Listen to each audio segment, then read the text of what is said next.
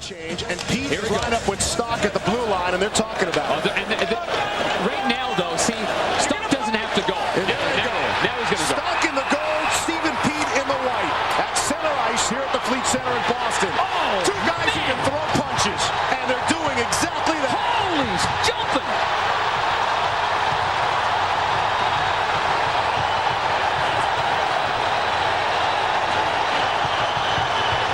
Folks, this is one of the best hockey fights we have seen in a long time. Punch after punch. Got to be able to take one to give one, and they are. Oh, my goodness, what a fight that is. PJ Stock has turned into somewhat of a cult hero here in Boston. 3 here in game 1. Anderson comes in. Gilmore was hit inside the line by McSorley, and this is going to draw Clark and McSorley into a rocket. They're throwing punches. Oh, Clark is nailing McSorley. Now McSorley comes back. Gilmore was hit inside the line. He's still down. He hasn't moved. Gilmore trying to get up. McSorley was grabbed by Clark, who threw that hit on Gilmore. And Clark and McSorley are flailing away each other. Two of the heavyweights of the league. And no nonsense here. They're going at it. McSorley has the sweater off, and Clark nails him with another uppercut. Now Clark gets hit, ducks away from one. McSorley now pounding away, and the two linesmen just scared to take a chance on getting in there, I guess. Finally they get in, but Clark came back to McSorley, and they went at it. He wants to take everybody off. Bugard throwing a check. Bugard took a shot to the head. Here we go. And we thought this might happen. And Bugard and the youngster. Oh, these are good bombs. These are good bombs. Oh, Gillies got his head down a little bit there. Gillies, this is his first NHL game. He didn't get a chance to fight in the preseason because, oh, that's it. Oh, goodness. Good night. Bugard finishes this.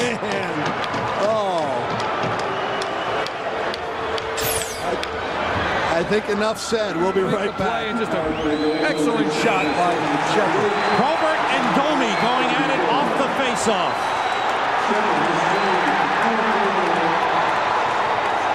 Interesting matchup here, Sam. Domi finding it difficult to reach the taller Probert. The Probert just got one in. Now he's got the helmet to contend with.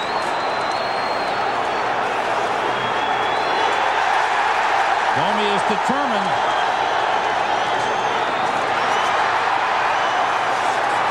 He's got Probert, Sam. He got Probert over the right eye with a couple of lefts.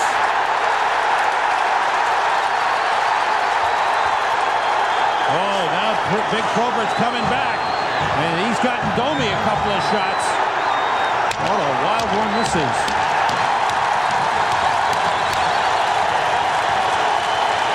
Well, you know Ty was waiting for it. There's no doubt about that.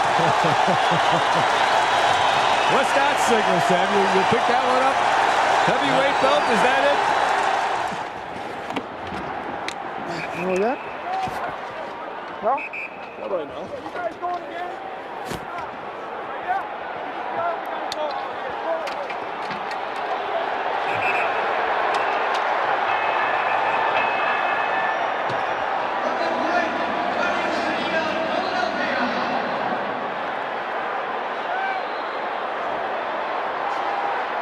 All right. Easy! Riley, let's go! Good job!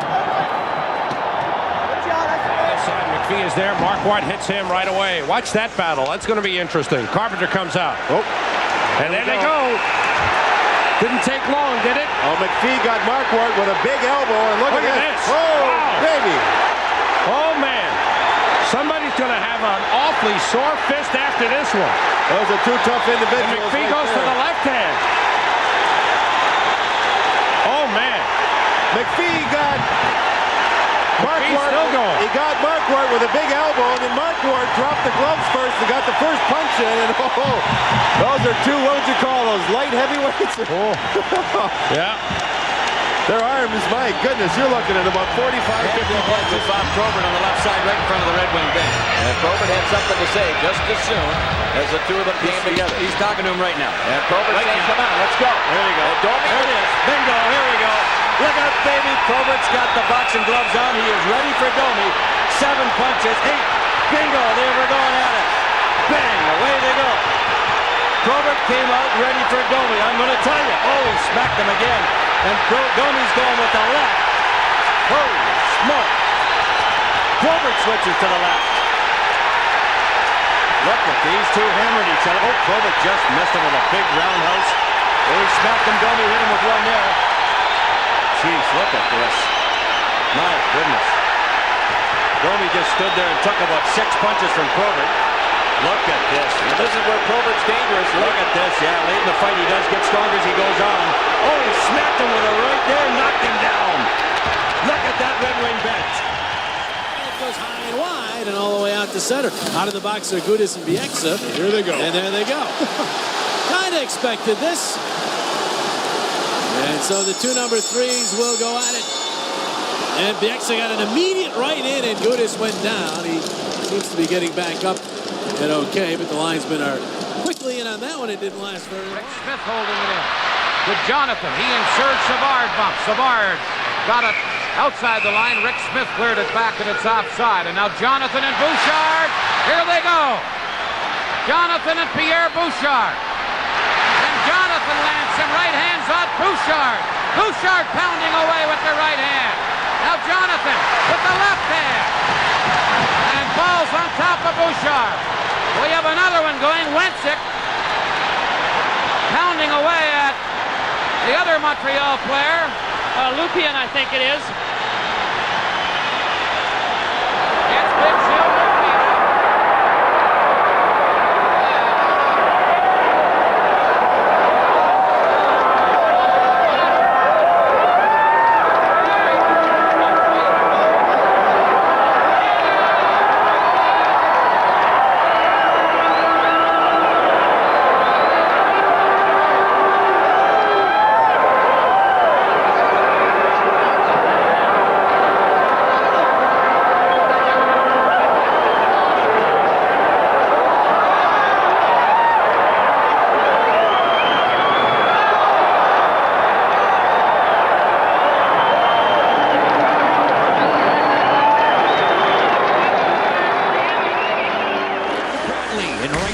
Basket of Nitamaki.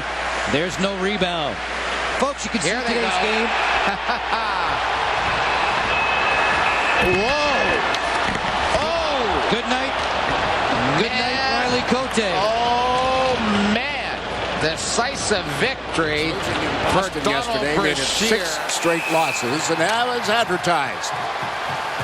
Let's get the deck cleared for this one. This is a difference in size. I mean, this is David and Goliath. Any idea what would set this off? Justin Johnson. I think they just wanted to fight. That's all. Oh, there's a hard left. The Islanders have got a lot of toughness in the lineup, and Scott's. I guess he's feeling okay because he's laughing and smiling, but.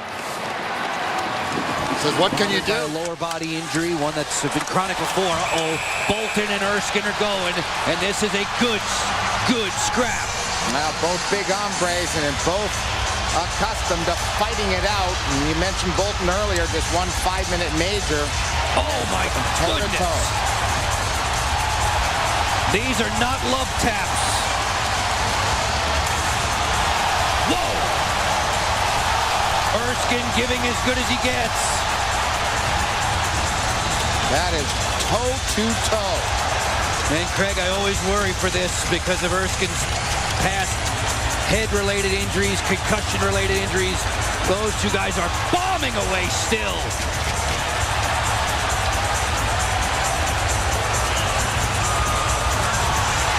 Erskine muscles Bolton to the boards. The linesman get in there. You won't see very many better fights than that. PJ was just on the ice for a shift, though. He has to be a little tired. Reed Lowe hammering. PJ Stock with the left hand. 2 heavyweights going left and left and left. And look at PJ Stock pistoning that left hand. Lowe is much, much bigger, but Stock trying to get those uppercuts in close.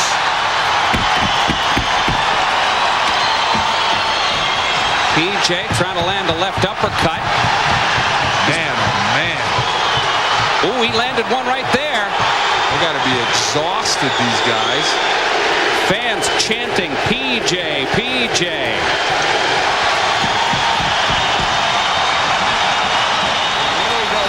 Draw McCarthy and LaRue. You can see this coming, and here are two heavyweights, folks. Oh my goodness! They are pummeling each other.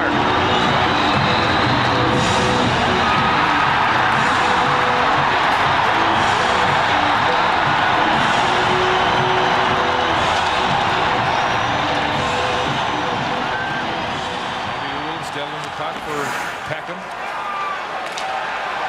Up the right side come the Oilers, and now a fight. The two big men. It's McIntyre and Evenins, and it's McIntyre early with 3 right haymakers.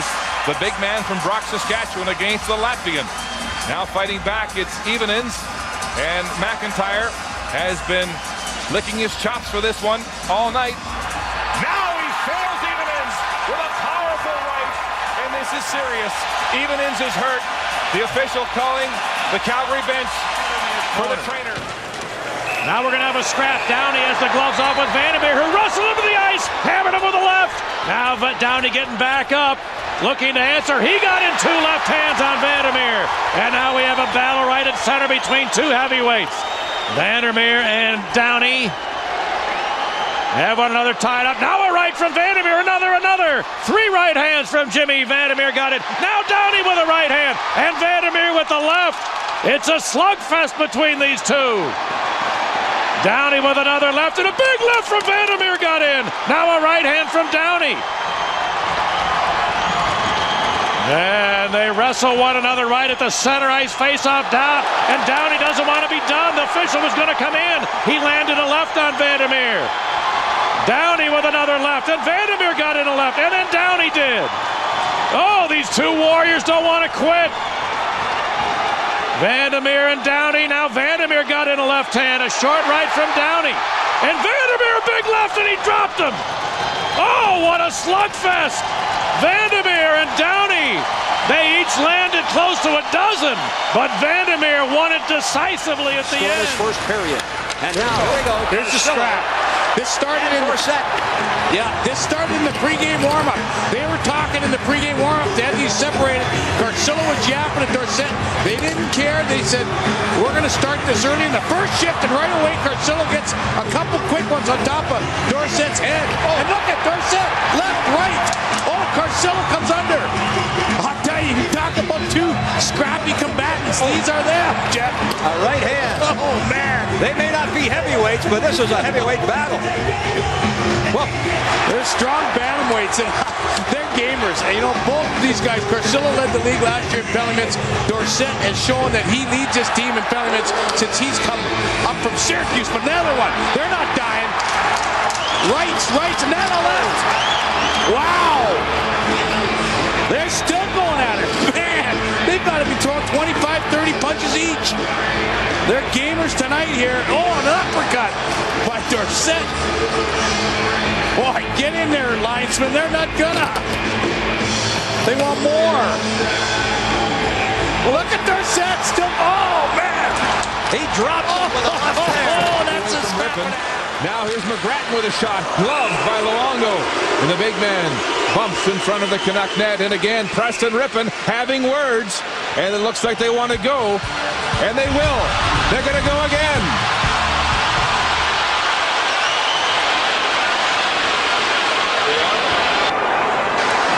The second round of this middleweight encounter between Rippon and Prust. And Mark, you said it. You said it at the top of the period that there's a good chance that these guys can go again. Now Rippon has got Prust along the rope. Now Prust gets away and throws some rights. What energy. What animosity these 2 men have for each other tonight. Now Prust regaining his balance. Ripping with a couple of shots. Both men must be weary in their second fight of the hockey game. This is absolutely exhausting for these two. And listen to this crowd here at GM Place, folks. Everybody standing. There they go again. Elbow pads flying, gloves. Ehrhoff making sure there's no debris to trip on, and finally, exhausted, the pugilists are separated. Mark, I'll tell you, if I'm in one of these two locker rooms, these guys are getting dinner from me. Love to see this from your team. And drop the gloves, and here they are ready to swing. There's a couple of heavyweights going at it. I think Gonchar got the initial penalty. Here's a couple of guys getting ready. There's no linesman either, so they're going to be able to go because they're still working on Gonchar and Cicerelli. Look at this shadow box. They haven't thrown a punch. Now they come together. A couple rights in here. Wow! Oh! Look at this jackhammer action from both Berube and Poshek. That's a beauty. Boy. Poshek is hot as Berube lands the final few blows. Poshek tries to get Berube down to the ice. Boy, there were right hands flying from Berube and Poshek. That was a beauty. Wow. Sock'em robot action there. It took them a while to get on track, but once they did, they got their money's worth. Hockey.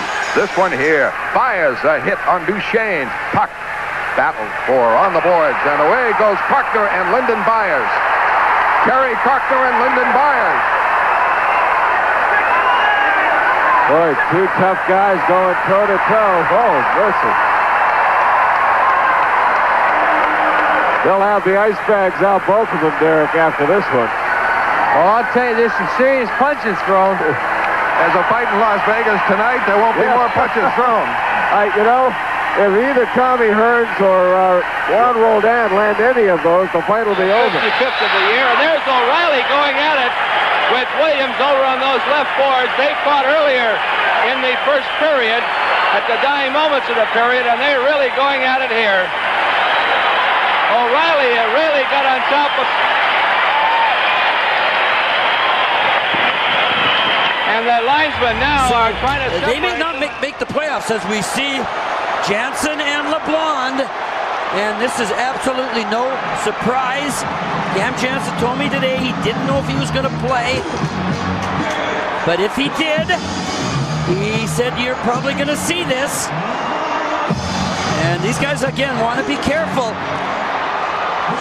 Now they've looked at tapes, they've talked to other people about what type of fighter these guys are, but they haven't fought, so this is all new territory. See Cam Jansen with that left hand, very experienced. He'll throw some short uppercuts to the chin with his left until he has a chance to unleash the right. And Pierre, he's going to just take a few and hope he can unleash that one right. And Cam Jansen and LeBlanc not disappointing. I gotta tell you, Cam Jansen, one of the popular players when he played here in New Jersey, but right now the fans loving the guy in red. And wow. Darren Gibbs and Scott Cherry, the linesmen, continue to let them go. Well, they're hoping they look like they might get tired, but now you're seeing that quick left by LeBlanc. And that blue piece there, you see Cam saying, not yet, we got lots left. I don't know, we'll get this tape, folks, and let you know how long this has been. There goes an elbow pad, but this is unbelievable stamina. I know it's also adrenaline, and just a little short, and that's why both fighters want to keep that left hand as straight out as possible. There's one off the helmet. And I got to tell you, Steve, I'm getting really tired watching this. This could go to about 20 after 7, unless they give us reason. Still throwing haymakers, LeBlanc and Jansen. This is Cam's first game since February 13th. Now it really is a matter of fatigue. And I just got to tell you, I don't think the officials could do much else. They could just barge in there but they are tending to wait till someone shows a little sign that they're tired. I'm told we've hit the 2-minute mark. Is that right? Wow. And these are still blows. Wow. This is like Golden Gloves amateur boxing where there's only 3 rounds, but it's all out punches for the whole 2 minutes. And now they're tired, they're done, and they're congratulating each other. And the fans are on their feet. And I got to tell you, that was a hockey fight at its finest. Pretty well figured that, did you not? It's a best of 3. They've won at it in every game, pretty much. That's Cartner for Ottawa. Oh, Flatner with a right hand. A punch. Straight on to Cartner, and he's still wobbly, trying to get back up. Riley Cote, right on the logo. Just measuring. Cote tries to grab Thornton, gets a couple of shots in. Oh, he directly got the head. Pounding away, it's Rock'em Sock'em Robots. The helmet comes off, and Thornton is scoring. Give Cote credit. Their heart rates are in the 190s right now. Cote with 2 good lefts.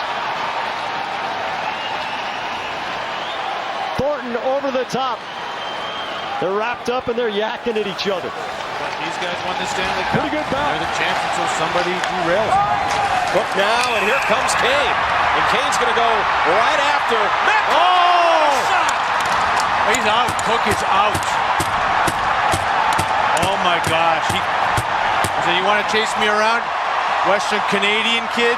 He's thrown him before, but he wasn't going to take on a guy like Goddard. Games of this season until tonight. Now they've got 2. Carcillo and Konopka may go, and they're gonna. For a moment, it looked like they were going to be intercepted by the linesman, but now Konopka and Carcillo right at center. Neither player able to get a hand quite free just yet. Couple of jabs, and Konopka gets one loose and throws a few at Carcillo.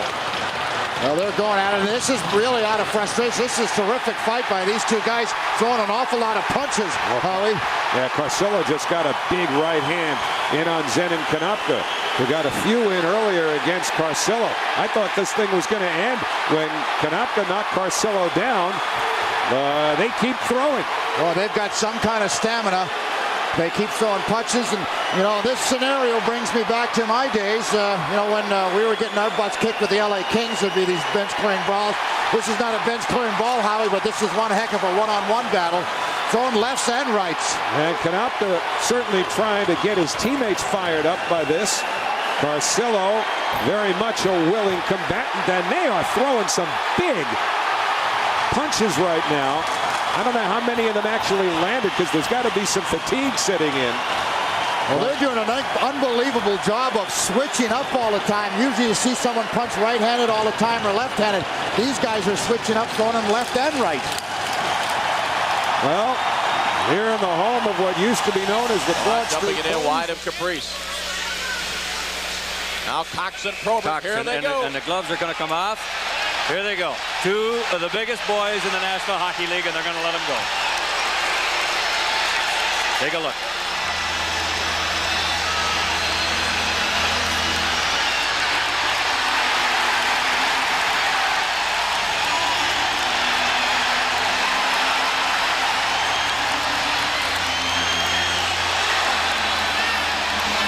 Gee, look at the 2 of them with the long reach, and they are just hammering each other.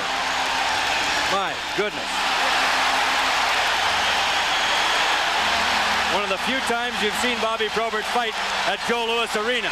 Look at these 2 trading punches. Oh, man. I believe Probert's cut. Yeah, Cox has hit him a couple of times, but I tell you, I can't believe Cox is still kicking. Wow. Man, oh, man. Holy mackerel. Right up ahead, it didn't connect with the rookie Will Cooley. And we have the possibility of a heavyweight battle right here. Delorier and Rempe sizing each other up. This started in warm-up.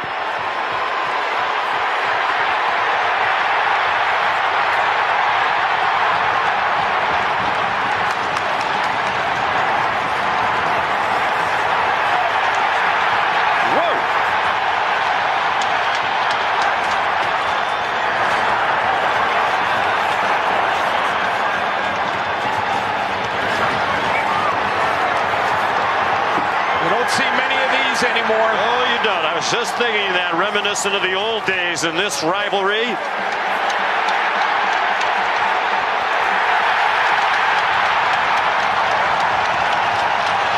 Matter of fact, Ray, I don't remember the last time I've seen a scrap like that in an NHL game. And the crowd is going crazy. A scrap out here with Steve Ott. And the gloves are off, and I think also an elbow pad is off too. I think Steve Ott dropped an elbow pad when he got into the scrap. Oh, what a right by Kostopoulos. Dropped Steve Ott. And that's what happened. Engelhardt, who took him down. Engelhardt tried to go up the boards. It was blocked by Jocelyn Lemieux. He and Primo working each other over down there in the corner. Oh, who's got the gloves on? Look out. Gloves are off, but I can't see the number. And a big Chicago player in behind it all. It's Lemieux and here goes Russell. Cam Russell whacking away. Who's that? McCarty? He's got in. McCarty whacks him with a bunch of left. Oh, he knocked him down again. Oh boy, they better get in there. Cam Russell's going to be hurt, I'll tell you. Now Peters and Jocelyn Lemieux go down. But Darren McCarty, who is a lefty when he fights, and I'll tell you what, we've heard a lot about Darren McCarty. Probert trying to pull Lemieux. McCarty leaves Russell. He's going to take the gear out now and challenge him again. And Russell's going to come back for more. Here we go. Squirt, look at the two of them out there by themselves. We'll get our cameras on them if we can. They're out there. There we go. Look at the stance that McCarty's taking. The right lead with the left coming. Whoa, bingo. Oh, he hit him again. Russell really hit McCarty with a good punch, and then McCarty hit him right on the jaw. That's the fourth time he's knocked him to his knees. Jeepers. Now McCarty got tangled up Wednesday night with the big kid Fleming from the Montreal Canadiens organization, who goes about 6'6" and 260.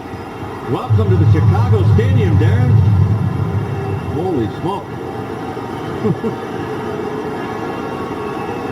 Somebody's bleeding in that pile. Look at the strength of that McCarty. Cam Russell's no little guy either. My goodness. Inside. And a good save by Vaucoon, and now the puck rolling back into the Penguin zone. Well, Letang had his helmet dislodged by Beagle, and Ashram are going to dance. Beagle firing right hands. Ashram trying to get that glove off and his hand free. Oh, there's a right hand. Oh, down goes Beagle. Solid right hand by Aaron Ashram. He's out. He was out for a second. He's still probably out. Ashram hit him right in the jaw with that last punch, right in the cheekbone, and Beagle's down, and he's really hurting right now. He's in a lot of pain right now. O'Reilly and Bridgman may go at it now. O'Reilly throws the punch. Bridgman coming back with some hard rights. And Bridgman wrestles O'Reilly down. O'Reilly trying to get up. Bridgman pounding O'Reilly. O'Reilly gets up now. And Bridgman had the edge in this. O'Reilly flinging away with the left. Again is wrapped up by Bridgman.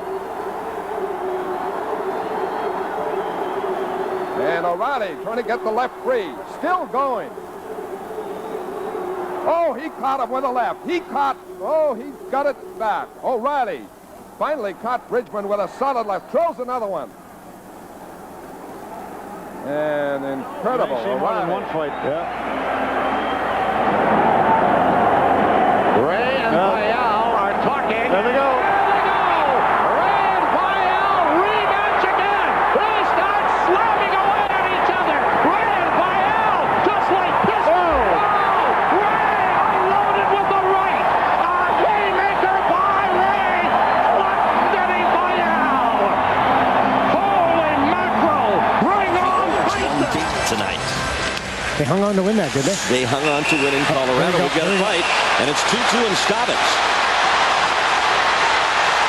Two tough customers. And 2-2 throws the right, then goes left. Staubitz missing over top. And he lands. Oh, and Staubitz is handing it to 2-2 with those left hands. 2-2's in some trouble now, but he's trying to fight his way through it.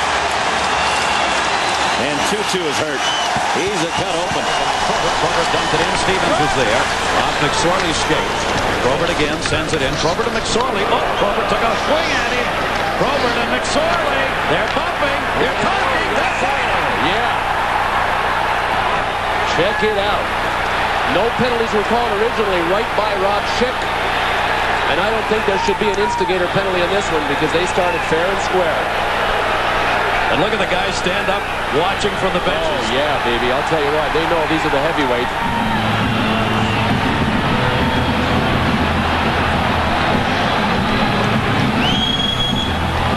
They're not done yet.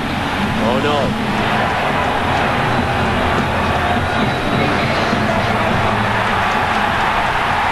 Bobby Probert with the uppercut. You know, usually it's Probert's jersey that comes off. This time it's McSorley. Probert doesn't have anything to grab onto. Look, he's got a little skimpy piece of underwear. Whoa! Ooh. Oh, well, this is just a battle of stamina now. Oh, baby. Oh, baby. Did McSorley get rocked?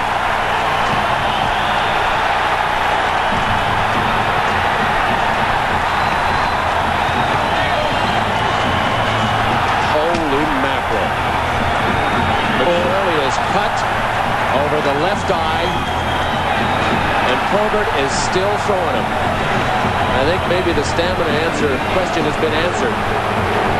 Holy! McCord and DePuzzo trying to want to get in there, but they can't step into these punches. This is one of the longest fights I've ever seen. I've never seen one go this long with officials watching it, Gary. I've seen them in brawls in the old days when there were not enough officials to go around. Lord almighty.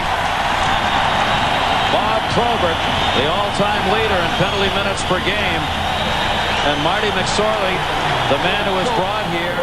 And here's O'Reilly moving in on Schultz. And there they go. O'Reilly and Schultz. And they've battled before in the American Hockey League, and this is O'Reilly's second fight. And listen to the crowd. As DuPont and Forbes are squared away. And O'Reilly now holding on as he had the early going, and Schultz wants to get started here. And O'Reilly is... We've had some real heavyweight goals. O'Reilly and Schultz. Oh!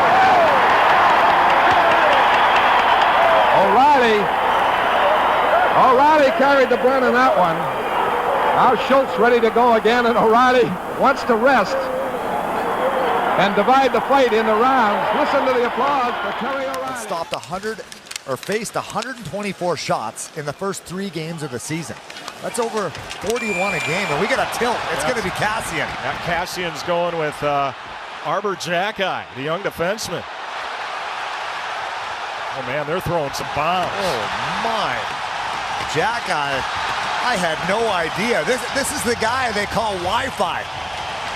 If you look at the pronunciation of his name, you'll know why, and he has got the crowd juiced up in this one. And Ron Hextall's going to be right in there. Hextall going after Potvin. Hextall takes Potvin into the corner. And away we go. Potvin's mask, both masks are up, and away they go. Oh, they're trading rights. The goalie's going at it. Trading rights. Oh, I think Hextall caught him with one. The goaltenders going at it. Potvin hanging in there against Hextall, but Hextall hit the right hand free. And Ron Hextall, rock'em sock'em goaltenders there. Hextall just keeps swinging with the right hand. Potvin gets the left free.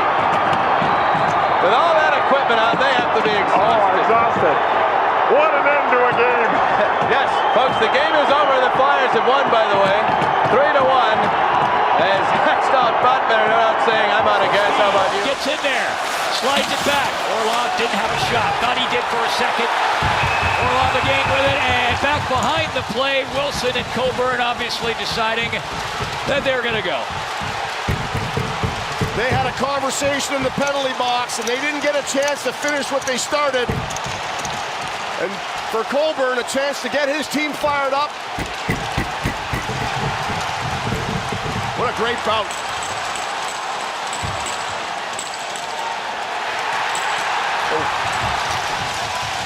What a great bout. This is game 7, people. This is when you're all in. Look at the knuckles bleeding. Goals on the season. He's tied for 4th in that category. Flames not catching many breaks. Now we got to fight Brian McGrattan. And it looks like Bordeleau McGrattan's second tilt of this season. These are the super heavyweights right here. Wardlow landing some rights. Now McGrattan, they're just tossing him.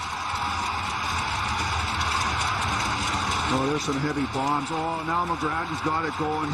You see a guy like McGrattan, he just stands there and he gets his position. He takes a few, still so composed, and yet all of a sudden, then you see their right hammer. The check comes back, and look at this, they're gonna go. Mike Smith are going to go as center ice. Talbot and Smith, who've been on both sides of this battle of Alberta. This is unbelievable. Wow. Should be good. This should be very good. They better go quick or the linesman's going to jump in. That's what he's saying to him. He's measuring, and here we go. Downey.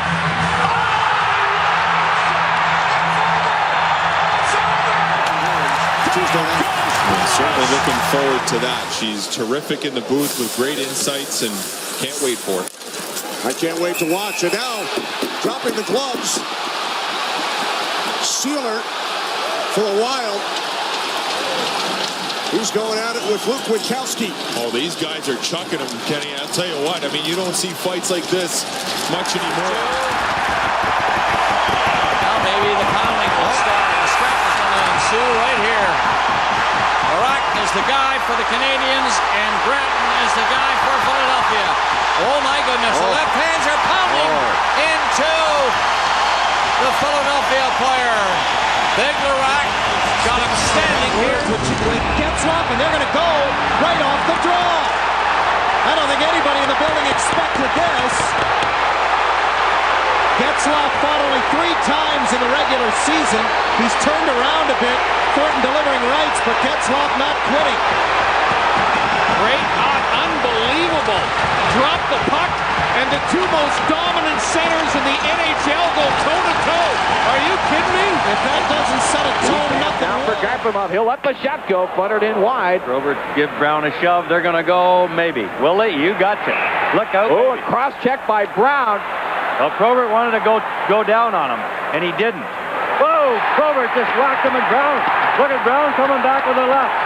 Whoa. Oh, my. Oh, boy, did he catch it. Oy, oy, oy. Holy cracker. Boy, I tell you what, we have not seen one like that. You're not kidding. Since Craig Cox and Bob Probert went toe-to-toe. Well, we got the gloves off now. Brashear and Domi are finally going to square off. They've had this stuff going before. And you know, the big guy is Brashear, and he's firing hard lefts on Domi. Domi can't get loose. Domi nails him, and he goes down, but he gets back up quickly. They're tying each other up, and Domi gets the left hand going. So does Brashear. Domi keeps fighting back. Brashear is landing a lot of punches on Domi, though. Now Brashear goes down, and Domi is giving it to him while he's still down there. And boy, oh boy, these two mean business, and you saw it.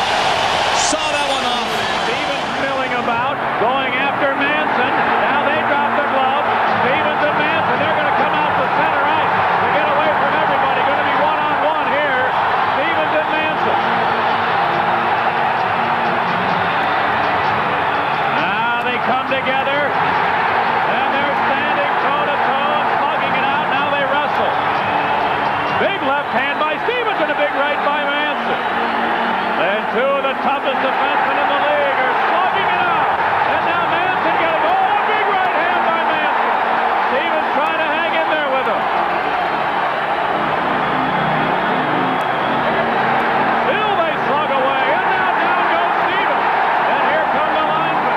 And Stevens and Manson in a slugfest. And Stevens got the worst of that. Chuck and Shen are going to drop the mitts, and they're going to go after it. Now, Braden Shen doesn't know the leg strength of Ilya Kovalchuk. He's like a power lifter from the waist down, and he's just going to throw this kid around. And the kid's going to get up, and he's going to wish he was stayed on the ice, because here it looks like Shen's going to be okay, but come right there, the right hand puts Shen back down on his knees. He seems to be okay. Nice pass intercepted in the zone. Lemieux stepped up, could not get to it. And on the far side, we've got a tie-up, and it's going to be Peter Forsberg and Igor Larionov. And Larry Onoff took a couple of real good cuffs at Forsberg. Oh, there's another scrap. There's Darren McCarty. Is that Lemieux? Oh, yeah. Here come the goaltenders, and here we go. This is what had to happen. And there's nobody there. There's nobody there to help out Claude Lemieux. Patrick Roy came flying out of the goal. Patrick Roy's dropped all his equipment and is taking on Mike Vernon. And as Patrick was looking the other way, Vernon was helping out on another scrap. That's why it was into an out. Ho-ho! We could have both goaltenders thrown out of this game. Not for this, but they both came out of their crease and charged each other at center. Absolutely. And Claude Lemieux has gone to the penalty to his own locker room right now, too, and is shaken up. And look at those goaltenders go at it. The point centering pass goes all the way through, and Thomas sprawls out to make the save on the bad angle drive from Kevin Adams, and now it gets nasty as Chara gets the Dukes up with David Kochi. Now that is a huge talent mismatch, and Chicago will be very pleased about this, but Chara lands two good straight rights. Kochi trying to trade. Chara stumbles down, gets back up, he's going under and over, and Kochi looks like he's making a donation to the Red Cross here. There is blood spattering all over the circle. Chara wins on cuts. In the box. And here's another scrap. And it's Rippon. And Brandon Press, the tough guy from the American League at Quad City. And Rippon's throwing some lefts. Now Press is being fed some rights. Press can't get any shots. And look at the shots being thrown by Rippon. Rick Rippon is one tough middleweight. Well, Waugh's out of the goal, and here comes Osgood. Last year it was Vernon and Waugh.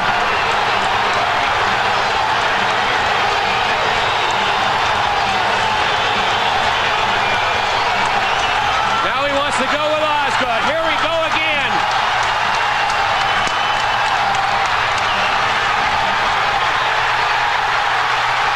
Do you believe this?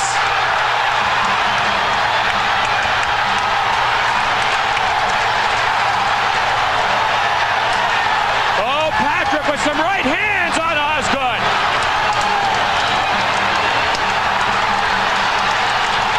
Well, it's going everywhere now. We talked about it, John.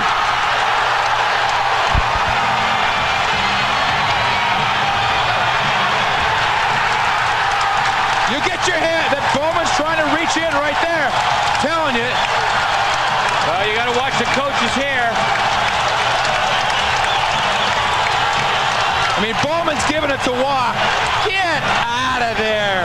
It's between the players. He's Demir, 36 years old, but a very scrappy player. He moves it along the boards. Jam up there, and now Lyndon Byers. Oh, Ron Hogarth, Derek, extremely brave to step in between those two to try to keep them apart. Aaron Kimball, one of the premier fighters, so is Lyndon Byers. They both knew what they were doing. Kimball with an overhand right. Byers got 3 or 4 in. Now he switched hands. Tell you what, you're going to be two tired boys when this. They got him with that one. Oh, he stunned him a dandy. Byers caught him an uppercut. Shots are 4-2. Couture. There's another. And Ben are going to go. They both dropped their gloves. They're sizing each other up. This is a dance. This is a prelude. And Thornton through first. Ben came back with a right. Thornton came back with a right. Oh, left from Ben. A couple of them. Oh. And he fired the right. Thornton stuck him with a right. Short left from Ben.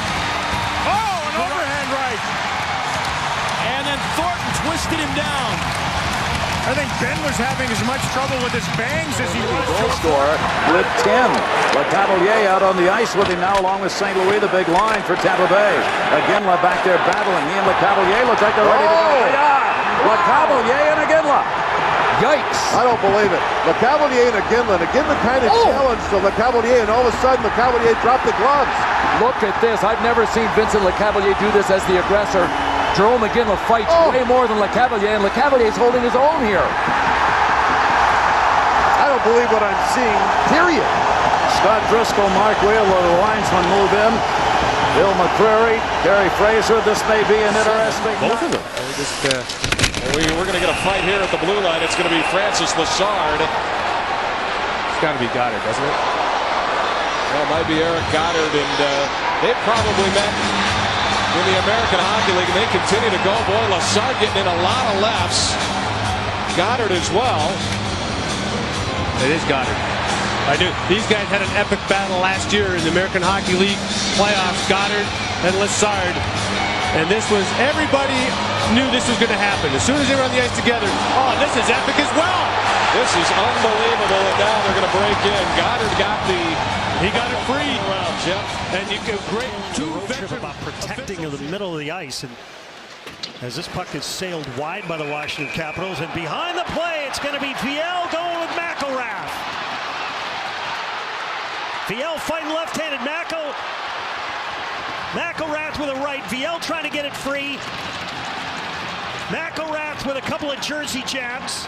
Big size advantage for McElrath, but Viel is willing. McElrath trying to rip off that helmet. Off it comes. McElrath the right. Viel trying to get the left free. Viel an uppercut. Viel a right. Viel another right. McElrath the right. Viel. And now McElrath has lost his helmet. They're still out at center ice. Viel does not have the advantage of reach. McElrath the right. McElrath the right. McElrath another right. Viel a right hand. Viel a right. They're still going at it. Out at center ice. Viel a right. Viel another right. McElrath starting to tire, firing right hands. Viel looking for an opening. They're still going at it, and now the linesman will step in. What about that was? Ooh, they're picking the right choice and making the play each and every time. Devils try to put some pressure and get their forechecking in gear. Martin and Kostopoulos dropped the mitts. Two heavy hitters at center ice, and Martin knocks Kostopoulos to the ice, and Matt Martin is calling over the training staff. Yeah, well, good for Matt Martin. Teagues looks real good. Oh, here we go. Volpatti dropped Winchester with a right hand. A one-punch knockdown for Aaron Volpatti, and Brad Winchester is in trouble. Maybe what the misconduct was for, and now we're going to get someone else going. Big John Scott's going to go. And he's going to go with Bolduc, and they decide to take the helmets off. This is old school, boys. This is, hey, they have a... Whoa! That's just too much reach. Too much too soon, baby. Oh, yeah, it is. Right in front of us here. Well, Kevin, just step back. You don't want to catch a John Scott right. He's really taking control of this fight, guys. I mean, he's absolutely unloading the right hand. Well, that's good stuff. He had to. And you know what? Bolduc was he's got Bambi legs. He can't even walk. He can't even get off the ice by himself. He goes back to the tunnel. He got rocked. I'm telling you, John Scott took a cheap shot way back in the first period. And throughout the second period, John Scott was looking at the Vancouver bench, and he was basically saying, any of you cowards want me, I'm here for the taking. And you could see the frustration in Big John Scott. If you're a big guy, you can just barrel right through somebody. But Bouchard has to, and look at this. Someone wants to fight Bugard, and he's not going. Fedoruk was grabbing onto the jersey. Here he goes after him now, and we'll see if Bugard takes him on it. Why wouldn't he? Boom. There's Bugard, works the left. Oh, there he is. Oh, boy. He threw an elbow, it looked like, at Bugard, then Bugard dropped him. Bugard's done that to so many players. He works you with the left hand. Gates was getting into it back there with Joe Kocher. A penalty was coming on Gates, maybe on Kocher too. Well, it will be now. The original penalty, I think, was going to go on Gates because the referee, Stewart, was right there watching him with a stick. Joe Kocher, to me, I think right now is probably the toughest player in the game as far as physical. You can see why. Whoa! I mean, when he throws him, he throws his entire body into it like a fighter does. And right now you can see that Link Gates is trying to hang on, and he does just that. But Joey Kocher I'm telling you, look at the effects of that. Wrap it around. Big hit Exelby that time. And now Dwyer's going to go right after him, and I believe they're going to drop the gloves. Here they go. Garnet Exelby in his first NHL fight, and he's going to take on a heavyweight in Gordie Dwyer. They had words at the one end of the ice, Darren, and Exelby just absolutely drilling one of his teammates. Let's see what the kid can do. Dwyer's doing what he's supposed to, and Exelby composed himself, getting ready for his first big fight. He just dropped Gordie Dwyer with a straight left on the chops. On the deck is Dwyer. And on their feet are the fans. Giving yourself to your teammates there. You need everybody doing that and sacrificing the playoffs. Look, Barcelo and Barch. Here they go. They're going to go. Let's get things started up here. Number 13's going to go at it. Barcelo, like he does in a lot of these bouts, giving away some height and reach. Kyle Barch and Dan Carcillo trying to get that all-important hold and then the first punch. Barch, 6'2", 200 pounds. Oh, boy, Carcillo dropped it with a right hand on the chin.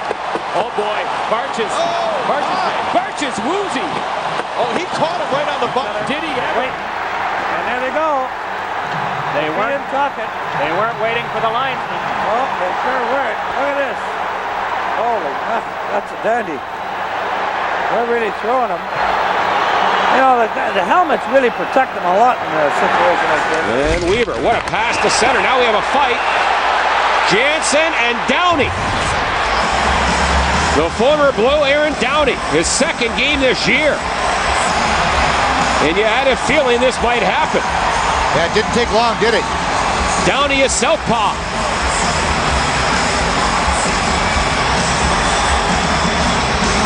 An uppercut by Downey. Two guys that are about the same size and very tough.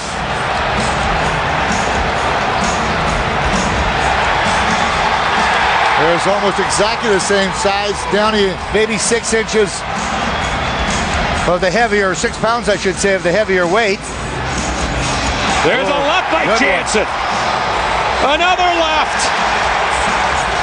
Now the right by Jansen. And Downey trying to fight back. And Jansen gets the elbow pad off for more leverage. And some rights by Downey. And neither player wants this to end. Another left by Jansen. Now he goes to the uppercut. And Downey fighting back. I don't know, John. I'm getting tired. This is unbelievable. How are they standing? Now an uppercut by Jansen.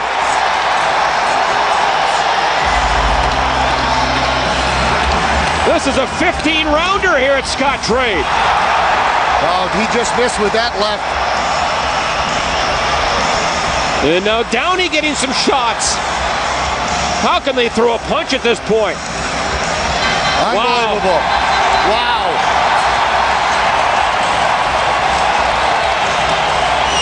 Now there's no Blues, Red Wings rivalry, is there? Wow. Gordie et Jay Miller au centre de la glace. Fallait s'y attendre un peu. On se surveille étroitement.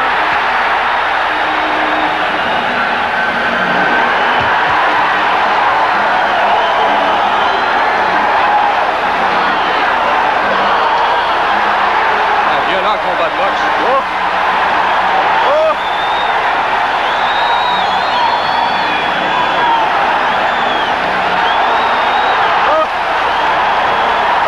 Un combat de boxe entre deux durs à cuire, hein? John Cordick et Jay Miller.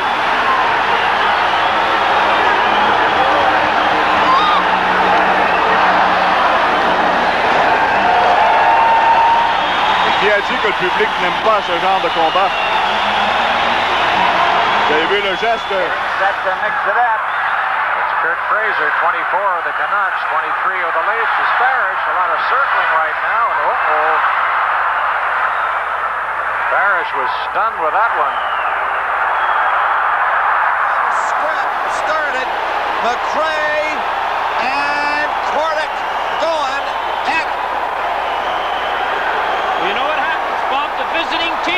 this is a dandy, this one. Oh, boy. Heavyweight stuff. This is better than that Leonard fight I watched this afternoon. And they're standing back and letting the two heavyweights slug it out. 11 seconds into the game, by the way. This is a beauty, as Don Cherry would say. The linesmen don't want to get anywhere near these two guys. Both of them are exhausted now. It up into the Islander zone. We love Max Talbot. Everybody in Pittsburgh loves Max. Who doesn't? And we love seeing him score. Now another battle here. Look at this. DiPietro went out at Matt Cook because Matt Cook went in front of the crease. Remember how Matt Cook hit him 3 times last time in this building and he got called twice for goaltender interference.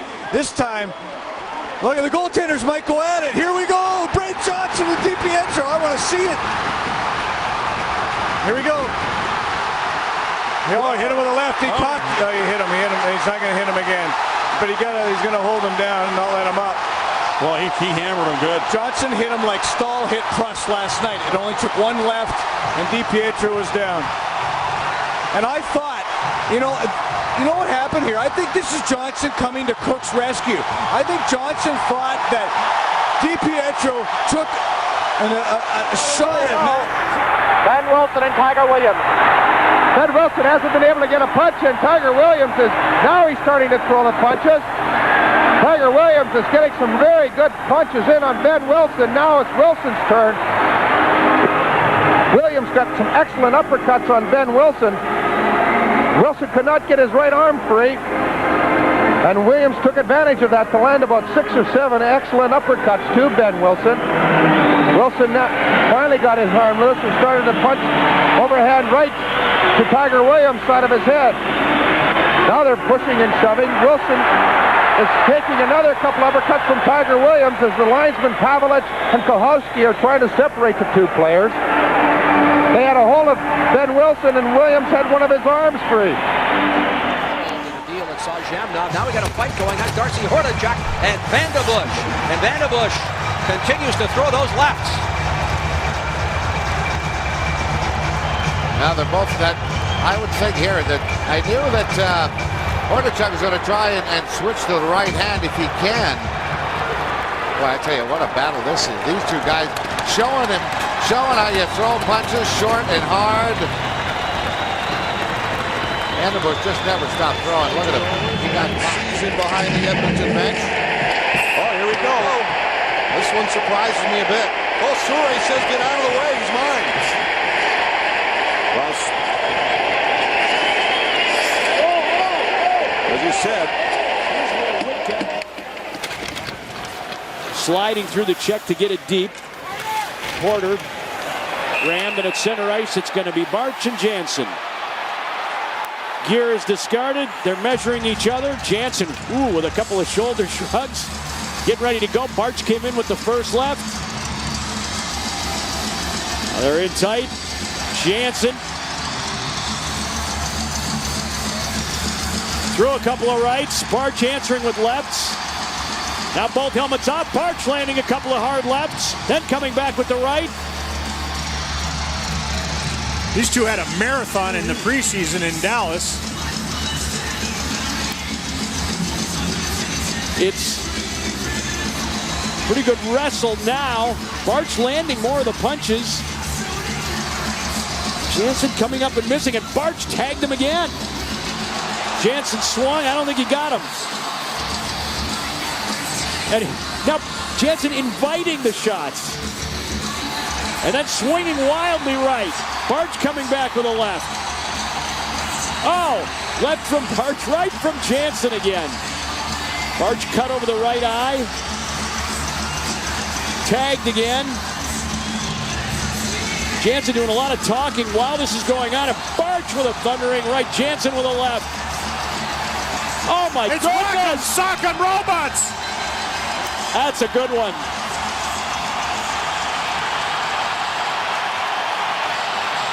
That didn't seem as friendly as those old ones with Brad May. No, not at all.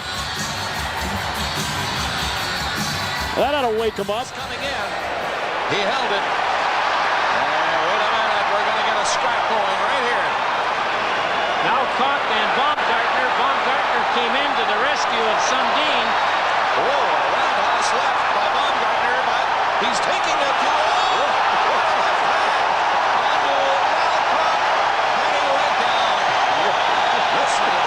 Senza made the save, kept in by the Bruins. Senza covers up and hangs on.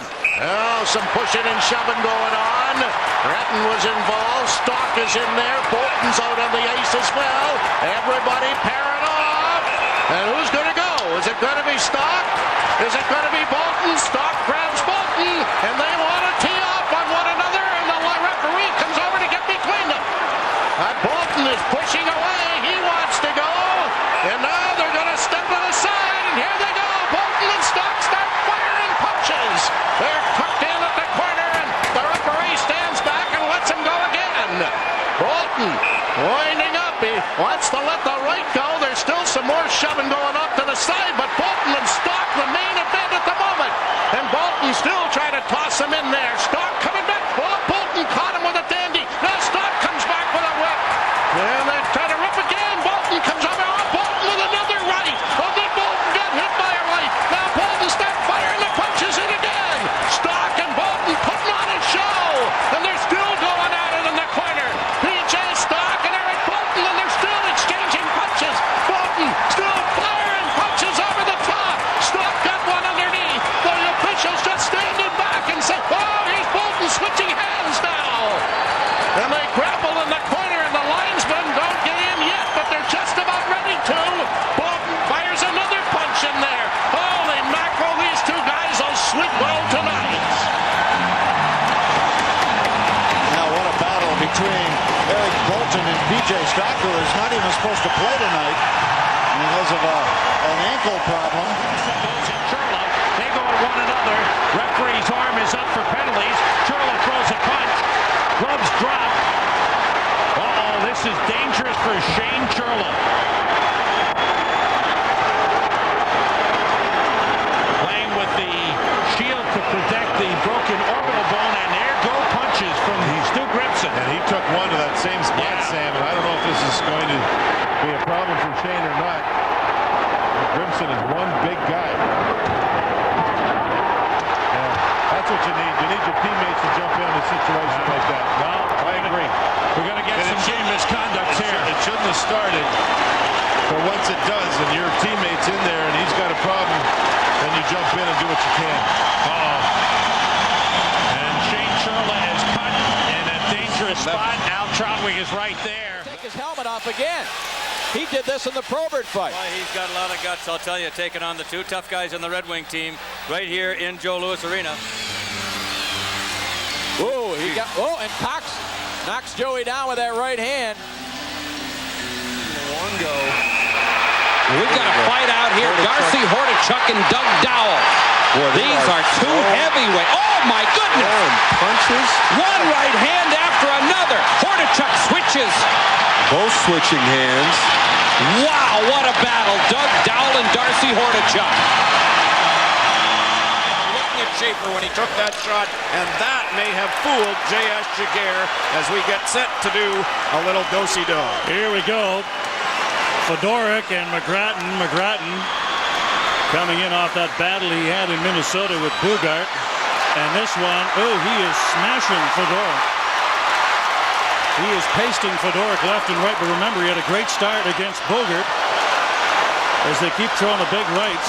McGrattan loses his balance, gets back up, and they're both saying, no, we're both fine, let us go. Well, Brian McGrattan, remember, you're right, Bugard the other night in Minnesota got some thunderous hits in and then took one at the end. And Todd Fedoruk, he could be a late rounder here. He's a tough customer. As McGrattan has landed some nasty blows, and now he switches hands. Fedoruk doesn't goes lefty. Now he comes back, and McGrattan comes around. Oh, they're both throwing the big rights, and here comes the speedy Fedoruk. As these two guys got to be absolutely tired. They have been throwing haymakers. Well, they also had to pick themselves up off the ice already in this fight. Yep. This is nasty and tasty simultaneously as these two guys, I'll tell you what, that is a hammer and tong heavyweight battle, McGrattan and Fedoruk. Now Yager and Pete. And as we get the touch-up back behind the goal, this is a hand pass ruled. And now the gloves come down quickly. Wow. And Neal. Didn't take too long, did it? 2 minutes and 2 seconds into this hockey game. This is a good one. Neal had 2 goals last game. He's still a tough guy, and there he is, getting that left free. Both these guys can throw both hands, Joe. See, Steve Pete isn't finished yet. He's just about to get started. To this point, though, Neal's had the upper hand. Oh. Chris Neal and Steve Pete in the top 4 in terms of rookie fighting majors, and their numbers will go up, and this is a long Donnybrook. They may not play later tonight. Oh! That's 3 bombs with a left in a row. Steve Pete, we told you, in fights, he finishes well the later they go. That was a good one. Give the early part to their tough guy, Neal. Now off the draw, we're going to have a scrap. The gloves are off Grimson and Vandenbush as they battle right off the draw. And a big left by Grimson and a big left by Vandenbush. Put down Stewie. Oh, Stu Grimson got in on what looked like a left-hand cannon, and then he ate a left from Vandenbush and went toppling to his backside. Off the ice. That toughness made him a first-round draft pick, and I'll tell you, this time there was just no hesitation. Stu Grimson said, you got the first lick in last time. This time, I'm going to get about 10 in first. I'll tell you what, this kid Vandenbush has a hard head because Grimson hit him with about 4 bombs, and he didn't even flinch. Now Vandenbush has that left hand free. Players go down. You can see blood splattering on the ice as the linesmen step in to try to separate these 2 players. Well, folks, you may want to circle the next date between these 2 clubs on the calendar. Here at the Arrowhead Pod. It's set for Friday, December 17th. Interrupts his progress. And poked into the... Oh, here we go. Or in England, rematch. Anglin firing right hands on Colton Orr, who comes across now with a couple of rights of his own. Derek Anglin has a good grip on the right shoulder of Orr now, so he can unleash that right hand. Orr trying to get that right hand free, but Anglin's got a good hold of the jersey. There's another attempt at a right. Well, now they both get some rights going, but neither one really connecting. There's one that connects. Boy, Orr's head snapped back like a Pez dispenser. More right hands from Colton Orr. He connected on that one on Anglin. There's a right from Derek Anglin. Well, we may have expected this after Anglin left did hand Orr. from Orr. Be careful. This is another long one. Now Derek Anglin with a kind of an uppercut with a right hand. Orr continues to try to come over the top. They both got to be dead tired at this point. There they are. There's another right hand from Orr. He's been connecting with a few of them, but at this point, I don't know how much power is behind those punches. Amazing battle. You're right, Doc, and sometimes you can work hard and they don't come, but tonight, at least the last few minutes they have. The other thing is that, oh, here we go. Well, well, well, Riley Cote in the white costume and Aaron Asham in the red.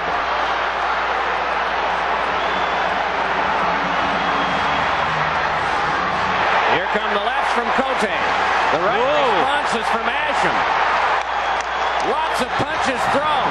Asham comes and Cote down. Asham on top, my goodness. Well, the fans can't ask for much more than what they've seen here in the last 4 minutes.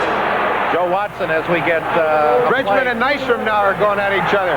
And they have always gone at each other in the last 2 fights now. And, Bill Bridgman and Nystrom are really going at each other. And Nystrom, Bridgman is really teeing off on Nystrom. And now Nystrom is teeing off on Bridgman. Man alive, they're really getting some punches in on each other. Some real good right hands, and now Nystrom getting in the back of the head, but both of them seem to have their right hands free, and they're really throwing the punches at each other. They're going at it right here. This will be a good one. Tony TNT Twist and Big Jim. A couple of Westerners going, and Twist gets the right hand going. McKenzie gets his right going, and boy, they're firing some bombs here. McKenzie going to work on Tony Twist. Now it becomes a battle of leverage. Who can sneak that shot in? Tony Twist doing pretty well for himself here. And McKenzie gets the left going. Oh boy, Tony Twist got the jersey over his head and down he went. A very good tussle on the part of both. Look at this. They got respect for each other. We'll make this one of the top ones we see. November 19th. No rookie defenseman has more goals. He's second among rookie defensemen with 13 points, 7 goals, 6 assists. And that is one of the reasons. So now we're going to get it going here.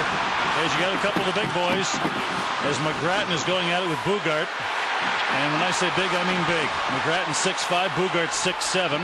Bugart 270, McGrattan 240. As the two big ones dust each other here in the third period. Bugart playing for the last 2 years in Houston for this team in their minor league system, amassing over 450 penalty minutes, and he's not faring well here. As he took a pounding from Chris Simon the other night, and now is, unless he comes back in this fight, is not doing terribly well. Oh, he lands one on McGrattan, and McGrattan goes down. As Bugart was under siege in that fight until he lands a solid right to Brian McGrattan. It looks like he's around it tonight. Naismith to the half wall. In the high slot, Malinka shoots. That's blocked in front. That hit Dillon, and he was stung. Nosek puts it behind the net. Hamilton looks to reverse it, and does. And now we've got a drop of the gloves. Heavyweight battle. Gadjevich throwing blows with Brendan Dillon. Wow. Oy, oy, oy.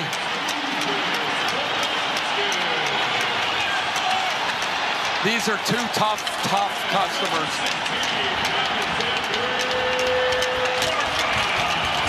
Oh.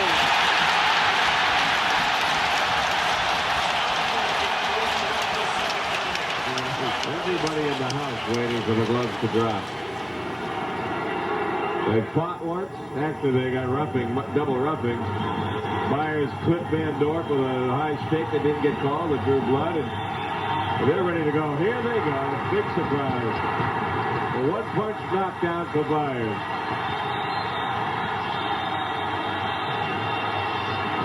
Oh, Van Dorp to Bridgman. Bridgman getting it back, and here's Terry O'Reilly and Wilson again. Bailing away. Terry O'Reilly and Ben Wilson, and Riley pounding those lefts, even against the helmet. Fell down. Oh, and he took a wicked right from Wilson as he was spun around. Ben Wilson and Terry O'Reilly, their second fight of the night.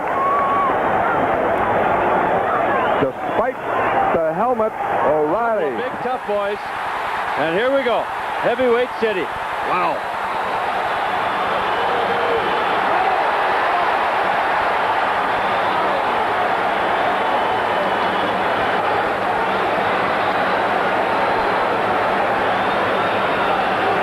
Oh boy, oh boy, oh boy. I think that first exchange, Berube caught him. Yeah. What happened?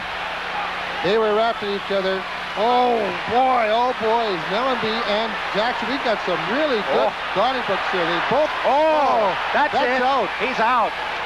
Well, I haven't seen one of those since Schultz did it to John Van Boxfer, 73 February in Montreal. One punch and bang. And Gidla bangs hard, and Lucic comes over. Now Lucic is going to have a go? Really? Is this Dane? No. He's going against Joe Reckless. This is a bad skill mismatch. And they're just swinging.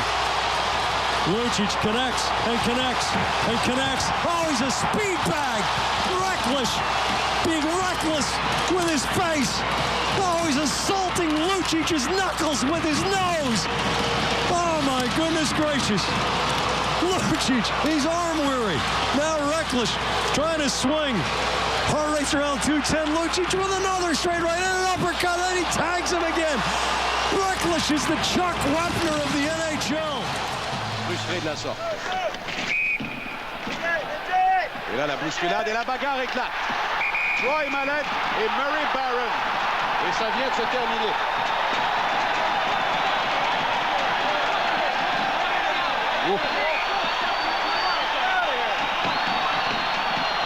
Zone. Here's Simpson going after Larac, and off come the gloves, and now Larac throwing some lefts. Simpson now some. Oh! It's all over! So Larac's just murdering Simpson. Left hands. Oh, they better stop this one. Simpson's trying to hang on. He's overmatched here. Oh, this guy is something else. Now Simpson battling away. He's got some lefts going. Here they keep going. Larac and Simpson. What a great fight this is. These two guys are going good. Now they're going to step in. But I'll tell you what, Larac almost murdered Simpson in the early stages. He was unrelenting with that left hand. Semenko means business tonight. He has a little concern that he's going to lose his job as resident tough Behind the play, we've got a fight breaking out. And Baumgartner. Two tough guys. Probert leads the league. Oh, in minutes. Baumgartner threw a right, and then Probert comes back. Baumgartner another right and a left.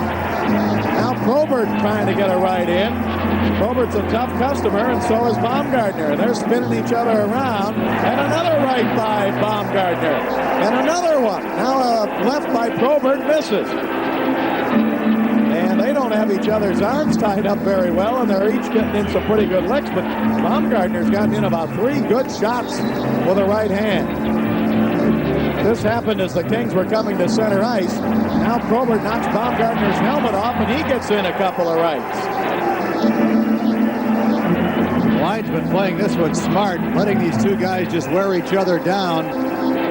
Kerry Frazier warning the players to move away from the scene. They're still waltzing around and throwing some rights. Probert's helmet is still on, and Baumgartner's is off, and now they're going to break him up.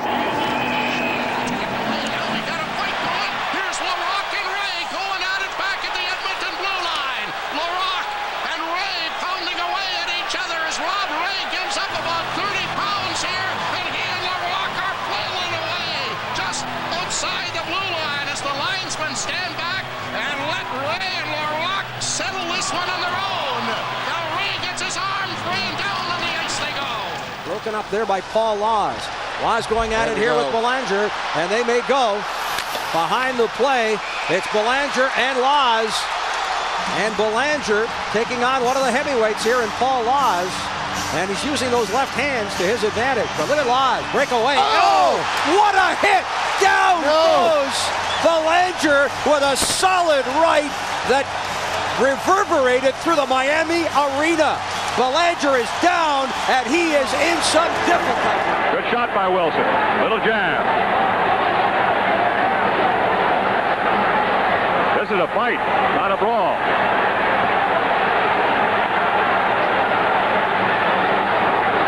Good hook by Patillo. Good hook by Patillo. Just like in Madison Square Garden at ringside. Right crossbar led by Wilson. He's trying to hold on. Patillo's got one hand loose. Good shot by Patillo. Block.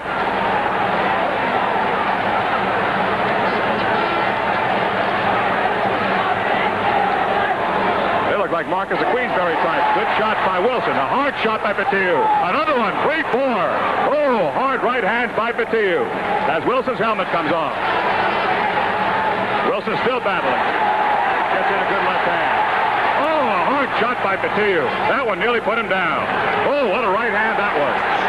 Through the years, will have a 2-victory margin on the Leafs. Woolley and Tucker. Yep. Ooh, Tucker lands it right and knocks Woolley down. I don't know what started all that. Woolley's hurt. As Shanahan and Tenorti go at it. Big Mark Tenorti and Brendan Shanahan. Oh, and Tenorti's landed some right hands. And he is pummeling away on Shanahan, who can't get his right hand loose. Now he does, as Tenorti had the early edge, and Shanahan trying to do some kind of damage. Oh, and he is landing some more on Shanahan. Two big boys here. They still go. Now Shanahan gets his jersey over his head. These guys got to be exhausted. Now Shanahan lands a couple of right hands. Now Tenorti fights back. A marathon brawl here. As Shanahan takes a few more rights. And the linesmen jump in. So Riche, second goal in the span of 5 games they've got Twist and Peluso. Right off the face-off. Cairns and Domi again. They're going to go now. They've been at each other's throats all night. Domi threw a couple of lefts. Cairns much bigger, lands a big left. Domi trying to just stay with him, but Cairns got a couple of big right hands in. Now the left by Cairns. Domi throws a left, and Cairns puts Domi to his knees. Tie back up. This is a good one. Domi and Cairns trading haymakers. The linesmen are enjoying it because they haven't interceded until now. Are you kidding? For Pesci, that shot rolled away off the block from Niskanen. Boy, Ovechkin and Svechnikov behind the player, getting after one another. Svechnikov's ready to fight with him. Here we go. Ovechkin and Svechnikov trading right hands. Oh, your kid's knocked out. You got to get help. Get the trainer out there. Hurry up. Get out there. That's fighting out of your weight class. That's a KO. And we got Probert going at it with Ewan. I knew that was coming, boy. These guys. Oh, look at Ewan. He decked Probert. Did he ever rack him? He did. Right on the jaw. He did. He certainly caught him with the right hand. And here we go again. McGrattan and Big David Kochi, and early on. This is a pretty good tussle. Boy, they're just throwing bombs here. There's no defense at all. Whoa! Hello, Haymaker City. Exchanging big rights. Well, then McGrattan likes to use that left-hand jabs, holding on. He's just continuing to throw those bombs. Now he's throwing them with both hands. And this is the emotion that the Flames really wanted to carry over from their game in Vancouver. On their feet at the Saddledome after that heavyweight affair. Lots of smiles. There's a man that enjoys his job right there. He loves it. Dunk in the rebound. Neufeld had it go by him. Now we've got a fight. Kite and Kosher. And Kosher fouls Jimmy Kite. And immediately Weissman goes for the doctor.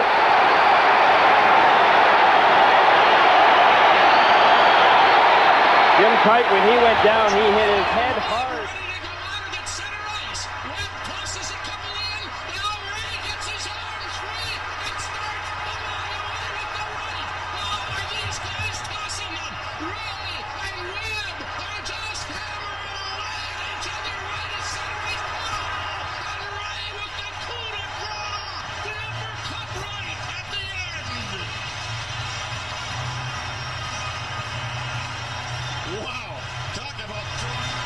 And a little joust, and now Wendell Clark, two left hands on Wilson.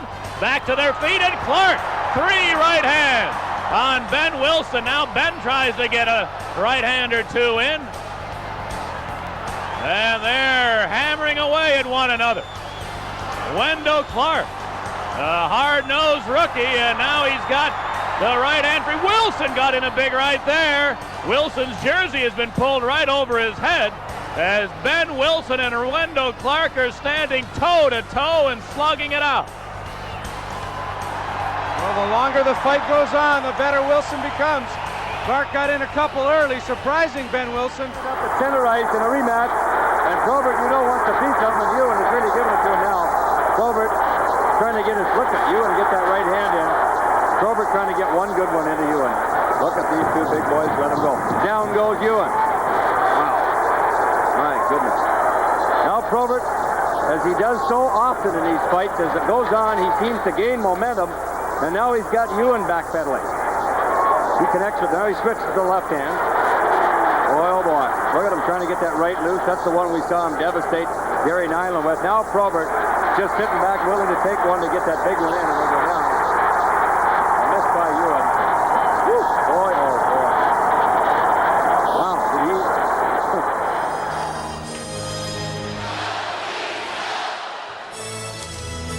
Dieter Rule providing the notes on the organ, leading to another scrap. Well, I talked before the game with Sean O'Donnell. We talked about these two guys. I thought they would get involved. Oh, the exit gets Andrioff. He gets him right on the chin. First punch. And Andrioff, he'll have to go off. He will have to be looked at. Lead pass for Forbes. Forbes in, and a penalty coming up. And O'Reilly and McElhargy. Oh, a rugged battle. Look at them go. And down goes O'Reilly on the bottom, and McElhargy, one of the hard rock defensemen up from the American Hockey League. He gave Riley a check after Riley hit him earlier. And finally, the linesmen move in. And that was some kind of battle. And the draw is taken by the Sharks. Now we're going to have a scrap as McSorley drops the gloves along with Reed Simpson. Simpson with the left hand right of McSorley's face. McSorley trying to throw rights. One got in there. Now the jersey of McSorley up over his head. Simpson going up against a blinded battler. Now they hack away at each other. McSorley with a couple body shots. And Simpson got an uppercut in there. There's a couple of big bangers go at it right in front of the Shark goal and want to fight this. They've each landed a couple big shots, and they're not done yet. Simpson switching to the left. McSorley got in another couple of rights. Now Simpson looking to answer, and he got in a big left hand. Oh, and then McSorley got in a right, and so did Simpson. Simultaneous punching. How can they still be throwing them? Aren't they tired yet? An uppercut from Simpson. And now Cummins just flipped Nichols off the battle. But McSorley and Simpson still trying to throw him. And Simpson got in another right. And the jersey of McSorley all the way off now, as he and Simpson continue to flail away. Well, somebody's got to get in there. Both these guys are exhausted. When somebody's going to get hurt, what an altercation.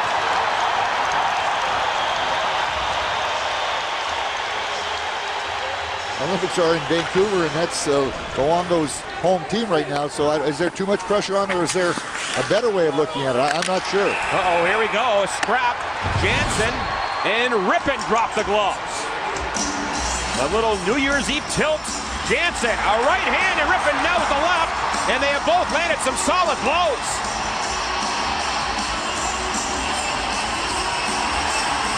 Rippon's helmet down. Jansen continues to play away with the right hand. And now Cam goes to the left. What a scrap here. And they are not done. That's one thing about Jansen, whose nose is bloodied, is he seems to get stronger the longer a fight goes. There they go. These two have never fought before. Ooh, jeez. Criminy. Good Lord. Oh, my goodness. You talk about two big boys, and Gates landed several punches on Probert, and Probert now throwing punches like he rarely ever does. I'm going to tell you, he's some upset now because Gates caught him. Big time. Holy smoke. There's the jersey off. Now he's got everything off. Probert's got it all off. Well, these two boys can hurt when they hit. They happen to hit. Well, you see a little extra determination on Probert's face that you mentioned that you don't always see. No, you don't. No, you don't. Geez, running. Well, Gates is cut again, is he? Roberts had the bad nose anyway.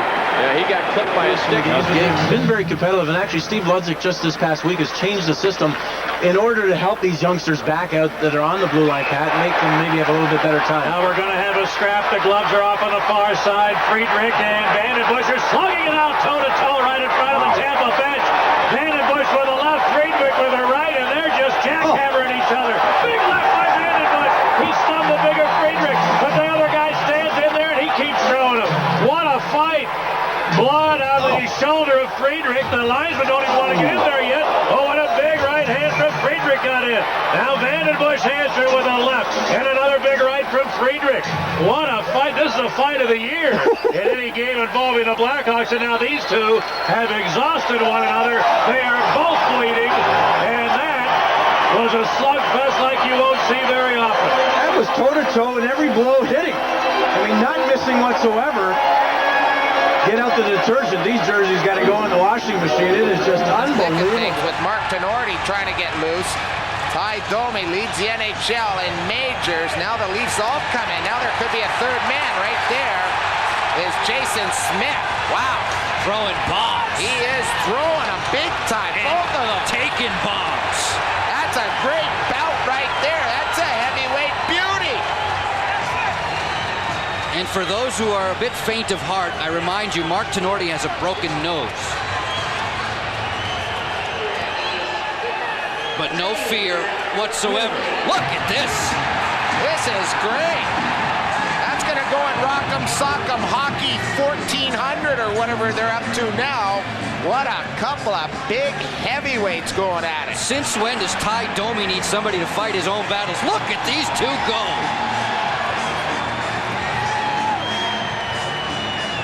That's like going 10 rounds. That is wicked. It's like going 10 rounds in 2 minutes. Last one could have been, the last as good as that could have been Brendan Witt in Philadelphia. Dan Kordic. Yes, that could have been the last beauty. Now another battle. Brendan Witt has got right hands, and he's got something going with Scott Daniels. A heavyweight battle here. Witt and Daniels. Now Witt's got his hand going. Look at these two throw punches. That's a beauty. Witt, and there's Kordic. He's in the lineup. He was supposed to not play, but he got inserted in that fourth line. And they're going again.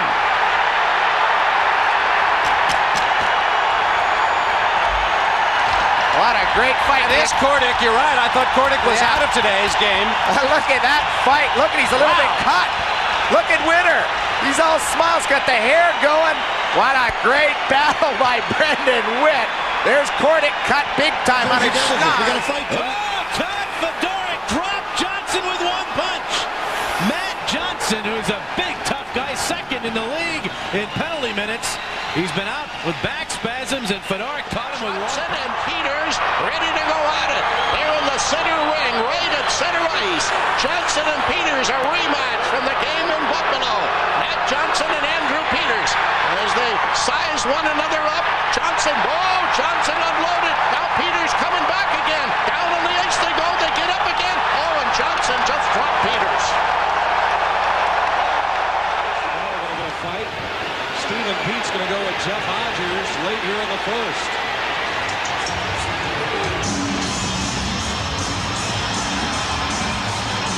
Pete's a tough kid, 6'2", 215. Jeff Hodgers turned around. Oh, there we go. Yeah, the Sheriff's getting in quite a few rights. Yeah, but now Stephen Pete went lefty. Pretty good fight. This kid's a real deal when it comes to pugilism.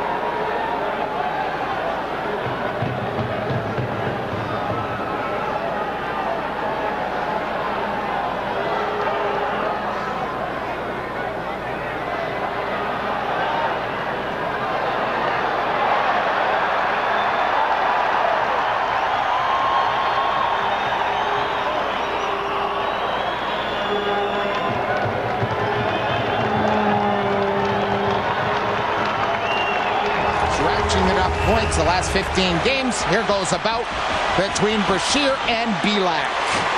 We thought maybe Brashear and Tutu, but these are two legitimate heavyweights. Brashear gets that first left in. Belak tries to get some answers. Responds with a couple lefts. Now Donald Brashear back, and Belak has got Donald Brashear down.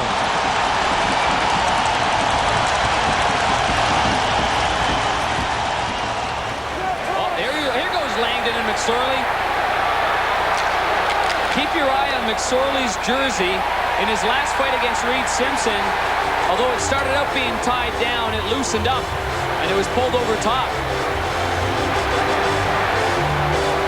Yeah, McSorley was talking about that bout with Reed Simpson. He said, I'd love to have that one back, and he looks like he's determined here. But Darren Langdon, he has fought every heavyweight in the league. Oh, he doesn't shy from anybody, and he's a very intelligent fighter. Watching a lot of the New York Ranger games and the bouts he gets into. This could be very important for the San Jose Sharks, the fans, the change of momentum here. If Marty McSorley gets this thing going for his home club. He's trying for a couple of body jabs there, it looked like. There's a couple of lefts, a couple of rights from Langdon.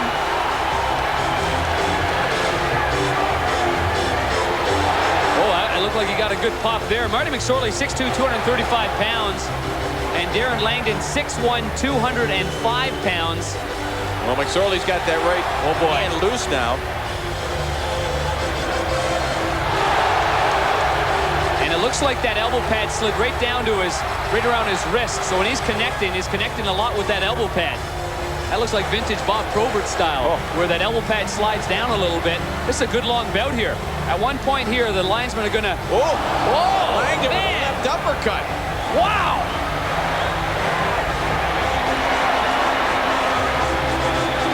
These linesmen should probably hop in any time now. It's all but done. No, he said stay away. You see that? Yeah. See that? I thought I saw McSorley or Langdon. Said no, no. Get away. There's more left in the tank. Oh, this has been a 2-minute fight. Wow. MVP shot. That one deflected into the corner. Knocked away. Here we go. Here we go. Look at this. Hatcher's ready to go. Oh, Jerome McGinley. And Hatcher. This has happened before, folks. Not the first time. Oh. McGinley wears a visor. He's got. Guess what? Darian Hatcher's got a problem right here. Oh. Now he's got a hold of him. I see. He took the visor off the helmet. Long reach. Jerome McGinley, this guy can battle. He could duck a right too. Guess what? Darian Hatcher's no slouch either. But if I were the Calgary teammates, I'd jump in just because he's my guy. Wow. Ian Doty would go to the boards, and Wood takes Domi down. And there we go. Are they going to go or not? I don't know. Wood staring at Domi down. There they go. Oh, boy. Yep. Oh, and Doty just landed a right. Oh, Wood, another right. Oh, boy. And Wood is getting some looks in here on Ty Domi, who apparently looks over at the linesman. He's got 3 in a row. There's Domi. Domi's a left-hander. He's a left-hander. Looks like Wood has thrown what he's had, and like those linesmen to jump in. You save your strength and try to get that one. Good one. Wood with a huge blast. Another right. What a battle. Well, they're going to tire themselves out eventually. And this is a situation when you throw all you can, and both guys eventually look for those linesmen to come on there and let's break it up already. All right. We got it out of our system. Well, as hockey scraps go, that was a pretty good one, Pete. Yep. 2 guys who know how to throw. And Lacroix got knocked down, and Malhotra challenges Danico. I think Danico. Wow. Danico was playing the puck center. And did Malhotra ever land a bomb? Kenny's dazed. He's stunned. Oh boy. Will there be an instigator? You can see here. I think Danico was playing the puck. But the Rangers have the mindset today. They're sticking together no matter what happens. And Manny Malhotra, it's the first time I've seen him do something like this. Kenny's got to go to the locker room. He can hardly stand up. And Lacroix, you can see his left eye closed, blood coming from the nose. Danico is really, I mean, he's staggering.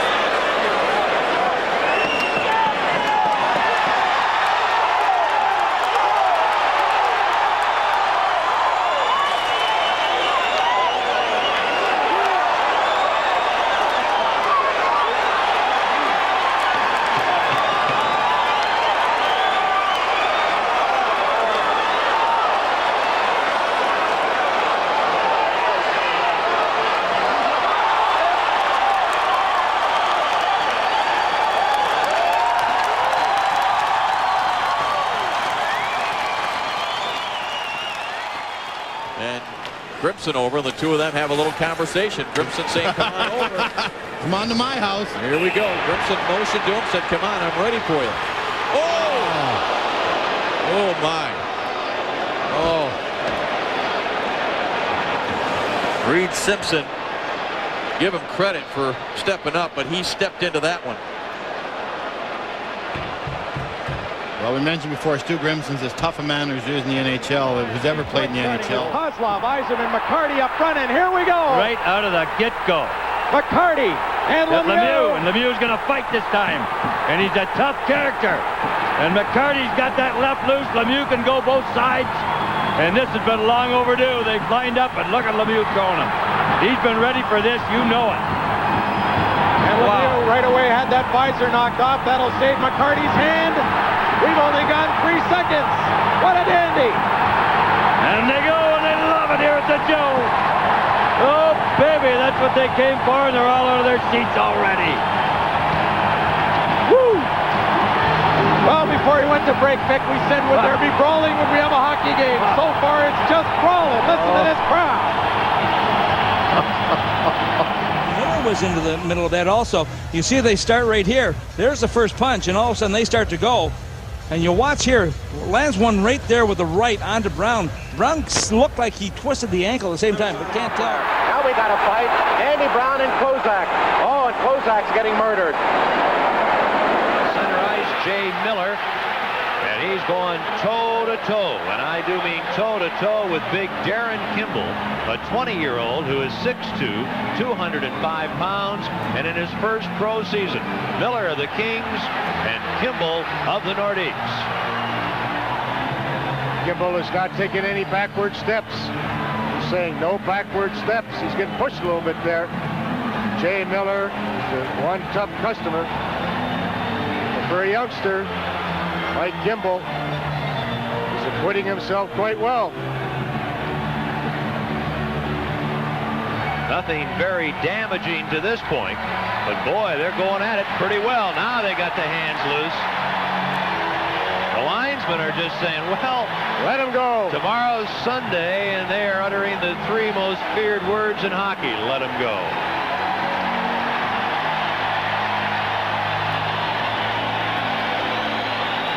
And they come out of it smiling. Boy taking a couple of hard shots around the left eye. Now he's got Hrenovich. Oh, with left hands by Dory. Oh, boy, that's one of the toughest fights I've ever seen. Partner Twist and Ray are lining up against one another. We'll see if they go. They bump. And they talk, and they yap, and they yap, and they yap. There they go. Twist and Ray start firing punches right at center ice. Twist got his arm free and got one in there. Ray can't get his sweater off. And the length of the punches. Now Twist starts firing punches in there, and he gets Ray down on the ice. Ray could not use his ploy of getting his sweater off, and Twist took advantage of it. Tony Twist hit me so hard one night in the side of the head, he pushed my eyeball in through my orbital bone in here, and the whole side of my face was, you know, there's things like that, you know, people don't understand when they're out there, you know, watching what's going on. And, you know, it's a tough thing every day to try to get up, and you can't chew your food or you can't hold the stick. Warm-up at the Spectrum on the 21st of February. This is the first time they're out against each other, and they're going to make her count.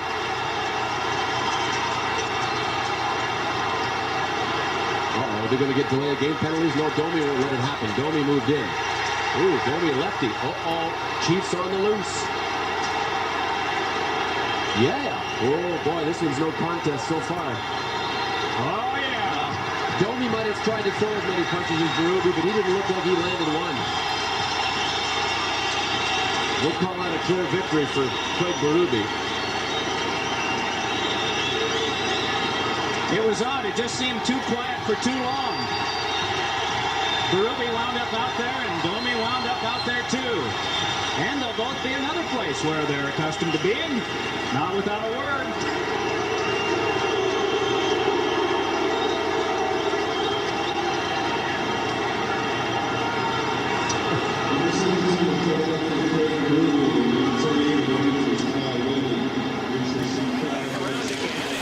As the puck was not kept by Malkin. But now we have gloves coming off, and it is Alexiak and Wilson. And Alexiak down. Wilson will skate around and eventually go to the box. Somebody better grab onto Alexiak there. He was popped by Tom Wilson and going to need some help getting to the dressing room. Too far. Chelios in his own end. Now Kimball and McRae want to go. Kimball drops his glove. So does McRae. Main event. Chicago zone. Here they go. Basil McRae and Darren Kimball. You could see it coming with Kimball and McRae and Chase on the ice. McRae misses with a left. They're just setting each other up now, waiting. They're going to tire themselves out. Now they grab on, and they really go. Oh, McRae really hammering with the rights, and he's connecting with some good rights. Oh, baby! McRae hammering the face of Kimball, now trying to grab on for dear life. And the linesmen want to get in there, and McRae ought to be going, come on, anytime. Oh, and they get apart again, and McRae hammers Darren Kimball. Oh, baby. Getting at it with Bourne. Make that with Nyland.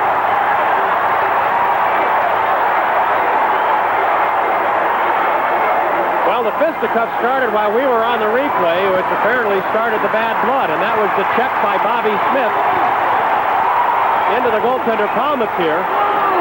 And now Al McAdam and Nyland continue.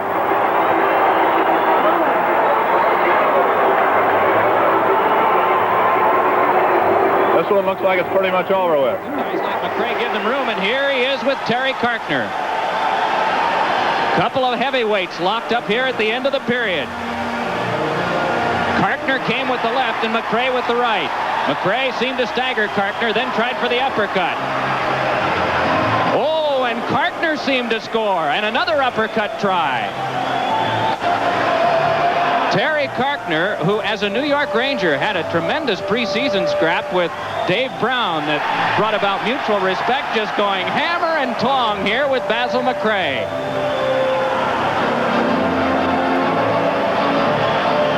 All right, the helmet off, so the coconut is available.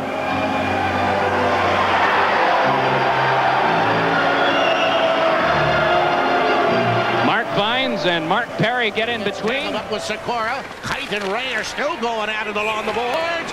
Finally, play is called, and Kite and Ray, here they go.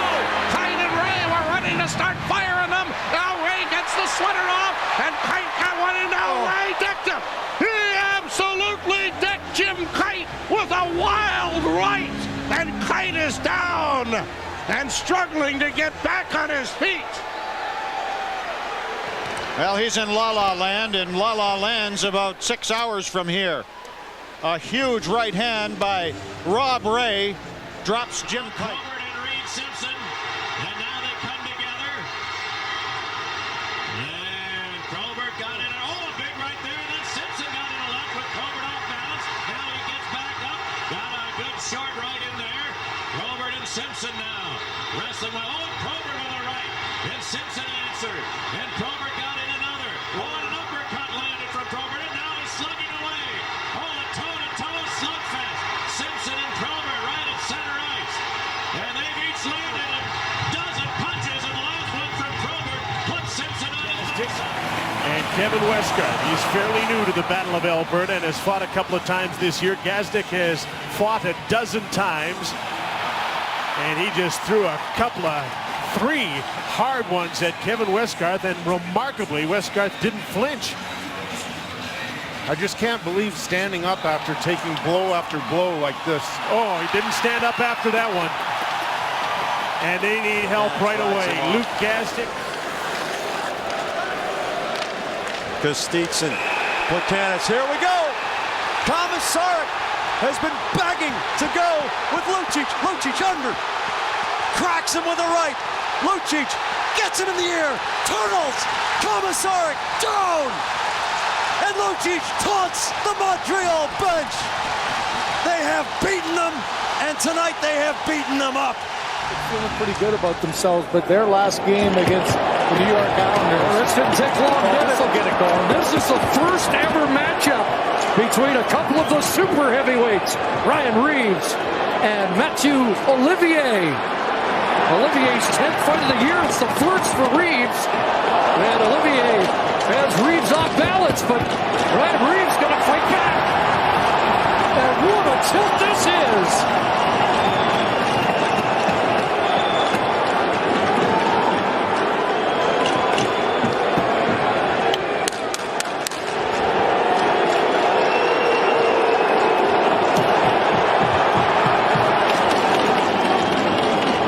Almost feel they're ready for someone to jump in now. This is long. They've had enough. Get back in this game. Tanner Glass, look out. Here we go. What a hit by Glass on Nystrom, and we're going now. Nystrom, the man who hit Letang a couple of years ago in Dallas and hurt him. Glass with a right. Nystrom tries a right hand. Of course, Eric Nystrom's father was Bobby Nystrom, was one of the toughest guys in the league. Oh, good right hands from Eric Nystrom. Now Glass taking those punches, coming back at him. Another right hand. Oh, two more to the back of the head of Nystrom. Another one, and down he goes.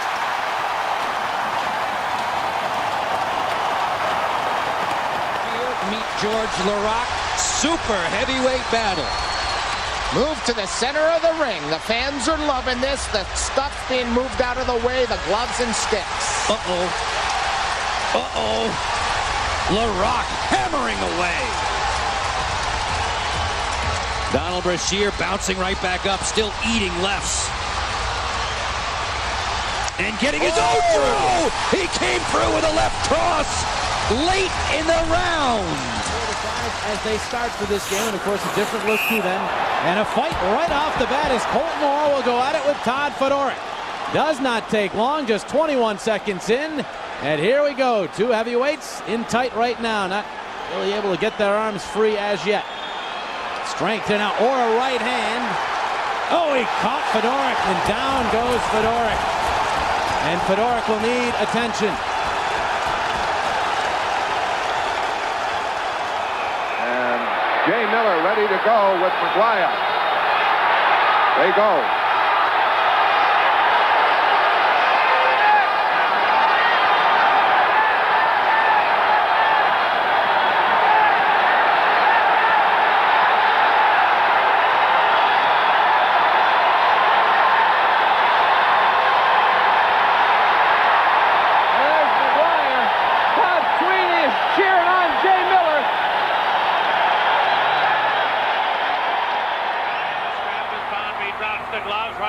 Face-off, and we're going to have another one as Cruz and Smolik are going to go, and Barnaby and one side. Oh, Barnaby's not playing. Ray and Bonvie at center ice. Smolik and Cruz deep in the Sabre zone. Oh, big right hand by Ray, and he dropped Bonvie to his knees. Rob Ray tattooed Bonvie, who is still not sure where he is. 1-0. That's the fourth goal for Eaves. He gets it on the first Ottawa shot, and here we go again. Brian McGrattan for Ottawa. Eric Goddard for the Islanders. This is appointment boxing, and they start leveling right hands at each other. They both score big. These are two heavyweights flinging early and scoring. They've each landed about 3 good right hands. McGrattan losing his helmet. Goddard now trying to get that right hand loose. Goddard shaking it out, getting rid of the elbow pads as he fires away. McGrattan missed with a big overhand, but comes back. And Goddard and McGrattan now pretty much are pooped as they are separated by the lines. Behind the play, some rough stuff going on. Russell and Ty Domi. We said Ty might tie one on with Cam Russell, and he has. And he laid him out. Uh-oh. Whoa. Trying to chip it ahead. It was knocked down. He follows it up, but can't get it into the zone. Cogliano turns with it. Has Silverberg with him. And behind the play, Max Domi and Kessler talk about it. They get rid of the gloves. And Max Domi with a quick uppercut knocks Kessler back. Well, the bloodlines tell me that Max Domi knows a little bit. At the blue line. Oh, they went at it. Of course, Marini had it went after Carson. Holy cow, I'll tell you, Cochran is really decked. It's up, a little jostling again in front of the Islander net. Oh, and all of a sudden, Gillies comes out of there. It worked on Hospital. Oh, he hit him a good shot. And Hospital down. Gillies landed a terrific blow. You don't see it happen often, but he did. Behind the play, we've got Jonathan Aitken into a scrap with John Tripp. And John Tripp looks low. He gets hit there with the right at the end, and Tripp goes down and does not look good. He's certainly injured on that one. What you have to do there, John, you got to stay down. And Pete Demers, you can see very quickly, along with the help of the linesman. Norty and Probert have squared off. And Probert's a tough dude. If Tenorti does well here, that'll mean something. Probert's one of the best. He did a very, very bad number on Wendell Clark this year. In fact, he just flattened Wendell Clark in a scrap in Toronto. Probert has switched hands, went with the rights, then he took a couple of lefts. Oh man. I'll tell you one thing, Tenorti's a tough cookie just staying in there. He's hanging in with him, but he's gotten the worst of it. He can take a punch. Ooh, Probert just whipping away from all angles. Man, oh man. Tenorti hasn't been able to get any leverage to throw any. Probert just blasting away. Hey, he stood in there pretty good, Sam. Probert gave the decision, obviously, to Probert, but he took a couple of punches pretty good. Ooh, Tenorti is wiped out. Oxygen, help. The greatest goaltender in the history of the National Hockey League is in attendance tonight, getting a standing ovation from everyone here at the ACC. And by the way, we were about to tell you that all of tonight's Maple Leaf power plays are brought to you by Just Energy, before we were so interrupted by a power play goal from Cody Franson. Always great to see Johnny Bauer, isn't it? What a spectacular gentleman. Now we got another fight. Now we've got another fight right off the bat. Orr and Eric Bolton. So the Blue Bombers are right at it here. Bolton and Orr. This is heavy duty. Orr's got rid of an uppercut. Ow! That hurt up here. Bolton and Orr. And Orr with the right hand. Bolton still trying to throw body blows going. Two Major League heavyweight fights.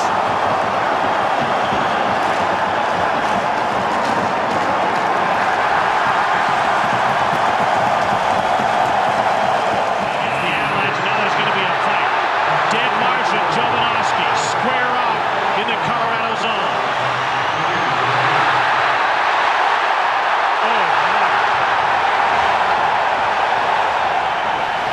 Knocked down to be a penalty. He centered one. The Kings pick it off. The whistle sound. Now McSorley drops the glove with Grimson. They wrestle on the far side. McSorley and Grimson trying to get a hand loose. They've each landed a couple to the side of the head. Now they stand toe-to-toe and slug it out. Grimson and McSorley toe-to-toe with the right hand. And they're each jackhammering away. Now they wrestle one another to the boards. Grimson throws a few more right, switches to the left. McSorley's jersey is off. Grimson trying to grab hold of something. As he and McSorley haven't tired one another out just yet. They're not done. McSorley trying to use the left. His jersey is draped over his left hand. Now a big right by Grimson at the end. And then as the linesmen step in, finally, they pull apart. Yalapuki coming to your house? I hope so. Yeah. Big crushing hit along the boards. Giordano went down, and now it's going to be Iginla and Jamie Benn at center ice. Benn went right after him. Right on the... Benn is firing rights at him. Iginla came back with a couple. And now short left from Iginla. Benn got in the early shots, still trying to... he hit him with another! And another one from Benn. Oh, this is a five-knuckle meat soother contest at center ice. Hammering away at each other, Benn and Iginla.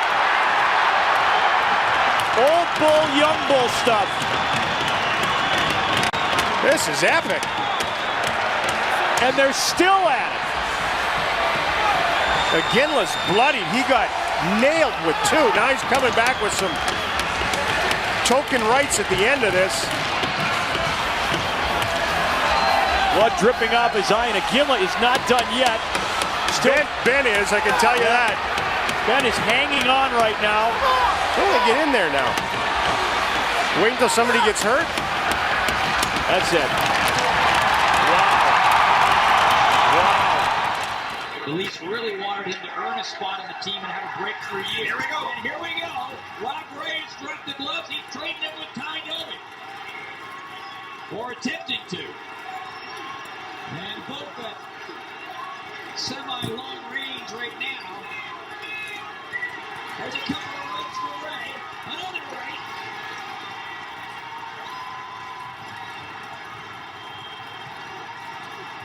Now, just as advertised. And Ty Domi coming back in this one. Landed a couple of solid laughs. Yeah, these are the two heavyweights going at it. Matthew Barnaby doesn't think that he's a heavyweight. And there's another one. And the line will jump in. I think Matthew Barnaby is probably pretty happy. Shoots one and shot it wide. Cleared to center. Troy Murray there. And now Chris King and McGill drop the gloves at center ice. And here they go. Each man with a couple of rights, and McGill trying to get the right hand loose. And they're slugging it out. Chris King and Bob McGill have each landed a couple. Now King got in a right and McGill answered. Oh, and then King got in another right hand. And they're standing toe-to-toe. King and McGill have been going for 45 seconds. And they're not tired yet. And they're still trading.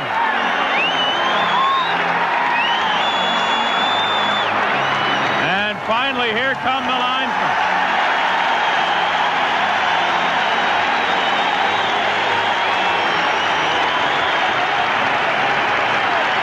King has been thrown out of the Orr, and the gloves are dropped between Eric Bolton and Colton Orr.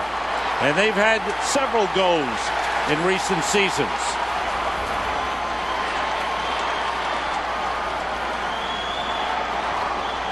I don't know what set this one off, but nothing. Okay. Thanks for clearing that up.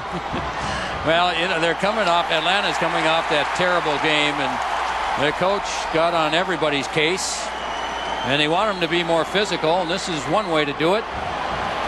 Boy, oh boy, these are two big, tough guys. And they're just about, you think they're just about tired out. Maybe they're not. Oh, man.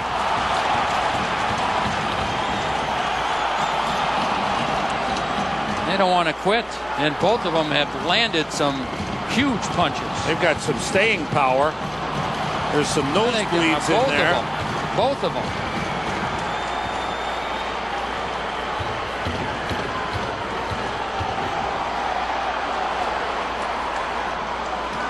This might not end until the second period. Wow. I think they're running out of it now. Yep, tanks on empty. Colton skates away. Now we're going to have a scrap. Royer involved on the far side with Halverson. Royer spins to the left and down he goes. A knockout by Remy Royer. They started each with the right. Royer switched to the left. Halverson took a swing and then ate one. And he doesn't know where he is.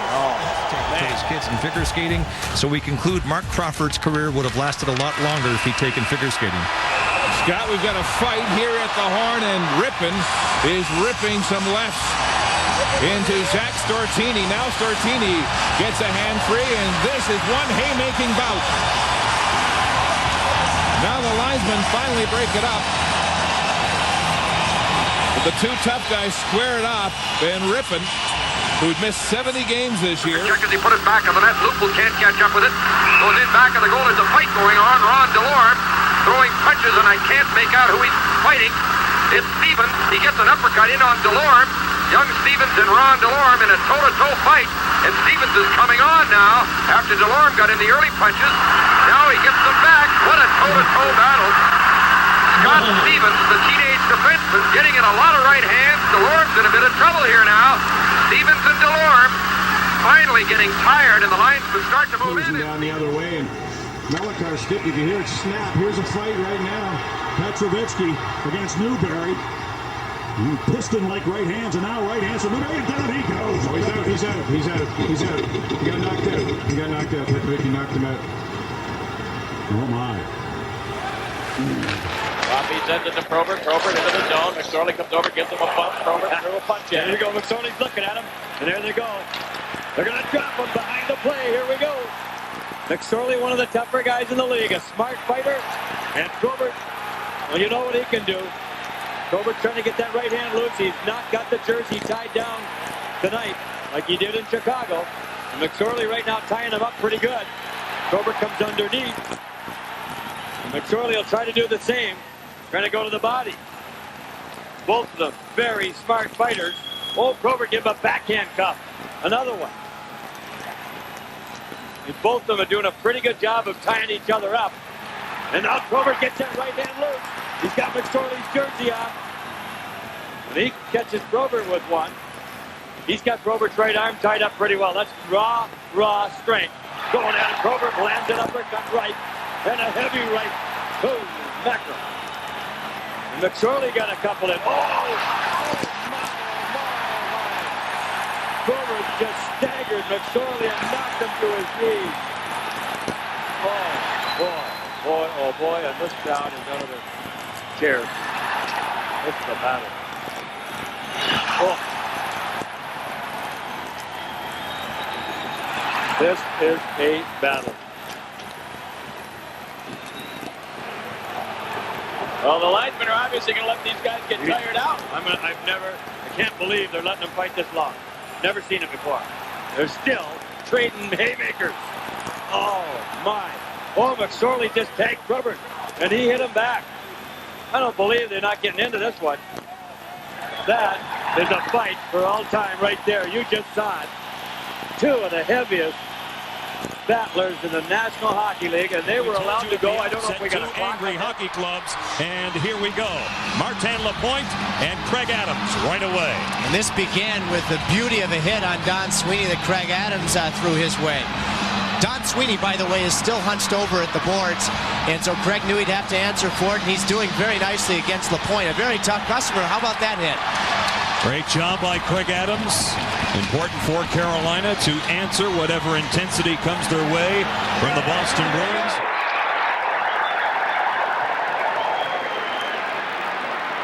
Langdon and Domi are right down to business. 8 seconds into this game.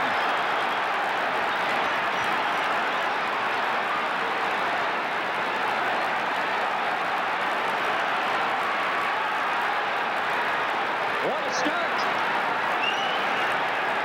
Ty Domi, the leader in penalty minutes in the National Hockey League.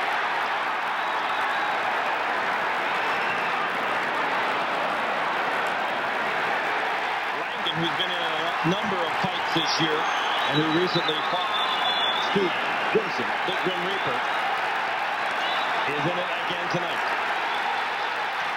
Well, I guess what we'll see in the headlines of ESPN Sports Center tonight.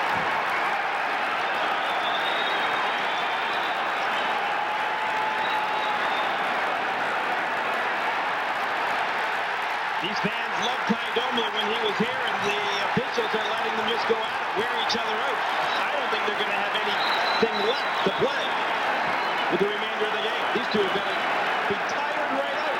Oh, man. 8 seconds into the game. Coming back on Jonathan, and they go head-to-head. Joe pounding away at Jonathan. Joe's one of the best fighters. Jonathan coming back and rattling some good rights and lefts as they hold with one hand and go at it. One of the best fights, Schultz and Jonathan.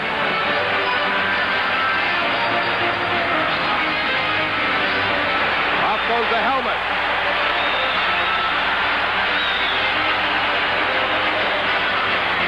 A real go here. Dan Jonathan and Dave Schultz. Bobby Ryan in the neutral zone. George Peros kicks it up and gets it into the middle. Mike Brown steaming after it, but it's poked away, and here we go. Colton Orr and George Peros have found one another. They've done this before when wearing different sweaters, and Orr trying to go with the right and Peros throwing lefts.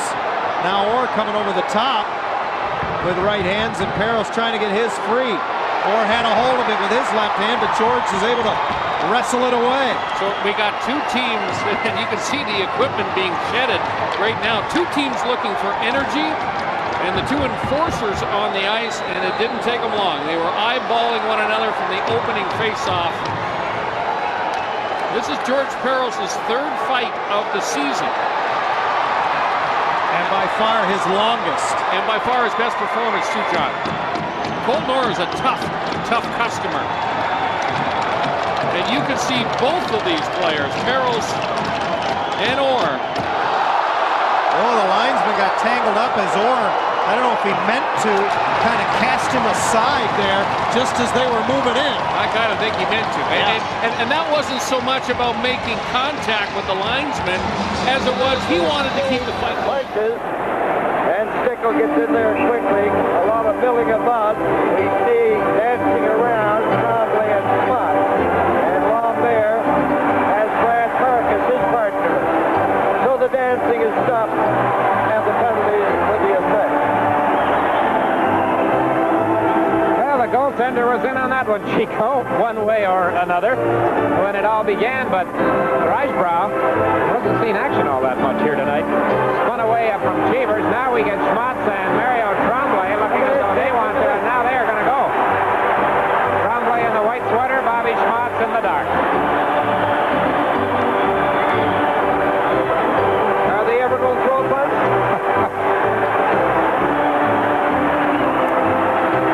They're in the circle, they're in the ring now. And the linesmen aren't around because they're trying to convoy O'Reilly and Reisbrow to the penalty box.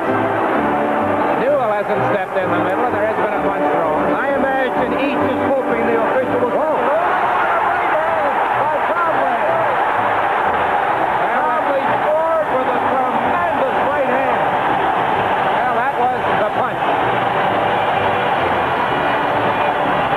He gets the same reaction from the Montreal crowd that Stan Jonathan got from the Boston crowd the other night in his fight with Pierre Bouchard.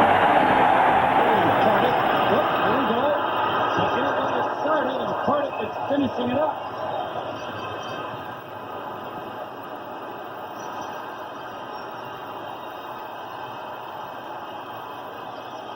Pretty effective with that left hand. He just kept swinging with that left hand, and McGill couldn't really tie it up. Anything but off his skate. Oh, and here's Marquardt going pounded by number 12, coming back on him.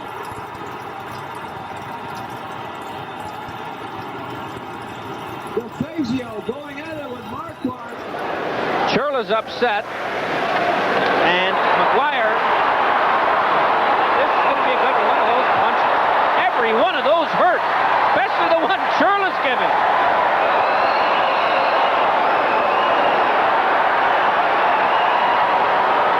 That McGuire is tough.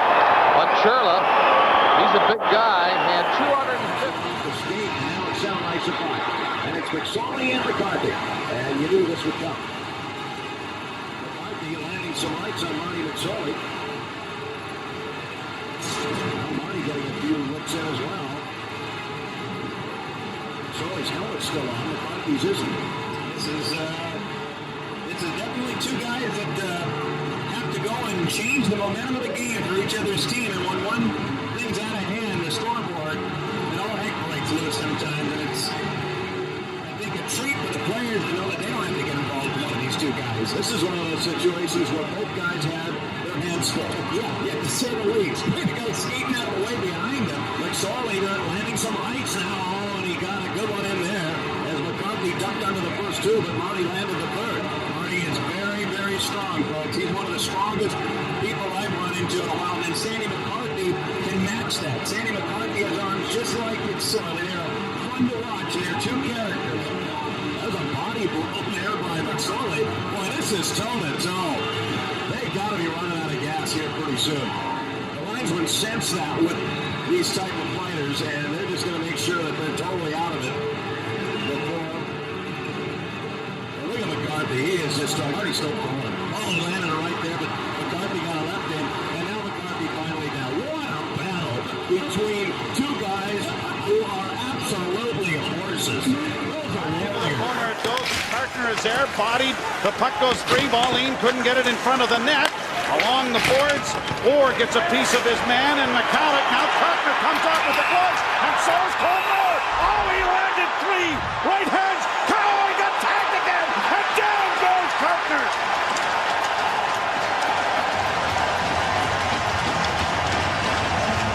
I'll tell you what, this Colmore can really fight. His 7th of the Van year. Beesbrook makes a save.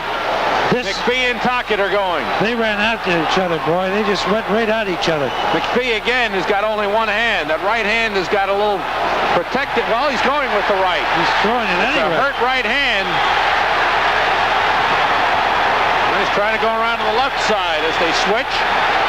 Tocchet's a good fighter too. Oh, McPhee's holding his own. This is a battle royal here. Holy Max! This is a main event. Look how tired they are. What a battle that is. Blues have control of it, and now here's a scrap on the far side. The gloves are off, and the Hawks have Aitken hammering away with the left hand. He got a couple. Oh, and down he goes. Jonathan Aitken. A one-sided victory in that bout. I'll tell you what, the one thing they're lacking, the Hawks, is size on the back end. And Willie Mitchell, there had been rumblings of this possibility before the game, and now the captain goes at Mitchell, one of the leaders of the Canucks. Mitchell trying to get his left arm free, and now he's throwing some jackhammers. McGinley covering up his sweater over his head, now he's back up. Game 2, Mark. These guys care. And McGinley fells Mitchell with a solid shot. And now the linesman busted up. Well, Scott Oak was absolutely right. This has more of a feel of a game at the end of the season vying for a playoff spot. Jerome McGinley trying to fire up the fans.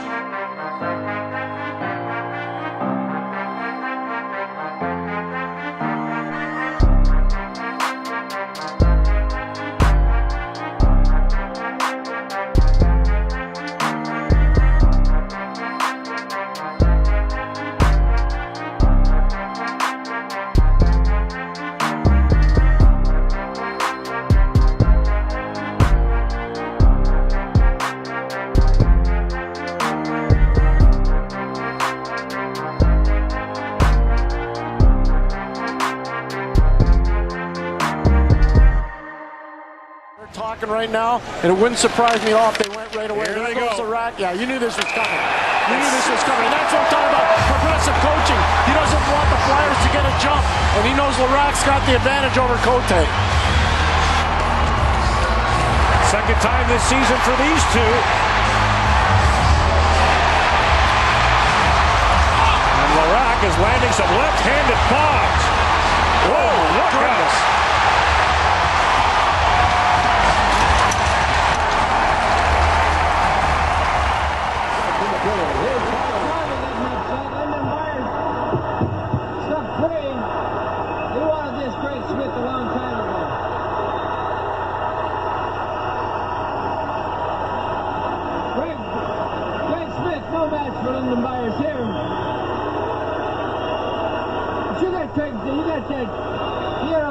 Jarvie went at it pretty good. But an elbow toward Jay Miller.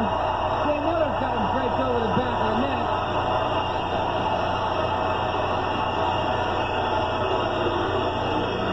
Lyndon Byers, awful tough boy. Jay Miller's not letting Finn go too easy either. Finn not too happy. Podubny won't do anything.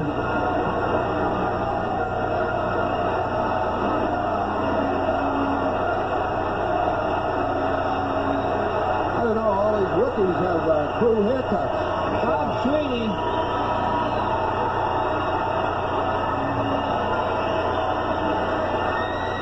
Lyndon Byers just making, yeah. Settle down, Greg. You got to win some fights first.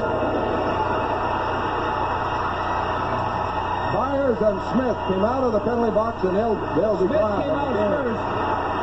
They'll be gone. Oh, Smith will be. He was the first if they noticed him.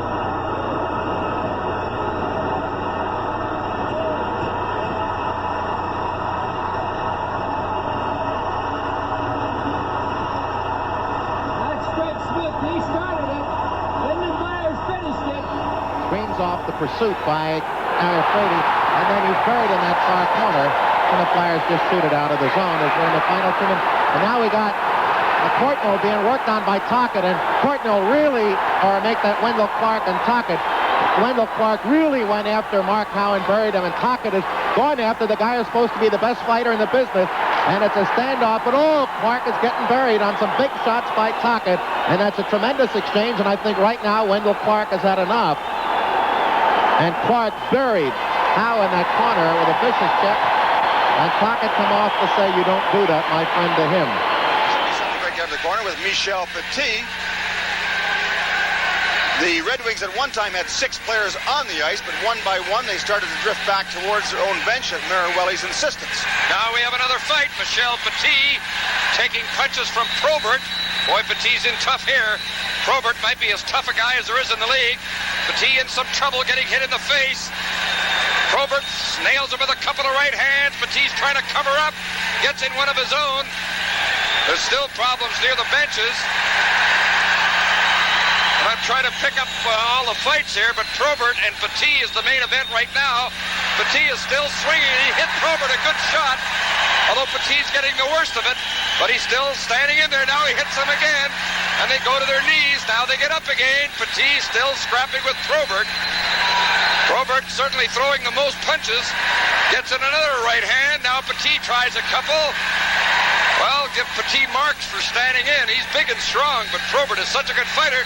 Petit hits him in the head, another shot. Then there must be awfully tired now.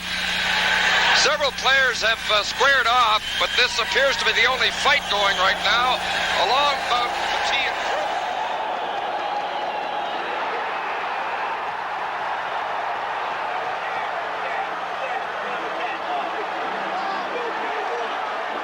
Jay's taking a few to give a few. And I've often wondered, watching guys like this line up for a face-off, you could see Turla saying, "Come on, let's go. Come on, let's go." And when Jay didn't respond, swung the stick a little bit. Finally, Miller, I guess it's a thing of honor by now. Well, this is what they're talking about. When it's an ad-lib play, when it just happens, spontaneous, then you can see it. That's part of hockey. But this isn't. Jay Miller had no intentions of starting anything like this. This kid, Turla, where they got him from, and for what reason? He's cost them the game early with a key penalty. The Bruins Jackson scoops it in behind the Detroit goal again, so Snepps hurries back after it. Errol Snepps. His pass deflects off, and now Bob Probert is going to go at it with the tough man of the Leafs. That's McGuire, and the two of them. And Probert landed another right hand on McGuire, and his knees buckled, and now the two of them swing away, and Probert is really connecting. Bob Probert is landing, really landing, came through with an uppercut. McGuire is swinging, but I don't think he's getting through. And the two of them, I'm telling you, their right arms have got to be tired because they've just been pumping away at one another. That's why Kevin McGuire was here, and he and Probert really went at it. Down in the corner, Bob Probert, who won that clear-cut decision over the former Maple Leaf Gary Nyland in the game in Chicago Sunday. The two linesmen finally move in. Coming here, Baxter having a look at McClellan, and Baxter pounding away. Baxter going after him. Well, both lead their teams in penalty minutes. Paul Baxter, Kevin McClellan. I'm not sure if Baxter leads the Flames in penalty minutes, Ed. He does by 4 minutes. With his stick, took a whack at Paul Baxter. McClellan's going after him, and now Baxter with some good left hands, but McClellan hanging in there. Baxter, no, it's all over. Baxter down, a thundering left hand, and Baxter's down. And he looks like he's out cold. Over the line, here's Fellows, off balance, centering, but Archibald was tied up as he came in and couldn't do it. And a banger sent King to the deck by Fraser, and now Fraser and King go at it. Kurt Fraser and Chris King. Oh, and Fraser just smoked it. Well, there you see a young guy coming in the league, wants to do it all right off the bat. In the circle for the San Jose Sharks, making his debut, and here's our first scrap of the night, and it's Colton Orr and Jody Shelley. Colton Orr had a big fight last game. Shelley had a couple big ones the other night with Wade Belak. Shelley throws a hard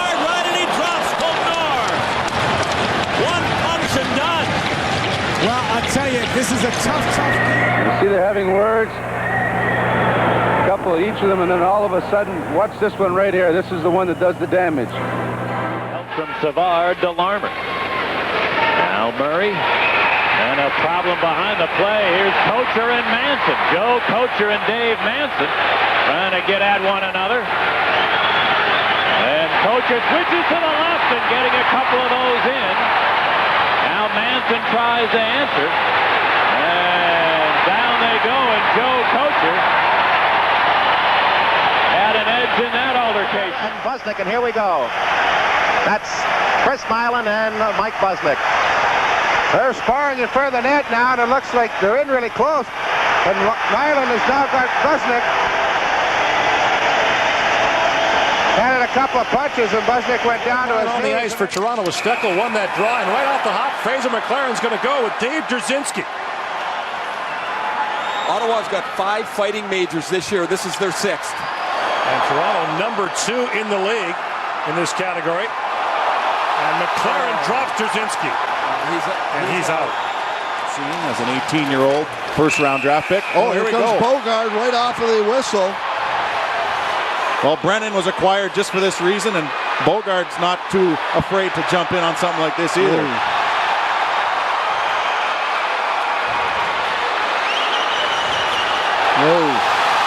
Wow. That's what you call decisive. Goes into the corner, centers it. Skated off high. And here's O'Reilly hitting Potvin, but we've got here's O'Reilly and John Potvin. Oh, good fighters both.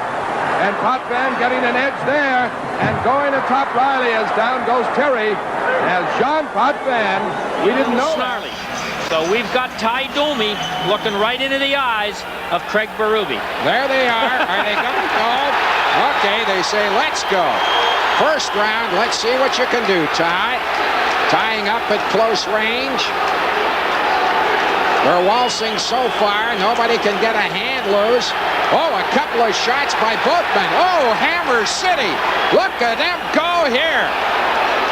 Ty Domi loves this, and I think Berube kind of likes it too, if you can believe it. Last night, the New York Knicks played here, and Ty Domi was at the game with Gartner and Messier.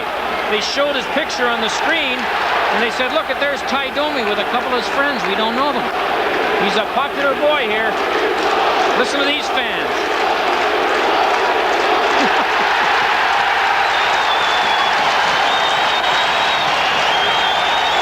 Well, I don't know. Ty looks like he triumphed. I don't think so. Even Steven. Oh. At any rate, I don't know whether that's the main event for the night or not. Deflected that, and it went behind Johnson, and now we're going to get a fight as Turgeon, the Blues' leading scorer, got into one behind the net. Of all people, Pierre Turgeon, and he was upset. I mean, he was just wailing away. I'm not even sure which Anaheim player that was, but whoever it was, he really landed a pop on Turgeon and knocked him right over. Oh, there they go. First time on the ice for either man, and they go at it. Hey, what did I say before the start of the game? First period, as soon as Domi got on the ice, there'd be one. Wild swinging. You got Baumgartner playing forward. The Islanders put their players on first, and Domi was put on the ice to counter. I'll tell you one thing, as far as fights go, that's throwing some heavy knuckles there. It was a pretty good game for 6 minutes.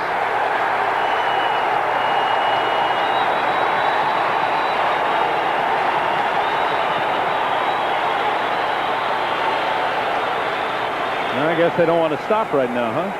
Oh, it's better to let them wear themselves out, Sam. Both threw them with the left hands. I don't think there'll be an instigator penalty at all. They both dropped the gloves at the same time. The first time Baumgartner's been on the ice, the first time that Domi's been on the ice.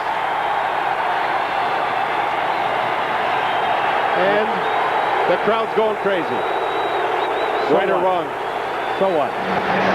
Oh, we could have Cochran and Foligno. They are going to go at it. Cochran and Foligno. As Foligno's really throwing a lot of left hands. Cochran's just starting to get unloaded now.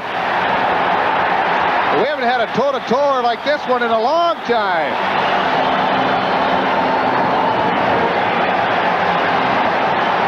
the jersey's off, and that's when Cochran usually starts to unload. He just needs some fighting room. Boy, I'll tell you, they're really throwing the punches. The linesmen are not jumping in there at all to separate it. Polito now holding on, hoping for a reprieve or hoping that the linesman will jump in there, but Hood is telling the linesman to wait, and now he's signaling him to jump in there. But boy, I'll tell you, that's something you don't see that often. Here they go. McRae got a hold of Secor now. Now Probert and Nyland. Probert and Nyland. This should be a dandy. Get after it. This all started after Chicago scored and somebody took a run at Probert. It was Secor that went over and took the run. Now Nyland wants the battle. Boys, Probert look out. one-on-one. She's going to get dangerous. Norwood now an old check. Secord and McRae, Nyland and Probert. Right now concentrating on Norwood and Olchuk. Nyland and Probert are going to get loose, and look out, boy, if they do, the two of them. Nyland now, right now, hammering Probert. Trying to understand why. Now Probert got the right hand free. He's loose with the right hand, and he starts to retaliate, and down goes Nyland, and the two of them are hammering each other. Look at, my goodness. Well, this all started when Secor. Two of them just both right-handed, and they're holding with the left and trying to hammer with the. Look at this. This is where fighting can be very dangerous, and somebody can get hurt. Boy, oh boy. Well, that's tiring too. Don't get. Oh my goodness, Probert with an upper right. Now look at this down in the penalty box. They're going at it all over the place. Probert decked Nyland. He decked him. My goodness, he is down and hurt. And the referee looking. He hurt Gary Nyland. And he's still down. Both have the gloves off, and here they go. Sutton landing some rights. He's just firing away. Then Simpson waiting, and he got a good shot in. Sutton just popping those right hands on Reed Simpson. Gets his helmet off him. Now Simpson ties that right hand up a little bit. So far, Sutton's had the best of Reed Simpson here. Now Simpson comes over top on. Sutton landing with a right again. I think Andy Sutton's right is getting just a little tired. He's thrown it about 20 times so far already. They're going to let them tire themselves out for a few more seconds. Simpson gets in a couple of shots, came underneath with one as well. Now Sutton gets the right hand going again, but he can't really release too much in the way of a punch. Simpson has his sweater tied up pretty effectively. It's a long brawl. Yeah, this is one of the most tiring aspects of. Oh! Sutton just connected with a big right. You gotta hand it to Simpson. That was right on the button. And he kept his balance. You see Andy Sutton take him down in the end.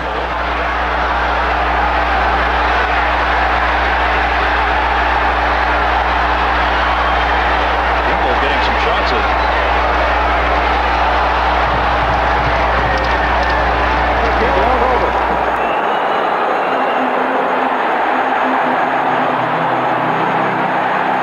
Bingo, bango, the two of them banging each other. Whoa, down goes Miguel. The count, bang linesman, either got to go in or stay out, one or the other. Oh, my God, I don't like to see that. My goodness. Oh, boy, oh, boy. Gee. Oh, did he ever hit him twice and knock him down to his knees. My goodness. Look at Probert with the hand up in the air, and that's as big a victory as you're going to see. There they go. Steve Smith and Ty Domi.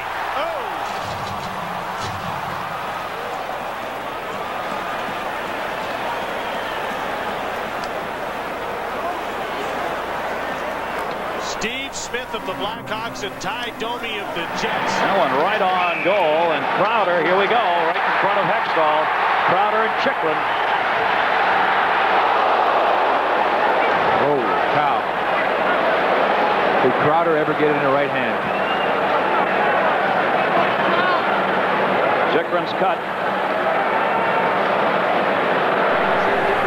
Pat really scoring goals on the road. Now we're going to have a fight. Vandenbush drops the gloves with Oliwa. Vandenbush didn't like the way Oliwa went after Brad Brown in an intentional way, and Vandenbush now is going to try to step in there himself. Oliwa, big right hand. Vandenbush with the left. Oh, what a slugfest. Vandenbush and Oliwa, then Vandenbush at the end. After it looked like he ate about 4 rights, he landed 4 or 5 lefts, and Oliwa went down. Now Oliwa's back up. And they're going to go for round 2. Wrestling right at the Hawk line. Now Oliwa switches to the left. He got in a couple, and Vandenbush got in a couple of left. And Vandenbush with an uppercut that got in. He's giving Oliwa a problem. And Oliwa looks exhausted, looking for the linesman to get in. And he ate a left hand instead. And Vandenbush isn't done. Oliwa wanted to be done with it, and Vandenbush says, I'll be here all day, big boy. Both those guys were scouted and played for Notre Dame. Here we go. And we got a scrap coming. And it's the 2 we talked about all night, did we not?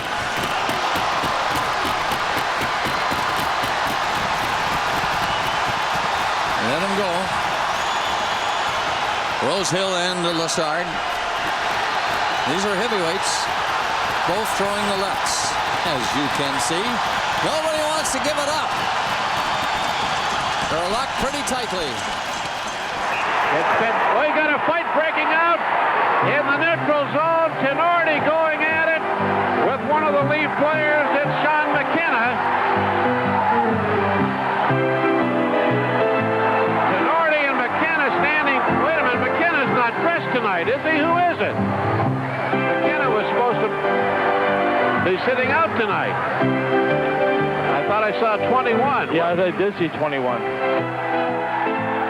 Here they go. Kennedy and Vincelette. Well, Vincelette brought a stick up the last moment. Kennedy wasn't pleased with it. I tell you, Kennedy's having a heyday tonight, isn't he? Look, he's dropped now. Big time. After Craig Rivet, Asham got dumped and the gloves come off. Galetta. No shock here. Oh. Oh. Quite an exchange of lefts and rights.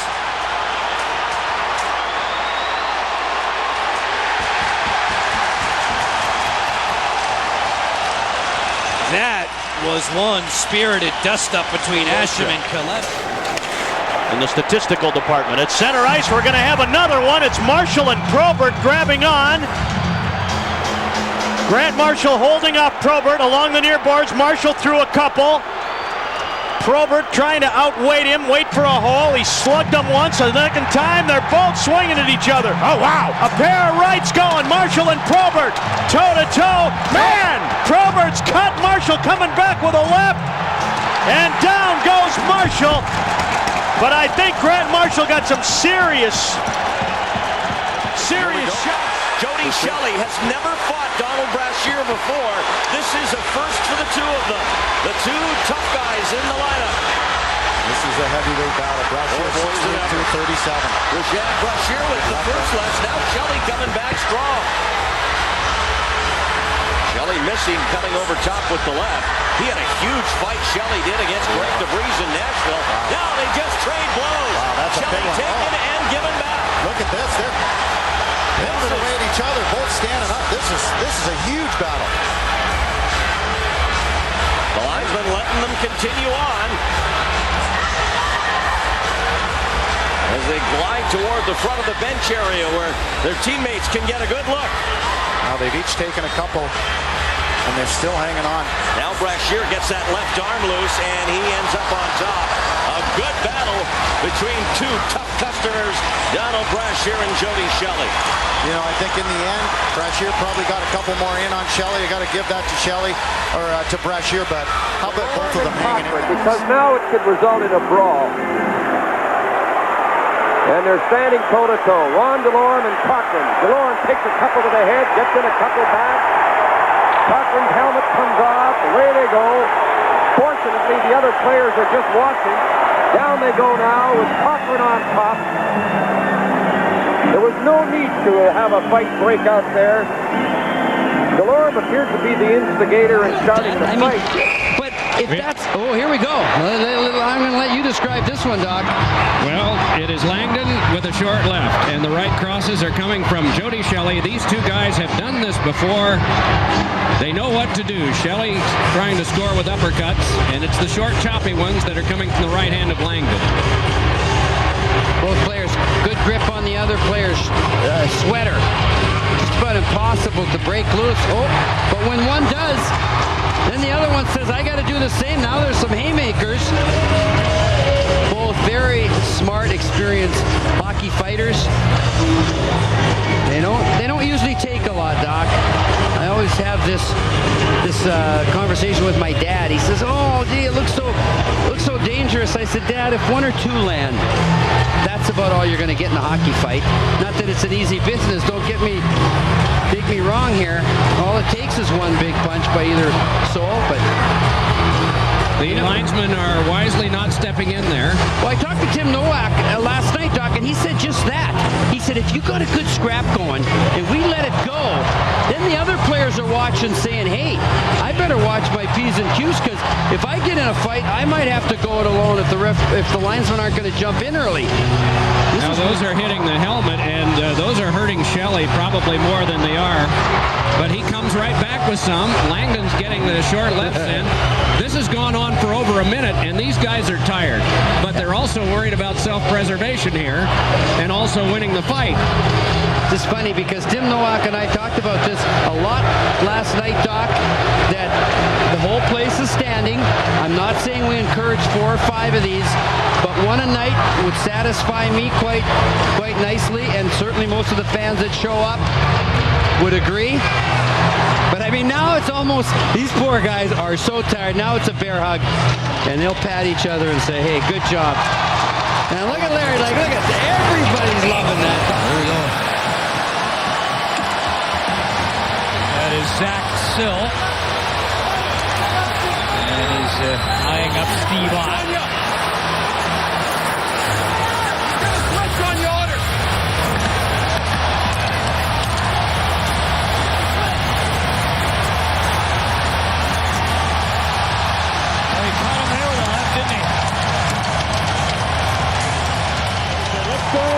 Let's go, and away they go. Crowder gets a couple of early ones in, and he's got that right hand loose, snapping. And the referees and linesmen, I think, are going to let him go, but the two of them face to face right in front of the New Jersey bench. Ooh, Probert gets a right. The crowd now into that, but Probert nails. He knocked him down. He knocked him down. And that's the rematch they've been waiting for 50 games. Boom, boom, Chicago. That's all she wrote there. But I'll tell you what, Crowder got his licks in early in that fight. And he's very calm, cool, and collected. That would seem to indicate a penalty is being assessed. Now here's a fight breaking out between Tenorti and Dore. And Dore and Tenorti grabbed each other. Tenorti threw a couple of shots. Now another one. Now Dore fights back.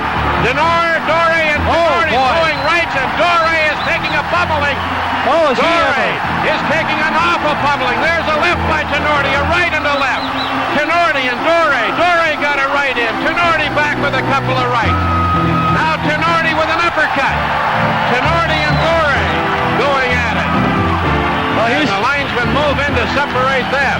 I'll tell you, Tenorti, Al, over the last year, I think is one of the most improved players I've seen in this league. Hughes give him a good left, and Roberts gets in a right. Kimball has given it to Haller pretty good at center ice. Peters is out there as well, and Mayer at center ice. And Mayer trying to go after Spezza. Spezza doesn't want anything to do with it. Played back in over the line, and everybody tearing up at center. And here goes Mayer after Spezza. Now Mayer gets grabbed from behind, and they all pile in there now. And Biron is looking for Emery. Here's Biron trying to get his gloves off, and Ray Emery wants to go too. Biron and Emery. They're back near center ice as they grapple, and everybody else is teeing off on one another. Emery fires a punch down on the ice. The two goaltenders go. Now here's Peters trying to get back in there again. Well, there's an example. You go after one of our best players, we're going after yours. And absolutely. That's what this is about. Now, Biron just dropped Emery. And over comes Peters to grab Emery, and this is really going to get ugly now. Peters hasn't thrown a punch at Ray Emery. Now he does. Emery comes back, and now Peters starts teeing off on Emery.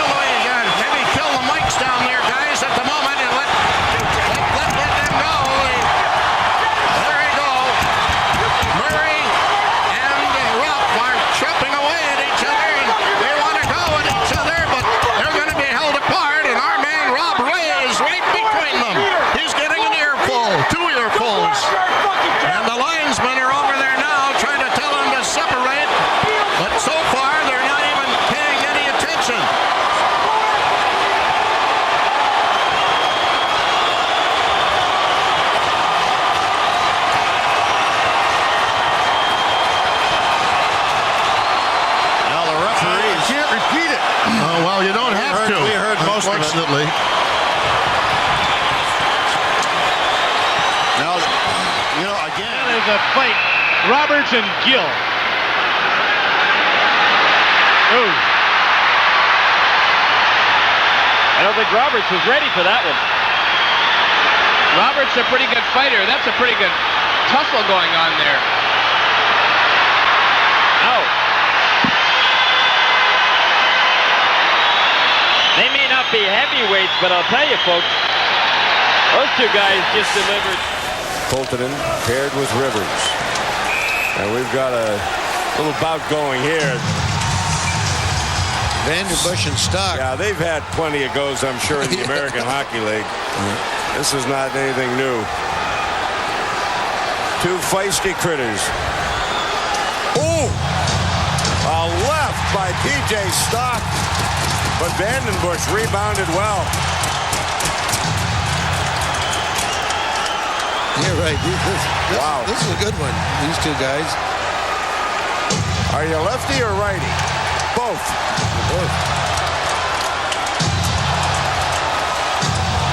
If PJ ever lands one of those uppercuts, Vandenbush will lose a few letters off his name. I'll tell you, this is a pretty decent fight. This is wow. These are the lightweights compared to Probert and Naz. The PJ Stock, I'll tell you. Pound for pound, he's one of the toughest guys in the league. Well, get the assist. Now the Blues again. Now another fight at center ice. Here we go. Clifford and Reeves. Oh! And some big bombs. And he knocked him down. Reeves knocked him down with a bomb. And look at the respect by Reeves. As soon as he went down, Reeves just stepped back after Clifford went down hard. Oh boy, did he ever get him. High 2-2. Steve Thomas along the boards. A fight going on between Russell and Dave Brown. And Russell is knocked cold by Brown. And now his teammates in to help out. And here's Buckberger and Creighton dangerously close. Alors pour Fogarty, il semble bien s'adapter au circuit. Il est capable d'accepter. Voilà, un autre combat. Et là, c'est Keane et McRae. Keane et McRae. Et là, McRae a été surpris en début par Keane.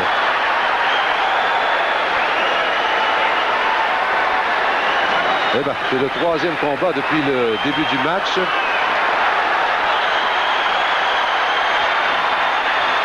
C'est fatigant un combat comme celui-là, Gilles. Celui-là, il dure longtemps en plus. Et là, McRae est vraiment épuisé. Qui, lui, avait les deux bras barrés. Il s'est fait surprendre. Il s'attendait jamais à une réponse. Two double minors on both Fetisov and Stan Smeal, so there's no advantage. And here we go. Crowder and Cox. Cox has not fought in 2 years. He was put in this lineup to take on Crowder, and he's sorry he did. Gary, you knew that was going to happen. After the Mason was off. Mason's right. That graphic just showed you the numbers for Mason. Outstanding in his last 10. We've got another scrap. It's Boros and Jansen. Early jackhammers from Jansen.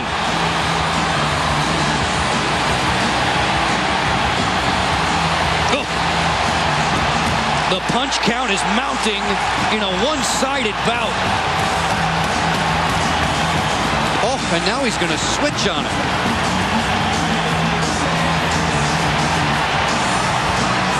Boros, a very game customer.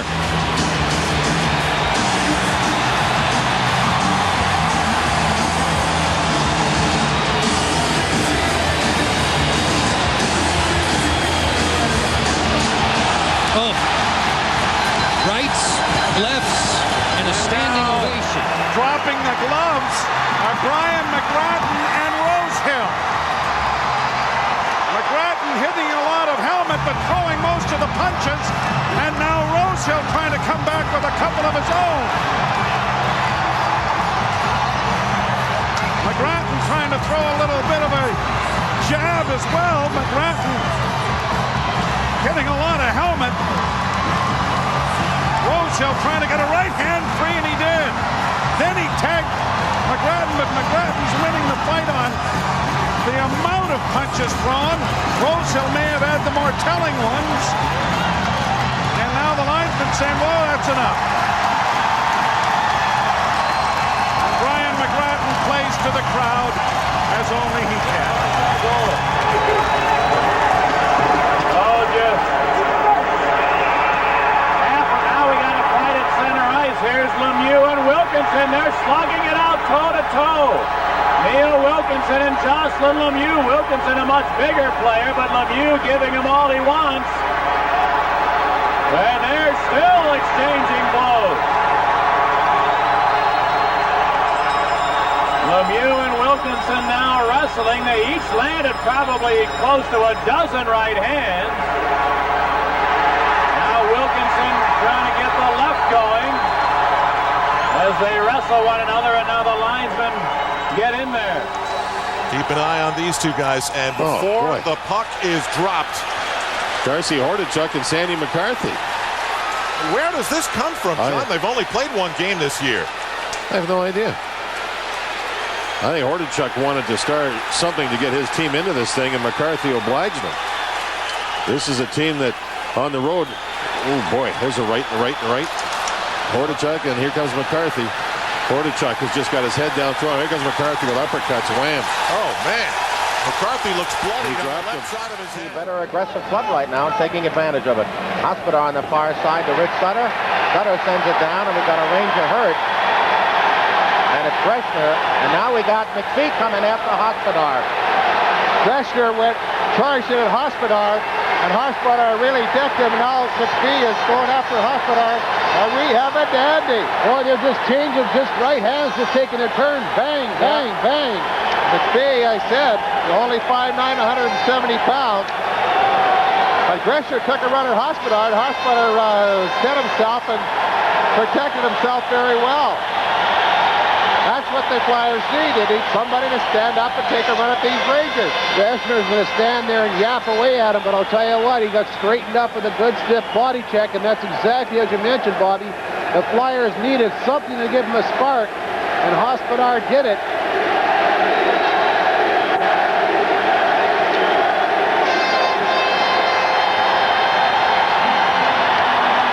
Shows the play, and now Clark is going to go after Bard. He flattens him. Threw another one when Barr was down, too, and caught him pretty good. That all started from back in the St. Louis zone. Oui, on sait que Turgeon a connu un bon départ avec les Devils du New Jersey, donc il y aura un affrontement ici. Laforge et Kimball. Et Darren Kimball. Et ce Kimball, comme on peut le voir, très fort. La parfois aux yeux, et là, puis on va... Il vient d'infliger, à mon avis, une raclée à la forge. Il a été sérieusement coupé. The days of the igloo, and now we've got players grabbing a hold of each other. Fiddler trying to get in there. Knew this game was going to get chippy, and here we go. We got Pyatt. Pyatt with Derek Englund. Oh, boy.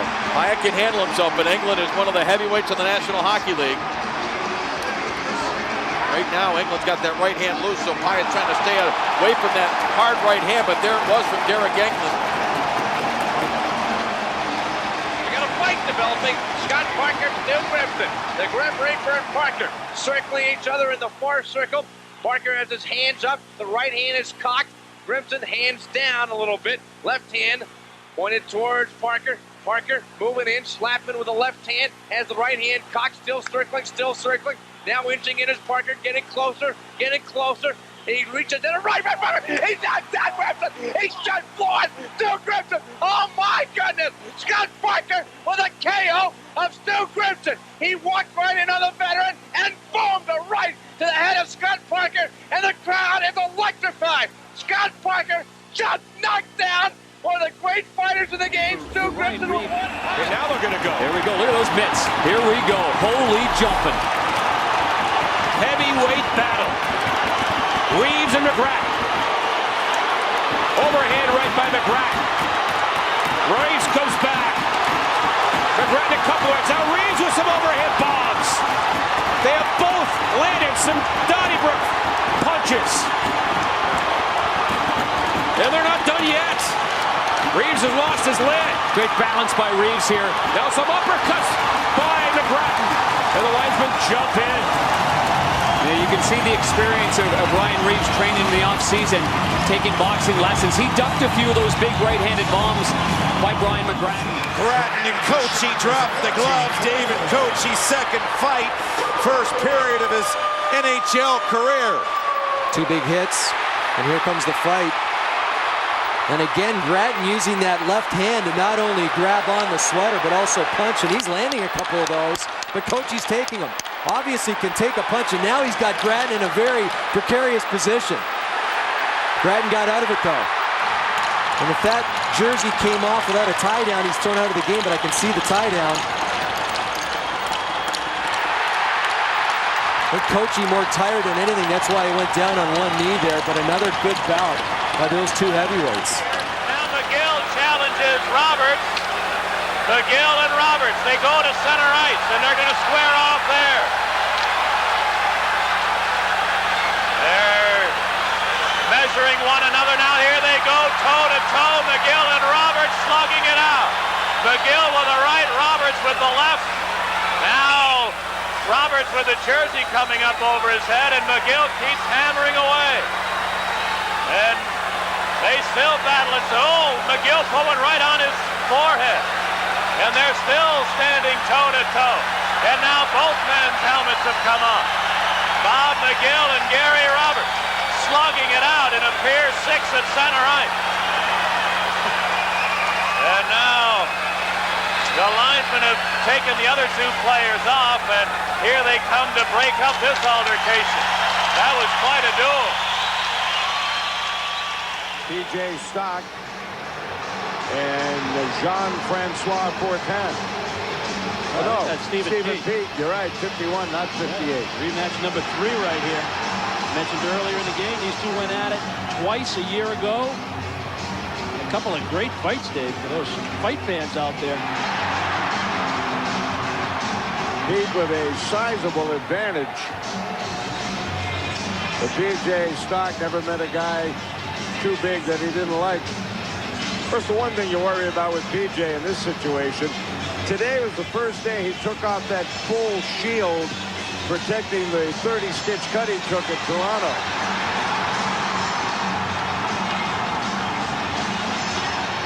Oh, P.J. changed up on Pete and landed a couple. But that cut off the skate of Eddie Belfour that he took on the cheek, 30 stitches, Rick, that was only a couple weeks ago. That hasn't had, or a week ago. That hasn't had time to heal, you wouldn't think.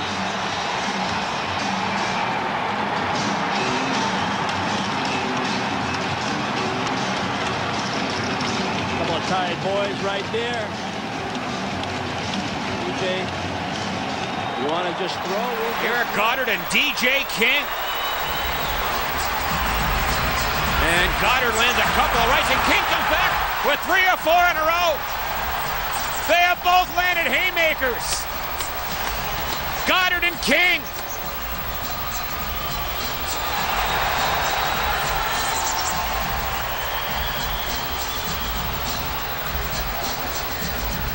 Those are haymakers. Wow. This is a couple of heavyweights. And boy, they've been taking some swings at each other. I'm surprised that both of them are still standing. Last night in Denver, Goddard in a pregame scuffle in the pregame warm-up almost got into a fight with Scott Parker, and then they battled in the game. Tonight it took him 2 minutes and 1 second. Right over, but right after Semenko, and really showing a good sign as being a team player.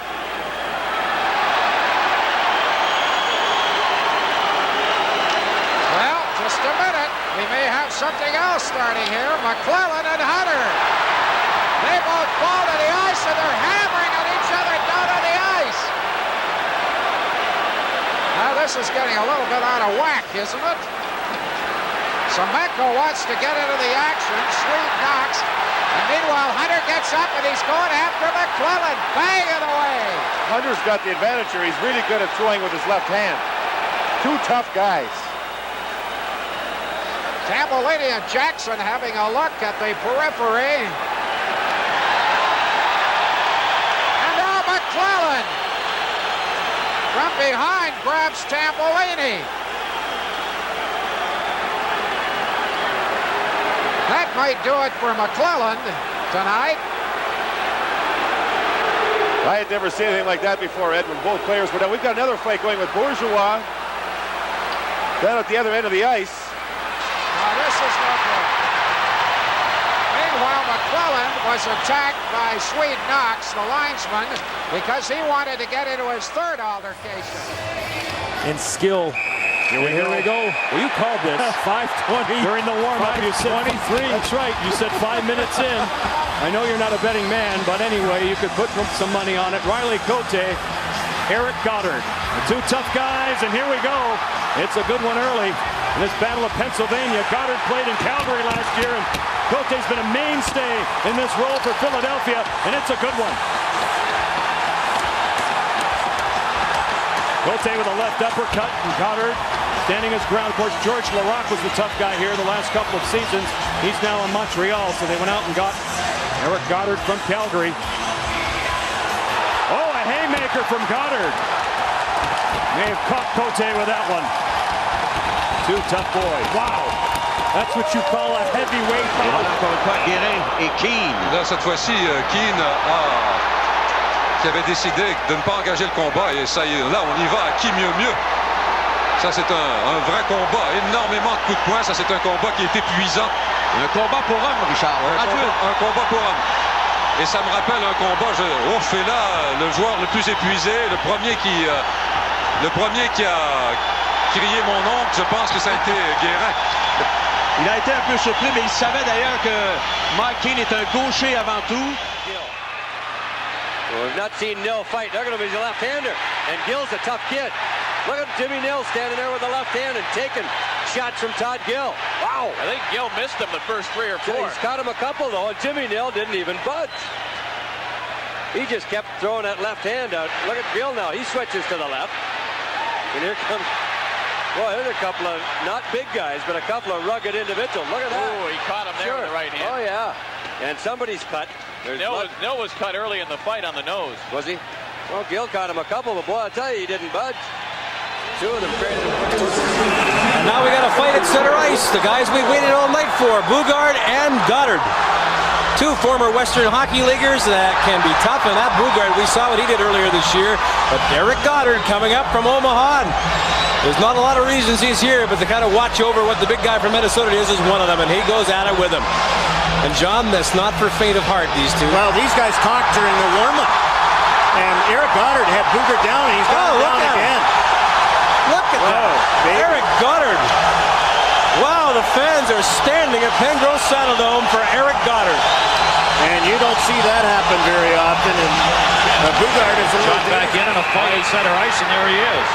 Trevor Harvey's playing in only his 10th NHL game and taking a beating from Cam Russell. Well, he doesn't have to reach. Cam Russell is 6'4", but Todd Harvey landed a bunch early. He is a gamer. Oh, baby.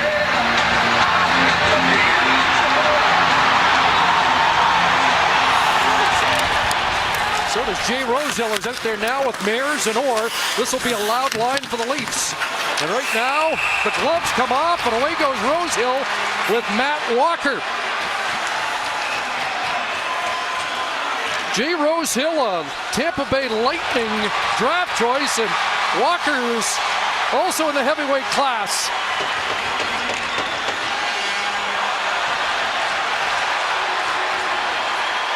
Oh.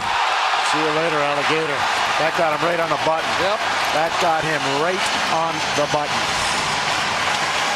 The last one was the big one by the Beaver Lodge, Alberta native Matt Walker. Penalty is coming up. And now James Patrick and Dave Richter. And watch out, Richter. He's a real good fighter. Last month, Richter and Steve Dykstra got into it in Buffalo, and Richter must have thrown about 15 straight punches. He throws them straight, and he's lefty too, and he just throws them straight. Around the boards, Kluzak right into Dineen, and they go at it. Dineen and Kluzak.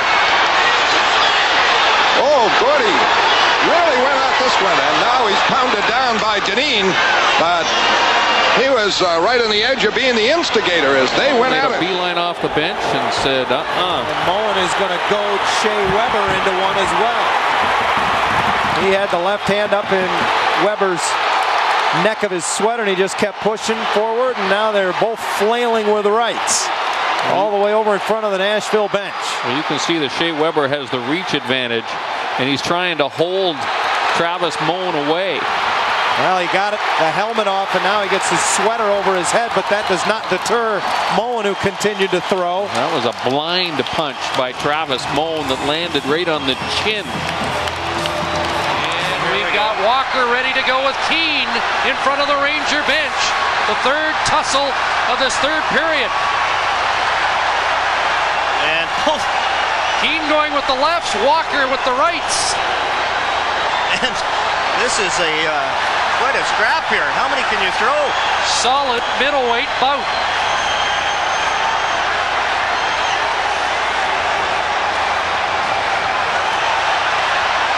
Well, they're tiring now.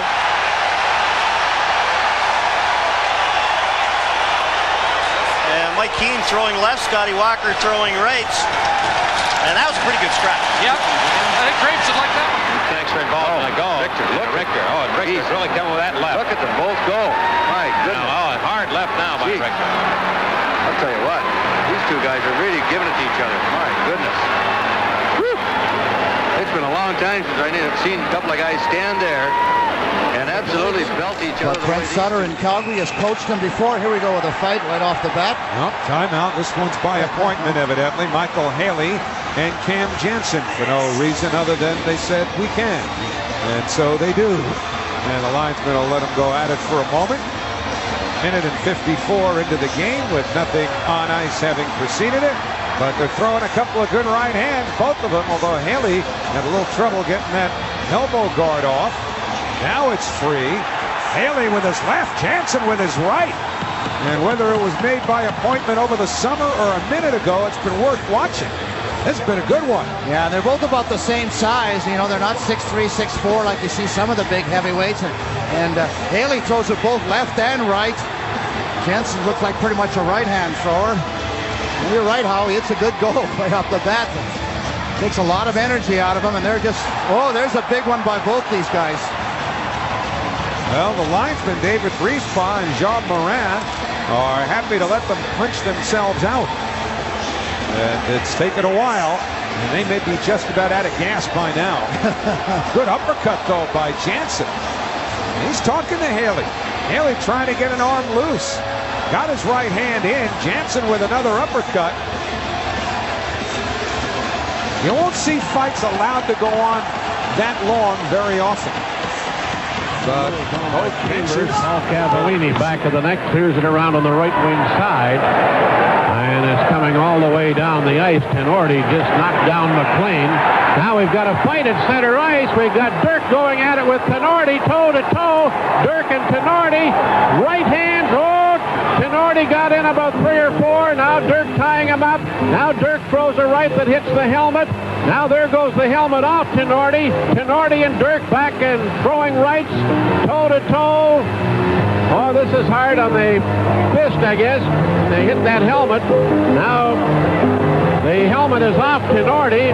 They're right in front of the St. Louis bench, and they're tiring themselves out pretty fast. Tenorti with a right, another right by Tenorti, a right by Dirk. Tenorti and Dirk right in front of the benches, and now finally the linesmen move in and break it up. They're two big guys, and that happened when Tenorti took his man. An opposite coming. Oh, they dropped it. They were going to go right from the outset. This won't last long, I don't think. It's just a big size there. Oh, Cummins coming back. Did a nice job. Purinton switches hands. Oh. They knew they were going to go, didn't they, Sam? Oh, yeah. Cummins does a great job here. Oh. Oh. He's been marked up, it looks like. He's throwing to that. That's a great job by Cummins. And Purinton really landed some big ones. And Cummins is quite marked up, as you see. Towards the Flyers penalty bench. Here we go. Here we go. Here's Richter. And he's just banging away. Boy, oh boy, I'll tell you. He's just wiping the ice up. And I can't catch the New York Rangers. Who Richter was fighting with, but Richter just hammered away at him. Now he's the head bench boss, hired mid-January. Gloves come down, an early fight for Gordie Dwyer and Steve Peet. toe. Petey throws a big left, and Dwyer's in a heap of trouble early. Wow, and they just picked him up for his toughness. Dwyer getting free with his left hand. He can throw both ways. Good bout. That's a real good one. Toe-to-toe, Pete and Dwyer. Got to give Dwyer points for recovering. It looked like he was going to be KO'd quicker than Etienne went down against Tyson. Oh, another short left. Oh! What a chin. Maybe this guy should have fought Tyson. Holy smokes. Look at the smile. That's a great go. That's a good one. Dwyer just picked up. Grabs the puck. He's run into from behind by Hunter. Kite takes a few shots at Hunter, and they're going to go. Tim Hunter and Jim Kite. Kite has Hunter wrapped up. Actually, Hunter hasn't thrown a punch to this point. Kite threw a few, then grabbed onto Hunter. The heavies of the respective teams. Now they're going to throw some blows. Tim Hunter and Jim Kite.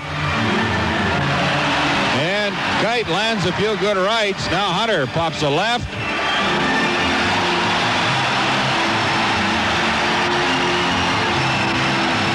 I'll tell you, both of them have landed some dandies down there. Now Kite throws Hunter against the board, gives him a couple more lefts and a right. Hunter responds. Linesmen don't want any part of that one.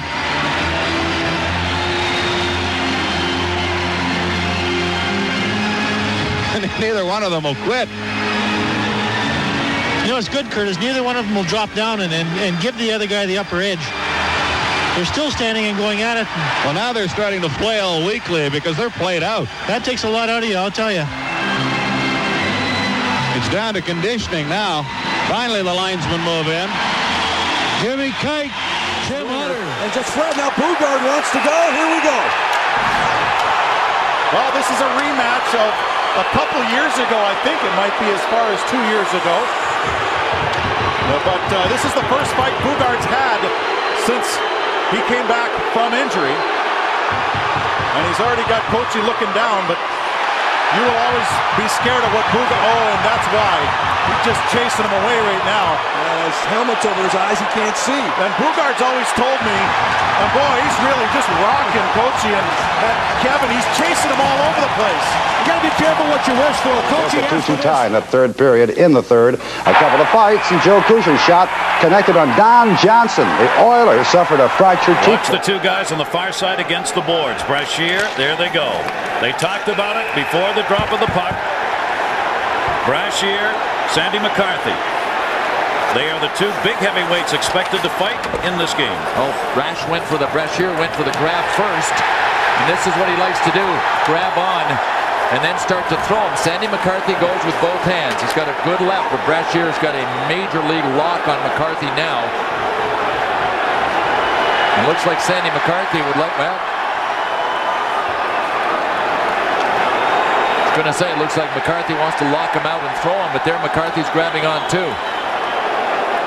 These are the top 1 and 2 teams in the division. Atlantic Division. So there are points at stake. That coupled with the language that went on, especially by Brashears about Lindros's return, created some fire. Look at this. You won't be needing this helmet. McCarthy said when he ripped off Brashear's helmet. Once you get into this situation as a fighter, I mean, it's a lot technique and smart. You just don't stand back and throw wild haymakers. These guys both have a lot of experience in this kind of hockey fighting, what you're seeing right there, in close. There's a good old-fashioned fight right there by two guys who talked about doing it, did it, and then as soon as the linesmen move in, they were more than willing to just separate and go away. Who is it? Jackson against Hunter? Yes, it is. Hunter against Jackson. They bang away. Oh, this is a real slugfest. Bang, bang, bang, bang. Number 19 is coming on, Ed. I'll tell you. Oh, that is wild. And what did Glenn Sather said at the start of the game? I don't think that there's too much about this. Number 19 is showing some stamina. He is coming on strong. They are absolutely exhausted now. He won't quit. He walks back. The other night when Arnott won the draw against Letestu, you remember, in New Jersey. They've given up 2 in this game. Got to fight right now. Derek Engelland involved with the Penguins. Colton Orr. Look at this. This is tough. Orr is a tough customer, and Engelland is a gamer. And he's just one of those guys that will battle with anybody. Engelland with the right hand in on Colton Orr, who's a heavyweight. Oh, he knocked him down. Engelland knocked him down. Derek Engelland hanging right in there with one of the top fighters in the Pushing and NHL. shoving. McPhee and Langevin go at it. I tell you, George McPhee is not taking anything from anybody. He went with Scott Stevens the other night. I tell you, he caught Langevin right off the bat with a shot right in the face. I mean, he caught him with a good right, and I think it hurt Langevin. There's blood all over the place. He caught him with one right off the bat. Wow. Oh, boy. Langevin is hurt. Yeah, he caught him. Got cut over the eye. Price will go. Price will back down. He'll go with him. I'm telling you right now, he'll go. He'll go, and Tim Thomas better be tough. Because I'll tell you what, Carey Price is. He better be tough. The referee's going to let him go. He better be tough, I'll tell you that. Price and Thomas. Look out, he wrestled him down, but Price has the right hand free, and he gets it uncaught. Look out. Price's sweater's come off. I think Thomas's has too. Good deflected, and now Lindros and Stevens. Well, you knew this was going to happen. They had just had...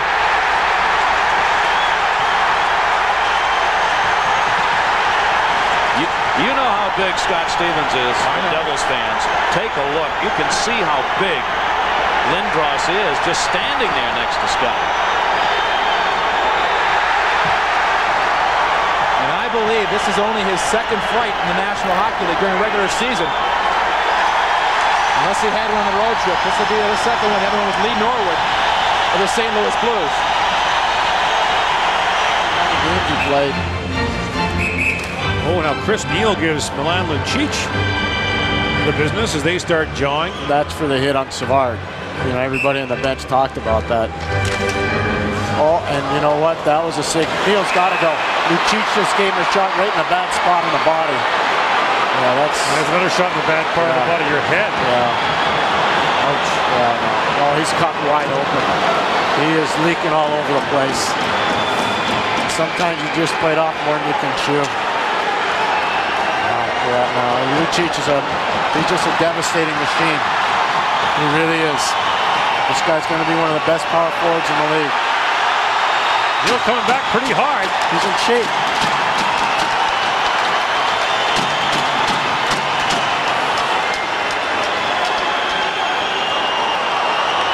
This is turning into a extended bout.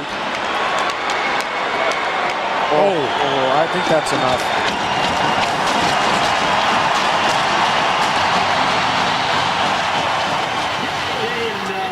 Danico, yeah, right in the slot.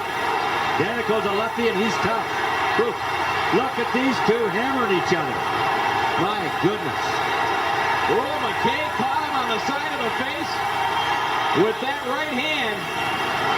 Danico was showing them. I'm not sure how heavy they were landing. Well, I'll tell you what. But Randy McKay caught him on the side of the cheek with the right hand there. Fight with Donald Brashear. Russell goes down, and he goes down swinging.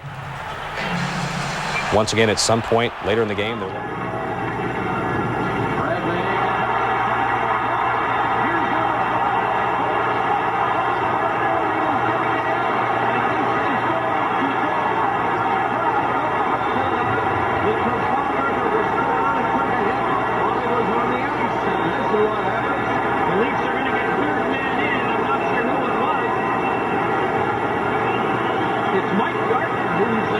He's going to go.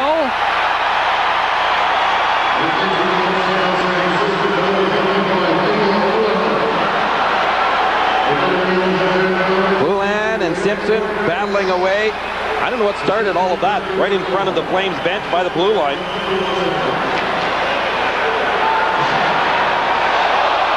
Oh. Simpson just caught Blulan with a punch right to the side of the head that knocked him down. Lead for Coffey. 14-15 to time. Coffey in again. Pass to the side. And it's called because the scrap has started in behind the play, down at the other end. And McSorley is into it. And Milbury. Oh, Milbury took a hard one and goes down. And he took a smack the other night in Calgary. Rangers control. And able to push it out of the zone. Then Chinoff picks it up. He's checked by DeVito behind the play. Eagles and Kosar pushing and shoving. Eagles drops the gloves. Kosar drops the gloves. Visor in the way. See, Kosar's going to come upstairs.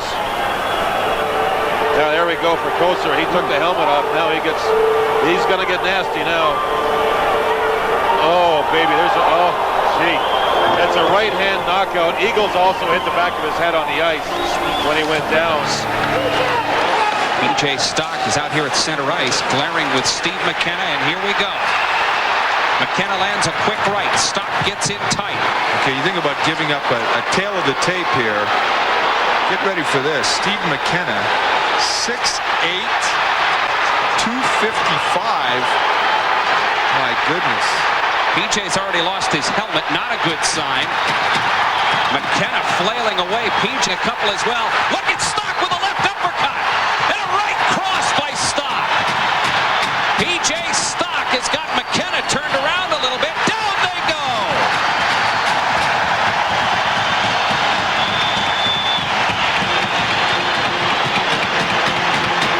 Time for the wave.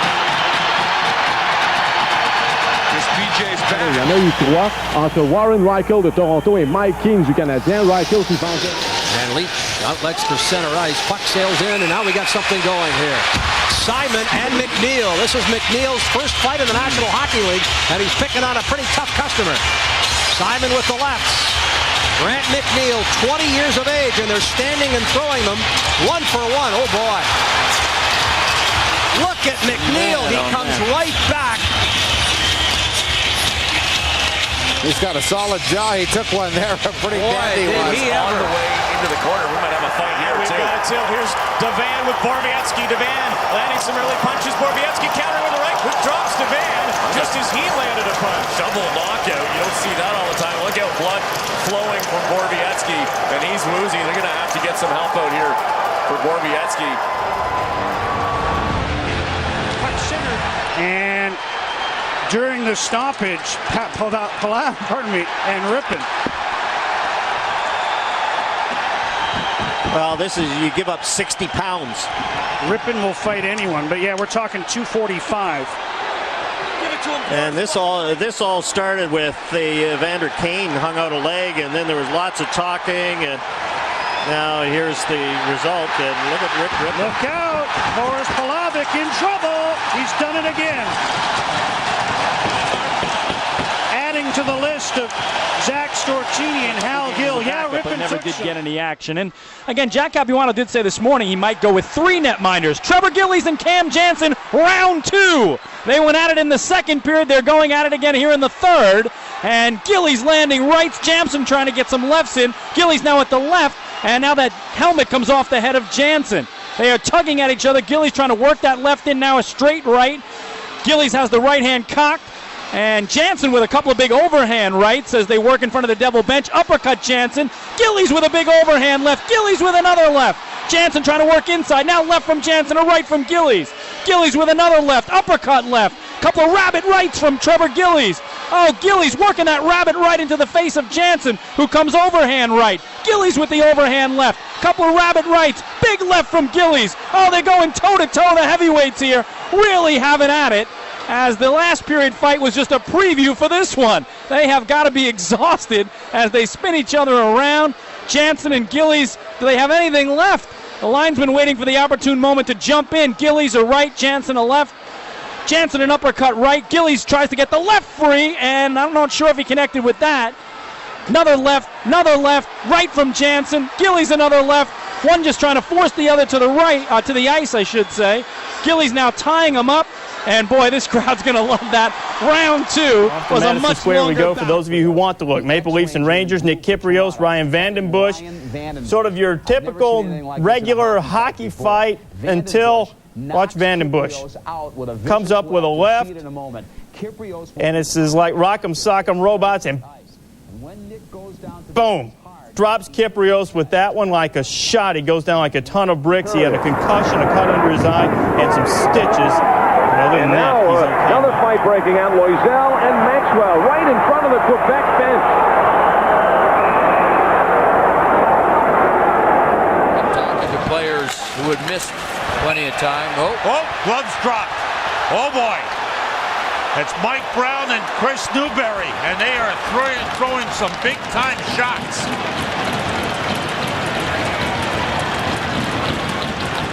Wow. Maybe they didn't like each other when they were teammates. Jumping and chasing the puck, and now we've got a fight. And the two big nuclear warheads, McIntyre and McGrattan, are squaring off. Pointing due north at each other, Mark. Two big men. McGrattan about 245. McIntyre about 265. Now McGrattan getting some haymakers going. McIntyre all tied up in tight. There's a right, another right, 3 rights in a row. And McIntyre is dazed. Oh, McGrattan is throwing bombs.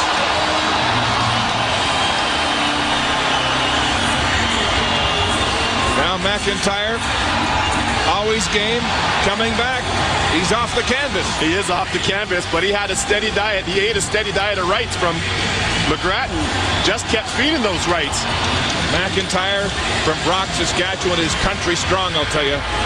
He really is. What a big man. This guy could be a fullback. These guys aren't quitting. Not quitting. Linesmen are standing back. 2 heavyweights going toe-to-toe. McGrattan now taking a few. Oh, this is exhausting. And now they break the big men up. Mark, I'm tired up here. I'm tired just from watching up here in the press box. Much better defensively, and they don't give you a lot of room to operate. You can see this already. Now we got to fight. And we do indeed. David Kochi and Cole Moore. Orr into his 4th bout. A roundhouse right that just missed. Off comes the gloves. And not a helmet yet. Well, the helmet is over Orr's face. Now he gets something going, and Kochi trying to get another whack at him. Oh, a right hand there that landed right on the button. Orr with another right hand. Kochi trying to throw some, and he's not having much luck. Orr trying to change hands here. These guys are beat. Oh, another right hand. Orr had a long fight in New York with Brashear. And this one is still going. They're arm weary, and the boys are slapping their sticks in appreciation. Shows the crowd on its feet. Now the 4th line for Randy Carlyle comes out with Sotheby, Miller, and May. And now Brad May finds a willing participant, Kyle Barch. These two have tangled once already this season. And everybody gets the equipment out of the way, and they size one another up. May leads with a right. Barch throws a couple of rights. May comes back with a couple of lefts, and these guys are not playing defense. Lefts from May, rights from Barch. And they're not done yet. Now May back to the right hand. Well, and he connects. Both seem pretty willing to take one in order to throw one. That's for sure. More lefts from Brad May. Barch loses the headgear. Another right from May. They spin one another around in the center circle. Barch with a straight right and then a left from May. More rights from Brad May. They continue to try to get one another off balance, spinning each other around. And they're tired, and they should be. One of the Rangers at Strudwick, Brian Berard, pulls a Ranger down to the ice. Freddie Myers got a hold of his man, and all the way down the ice comes Al Montoya. He's going to fight Rick DiPietro, or is he? DiPietro's got the glove and blocker off as well as the face mask. Montoya doesn't want to do it. Fans cheering him on. Montoya, what's he going to do? He will take the mask off, and here go the goaltenders. They're fighting. DiPietro and Al Montoya. DiPietro, a left hand, heavy left hand from DiPietro. Now both goalies go down to the ice. DiPietro back up to his skates. He wants more. Gets a little jab in. Montoya down. Both referees now have to get in and smother that. DP, as you hear the chants in the background, lost his jersey, and he'll acknowledge the crowd. And Keenan will counter. He's got Jim Vandermeer there against Chris Simon. Here we go. So, the previous battle was just the undercard.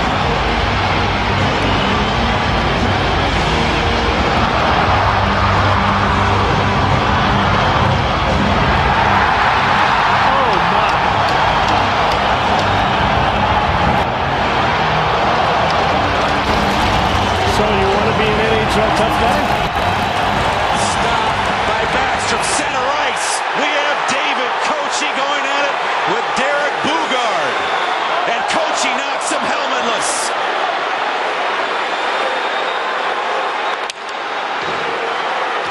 Kochi has Boogaard helmetless, landing a couple to the back of his head. As Boogaard trying to respond with the right with that long reach. Boogaard missing, so does Kochi. The two big men growing exhausted. As Kochi takes a couple off the back of the head, these two well-conditioned athletes go on, and a vicious uppercut missed by Boogaard. He lands a soft one there, and Kochi responds with the right. The fight that won't end, and now David Kochi starts to give it to Derek Boogaard at the end. And everybody giving way. Belak with a couple of uppercuts and an overhand right. Jansen has yet to throw a punch. That one landed. Jansen trying to get rid of an elbow pad and anything else he can get rid of. Belak trying to throw him around a little bit, using the left hand as a jab. Jansen throws his first punch and misses. Oh, right on the bugle. That one landed. So did that one. Jansen's proving one thing, he can take a punch. Yes, he can. No, he won't. Stay out, he says. We're going the distance. Ding, ding, ding. We'll switch hands.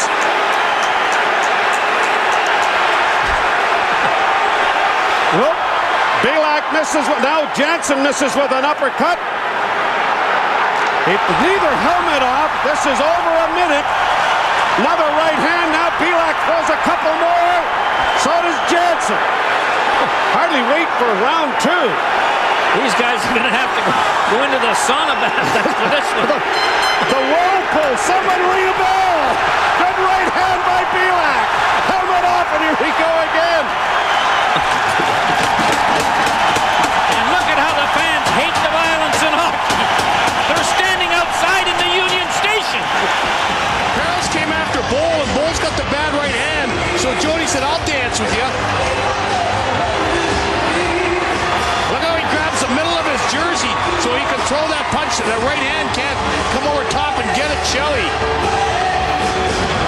A lot of strength here and positioning here by their upper bodies, and these are two big heavyweights, boy. Oh, he's got, yeah, Perils stunned a little bit there. Now it's just a grappling. Jody's got a little cut under his eye. Ooh, ooh. Boy, there was some pretty good whacks at the end there, partner. To the head. Scrap started at center ice. They're out of the penalty box and they're going. That's Marchment and Rive, and they're swinging. And Rive is really firing the right hands on Marchment. He caught him twice hard. Marchment, knees buckle, but he comes back hard himself. And now Rive fires, gets the glove off. Marchment cocked the right hand and threw one. Didn't land that last one. Rive really pumping early. And Marchment trying to come back with the left hand now to score some. Boy, these two must have talked as they left the penalty box and called it. And Marchment wants to get back even. But now he's throwing some lefts, and Rive comes back with that right again. The two linesmen are standing, and they're pounding away at each other. And again, it's Rive. They're dog-tired now, folks, I can tell you for sure. Rive, a light right hand and not much steam on the punches now. But the crowd is applauding these two out of the penalty box. Right off the draw, here we go. Jody Shelley and George Perils. These are two heavyweights, folks, and they're going to throw rights. Oh, and George connected. George connects with a couple, then it goes to the uppercut. He's got the sweater partially over Shelley's head. Oh, he delivers another, and Shelley came back strong. Well-earned rest for these two combatants. Herberger to start on it. Oh, here's a spark. Lassard going toe-to-toe with Ryan Vandenbusch, and we knew this was going to happen coming into this one. Both guys, tough guys. Both guys coming from healthy scratch situations, wanting to show their coaches that they are ready, willing, and able. Francis Lassard inserted in the lineup due to the injury to Lubos Barteshko, and Sean Thornton replaced tonight by Ryan Vandenbusch. And they just, well, they're throwing haymakers. Pretty good fight here, Darren. Lassard, if you go back last year, had over 400 penalty minutes between Philadelphia and the American League, the National League, and his time spent with the Thrashers, and they just continue to throw bombs. And Lassard had the first half of the fight, seemed to get a little bit careless, went straight on, and Vandenbusch switched to left hands. He seemed to tag him. Look at this! Haymaker, haymaker, haymaker. Francis Lassard in that last sequence, he just kept moving his head as Vandenbusch was throwing the punch. Center ice, Kip Brennan. And Fedoruk. Kip Brennan telling the lineman, get out of there. They call Fedoruk the fridge. He's a big kid. Kip Brennan has done a lot of this in his pro career, and Fedoruk just missed with a haymaker. These are all haymakers. I mean, they're talking about standing back and throwing them. Holy smokes. How'd you like to get right in the middle there, folks? Man, oh man. I haven't seen one like this in a while. Both hands, a little bit of everything. One of the linesmen initially jumped in there and looked like he was going to break it up before it started. The fans are happy. Team's back at full strength, and here we go. Downey and Worrell. Panthers. Now, the Panthers need this a lot more than do the Stars, so it's important that Peter Worrell does a job on Downey. And he is. Yeah, whereas Downey really just wants to stay in. Because Worrell is knowing that this is something that can help turn things around a little bit. He turned Downey around like a turnstile and is now landing rights with a great deal of authority. Now, it's about toward, man.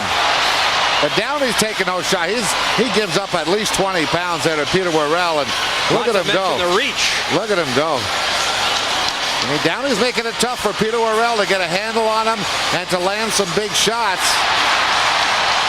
So right now, you know, the Dallas bench is thinking, hey, you know, you did really well against one of the league's toughest. We will have the gloves dropped. Colton Orr maybe trying to spark something just to get his teammates back in the game. And these are two heavyweights going at it.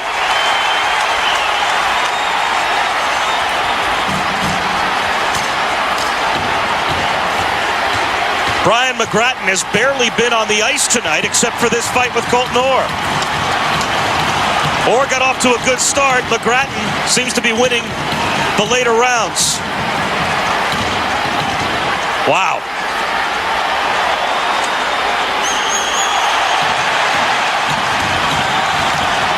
And down they go.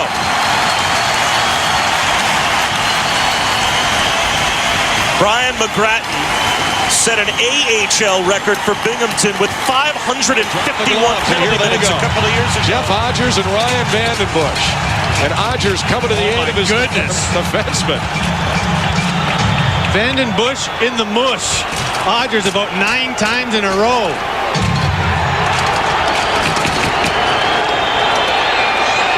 Jeff Odgers went across the ice looking for Ryan Vandenbusch after that hit. How tough is Vandenbusch, though? You take that many right on the button, and you're still able to fight. That's pretty good. Here we go. Same two guys. Oh, are they going? Oh, baby, has Scott landed some this time? And so has these guys can take a shot. Oh, my. Scott changes hands. Oh, jeez.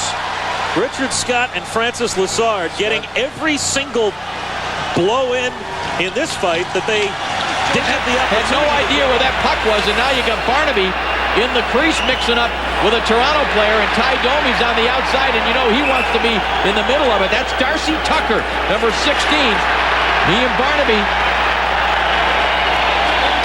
Two birds of a feather there, boy. Big-time competitors. Barnaby knocking the net off of both ends of the ice now. He took Tucker right into the net on his back check. Tucker was his man, and he basically just pushed him right into the net. Look at him talking to him. I love that about Matthew Barnaby. He fights with everything. Oh. His mouth, his fists, everything. They both landed in that exchange. Good boy. Want to get out of the way of those haymakers. I'll tell you, this is really tiring, too. This takes a lot out of you when you swing that many punches, and they're going to let them throw themselves out here. Oh. And it's not happening anytime soon, apparently. Okay, now they're tired. Good scrap. Here we go. Todd Fedoruk is ready to go with Odgers. Fedoruk gets a right in, another right in. Now Object, or should say Odgers coming back in there. Touching. Odgers got some in there, but Fedoruk trying to come back. Now Rackham second, Roman's down here, and Odgers is getting some big punches in on Fedoruk. Fedoruk in a defensive mode here. Down goes Odgers, but Odgers at a serious disadvantage in terms of size. Away. Best fight of the night, unlikely combatants Mike Greer and Wade Redden, and Decision Redden. Brought in by Rasmussen. He pulls over his check. Here's Ray and Grimson. Here they go. They've been threatening to go at it all night long, and now they start battling away right in front of the penalty boxes. They're firing punches at one another. Ray and Grimson, and now they tie up each other or try to tie up one another. Grimson gets an arm free. Now Ray comes back with two right on the button. Then Grimson comes in to toss one over the top. The 232s are still trying to get their punches away along the boards. And every time they look and and Ray fired a right in there that buckled Grimson's knees. But Grimson gets back and starts to go again. Now the linesmen come over and they'll get in to separate them. Boy, the Grim Reaper started to go down, but he recovered. Rob Ray, again, doing his job for this hang off. Sandy McCarthy and Patrick Cote, the two heavyweights. McCarthy till recently with the Tampa Bay Lightning. As they paw at one another and now start to go inside the blue line, pulling each other's jerseys. Cote tried to get a short right hand off against McCarthy. Tried an overhand right. McCarthy scores with a couple of right hands. Cote tries to respond. Comes a couple of rights, and then he is able to knock him down square on his backside.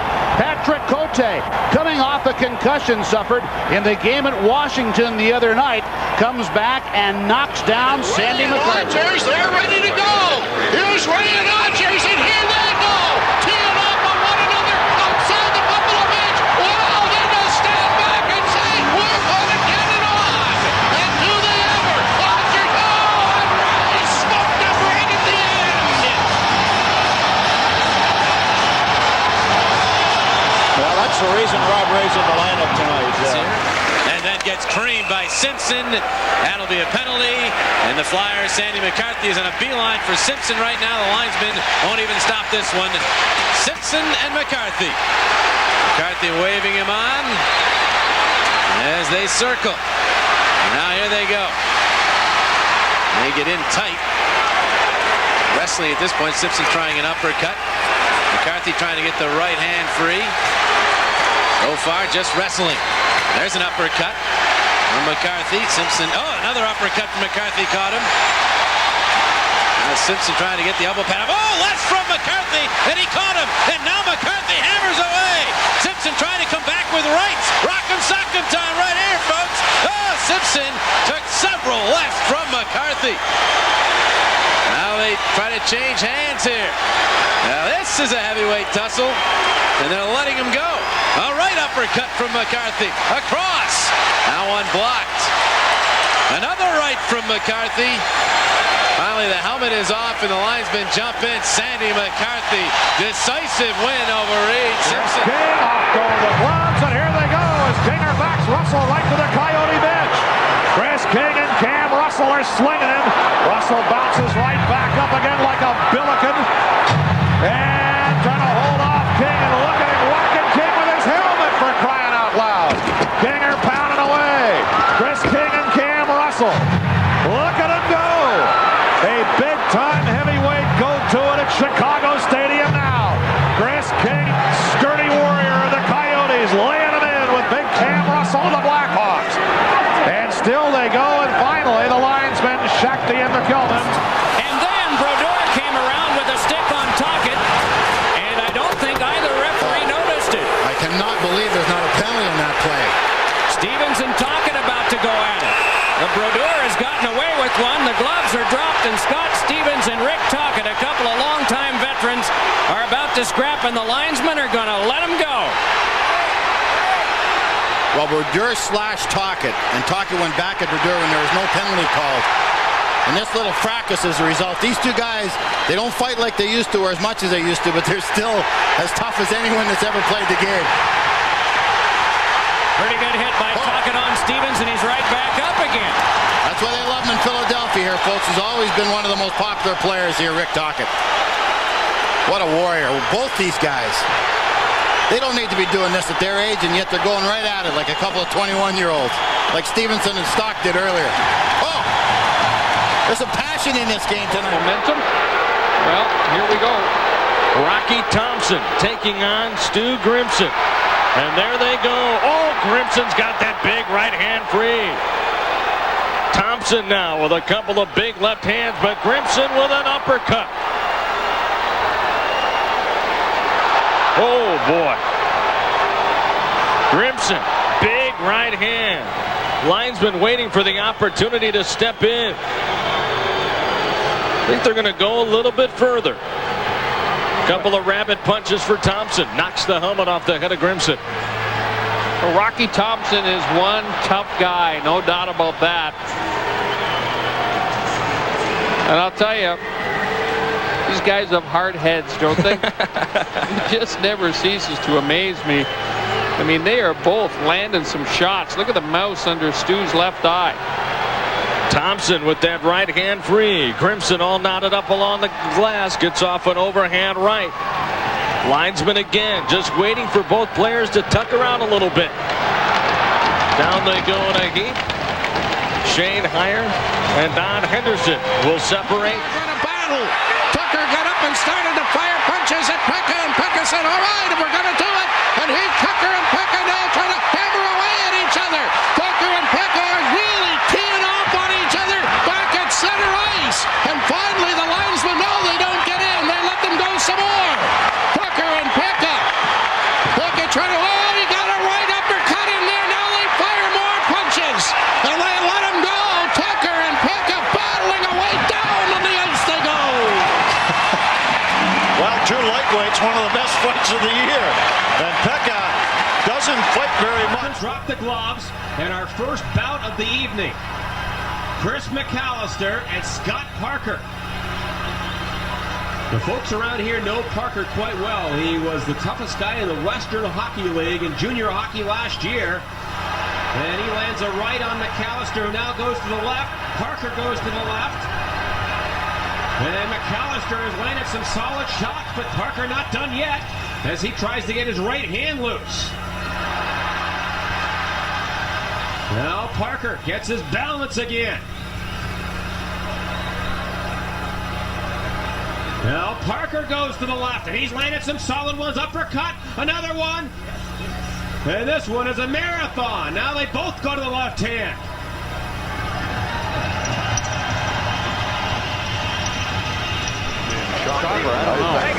Could it be his false tooth? That's a reach. Huda. Now we've got May and McRae are ready to go at it. The linesmen stand back and say, let him go. May and McRae are just shadow boxing at the moment. And now they get close and start to move in. McRae and May are firing punches at one another. They get off balance down on the ice. May gets back up. Oh, he landed a wicked left in there. McRae still has the helmet on.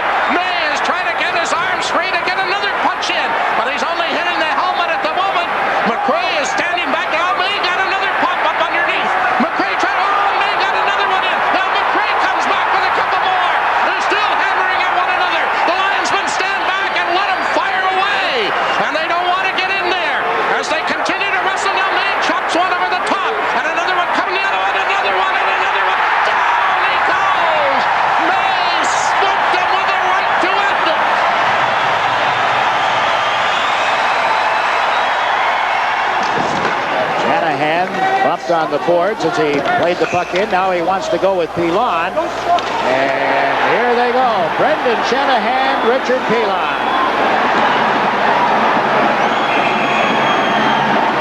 Boy, they're firing him too. Pilon ends up down on the ice with Shanahan continuing to flail away at him. Linesman Pat Capuzzo has all he can do to restrain Shanahan while Ron Finn hits Pilon out of there. Of Colorado, which is really hurting. Stapleton won the draw, but the Avs are able to turn it back, and now Jim Cummins squares away, and here they go. Cummins and Odgers, two big boys who can throw them. Cummins and Jeff Odgers. Cummins swinging away. Look at that. He got right back up again. Side headlock. Down he goes. Jim Cummins and Jeff Odgers, who has 47 penalty minutes already for the Avalanche. So don't let the ice on top of the hand fool you. At least that's the best information I have right now, Sam and JD. Oh, baby. Here's a big one. Witt and Vandenbush. Vandenbush threw a bunch left-handed. Witt changed hands. Oh, baby. Vandenbush. This kid Witt can take a punch. Oh, baby. Vandenbush He can throw. Oh, man. Are these two tough guys? Oh, another one. Oh, my. This kid Witt can take a punch, and Vandenbush, can he throw him? Now, how did his jersey come loose and go over top? Oh, baby. This kid Vandenbush. Oh, out of nowhere. And Witt, we've talked about how tough he is. Witt can take a punch because he ate about 3 or 4 heavy lefts. Far into the ice. The play continuing to go on even though it's been whistled down. There you see them on the camera now. There's Vial and McSorley. This is way back behind the play after Vial took a run at him.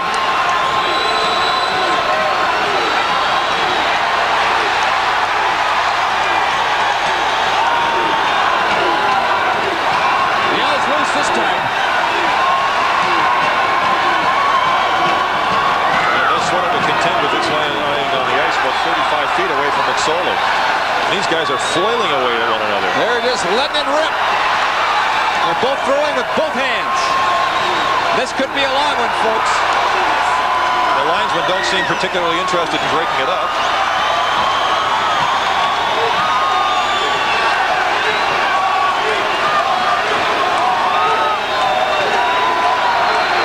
McSorley has terrific stamina. He wins a lot of his fights late. And they're going to leave it at that.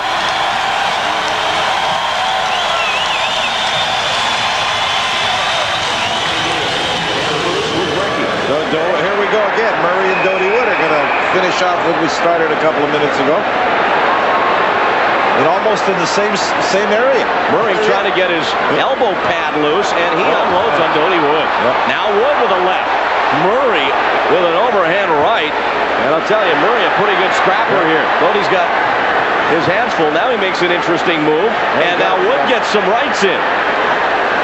Well, these two guys went at it here about 2 or 3 minutes ago. They got a couple of minutes each for roughing, and then Wood sneaking a punch in. Next shift in, they go at it again. And linesmen just wait for them to punch themselves out and jump in there, and I think that's about it. Now Sweater was over Murray's face. This guy's got to be running out of steam here. Wood landing another right. Oh, an uppercut. Now an uppercut. And now they're going to really let go. Murray reaching over. He lands 3 in a row on Doty Wood. And that'll rank as one of the best scraps we've seen in a while. Well, both connecting, both staying on their feet. Now we're going to have a scrap in front of the Hawk goal. A toe-to-toe slugfest. Ryan Marchment and Cam Russell slugging it out. Marchment with the left. Russell with the right. Now he changes to the left. Oh, what a battle this is.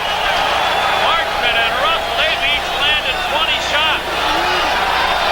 Now they've gotten a little tired, but the linesmen don't dare move in yet.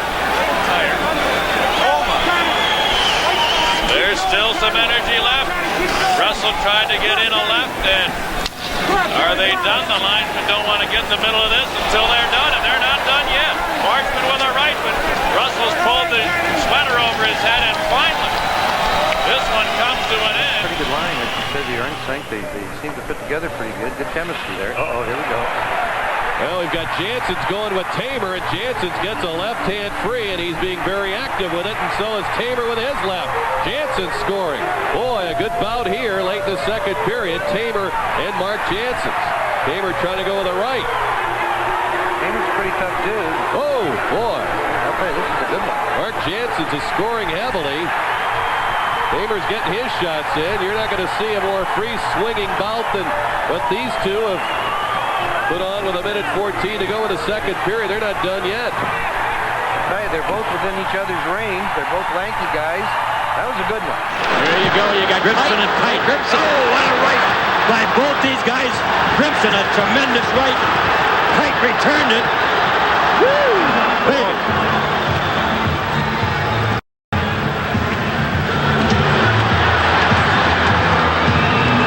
Heavyweight division.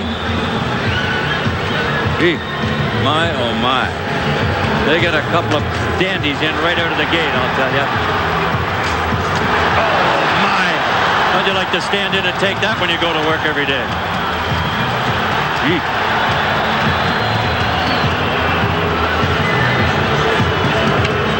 Blood on the left eye of Stu Grimson as Kite caught him. He cuts into toward the net center one. He scores! Weinrich looked as if he's going to pass and stopped it in, and Murphy might have gotten a piece of that as well. It's 2-2. Now Cruz and Russell are going to go. They couldn't do it the first time. Now they're standing toe-to-toe and slugging it out. Cruz got in her right. Russell switching to the left. He's landing several of those. Cruz switches to the left and Russell to the right. Oh, and a big right by Cruz. In the third period are 3-0. Things are on their way. Here's a blast by Mike Lawler from the face-off. Now we've got a fight going. Shane Churla and Sandy McCarthy. Oh, toe-to-toe. McCarthy and Churla. What a fight. Holy mackerel, what a fight.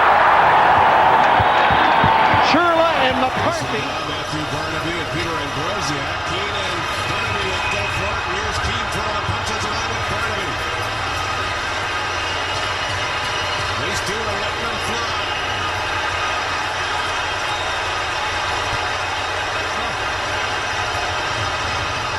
Well, try with the left hand now. No, back to the right. They're kind of getting into a wrestling match, or maybe they've got something left. This is one of the few cases. Both players are about the same size, Keane and Matthew Barnaby.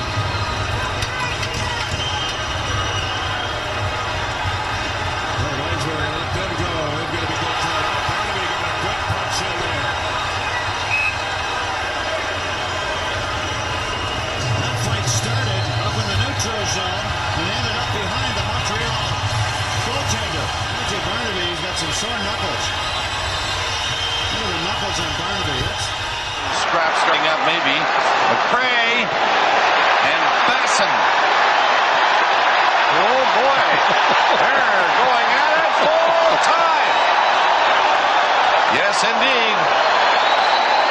And there's Hasseltine. Of course he is. You're in a fight, throw the first one and make it count. He does, and then take it over from here. The pitchers will do the talking.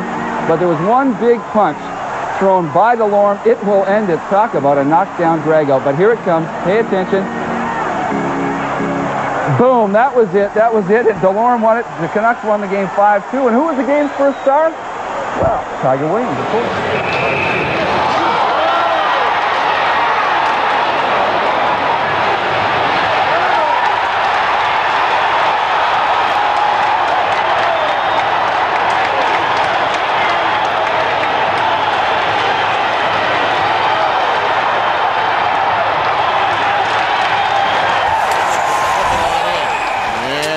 Got a battle breaking out between the benches. Take over, Rob. Take over. I've got two gloves in here so far. One is Coletta, and the other one is Dorset's. And now they start to fire punches at one another. Coletta and Dorset. Dorset got the first few in, and then Coletta came back with a vengeance. He's running out of steam with those lefts that he's pounding in there, and finally they'll break it up. We'll lay. Down go the two linesmen. That could be the most left-handed punches in one fight in a long time in the NHL.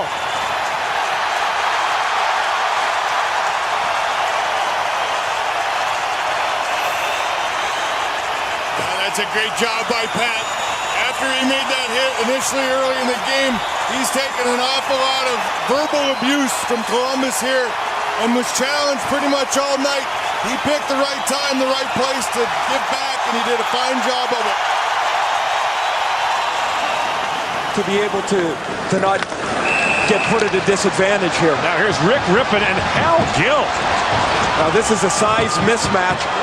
Look how Rippon's defending himself. He has his arm up, defending himself. He's doing a heck of a job against the giant in Hal Gill.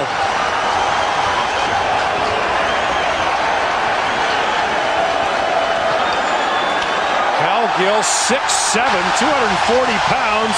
Rippon, 5'11", and holding his own.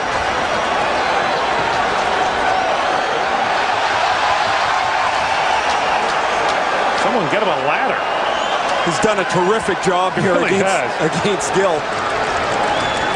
He's going to get a huge ovation here from the people in Vancouver. Rippon and the Canucks. 30-minute leading man. Important 30 minutes for Fedotov. And as we mentioned, Alexei Kolosov will come in, and the gloves are down. Sawyer Bolton twisting and turning and taking a punch there, and Samuel Laberge got one free and landed it. That one did not last very long. Sawyer Bolton appears to want more here, but he's been cut. I think he's a little woozy there. Yeah. He took a pretty good right from Laberge.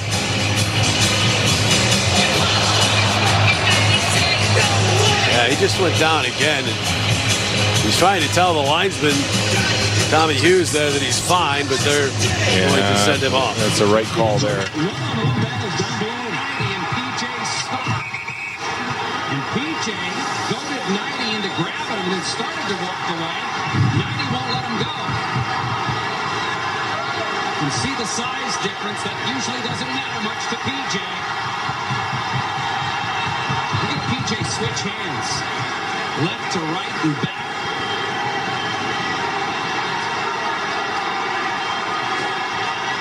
Equipment's starting to come off now. PJ's lost his helmet. 90's a big, tough guy. PJ Stock's a little tough guy.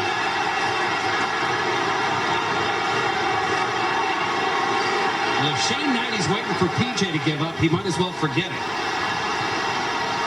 Well, PJ took a series of rights early on in that bout just to set up his left hand. Yeah. And then he got in tight, and that's when he switched. Looked for a couple of uppercuts. The patented wave from PJ Stock. Blues are still doing everything they can to make sure they take an Islander off the ice. Now they've got DeMaio into a scrap. Darren Kimball and Rob DeMaio.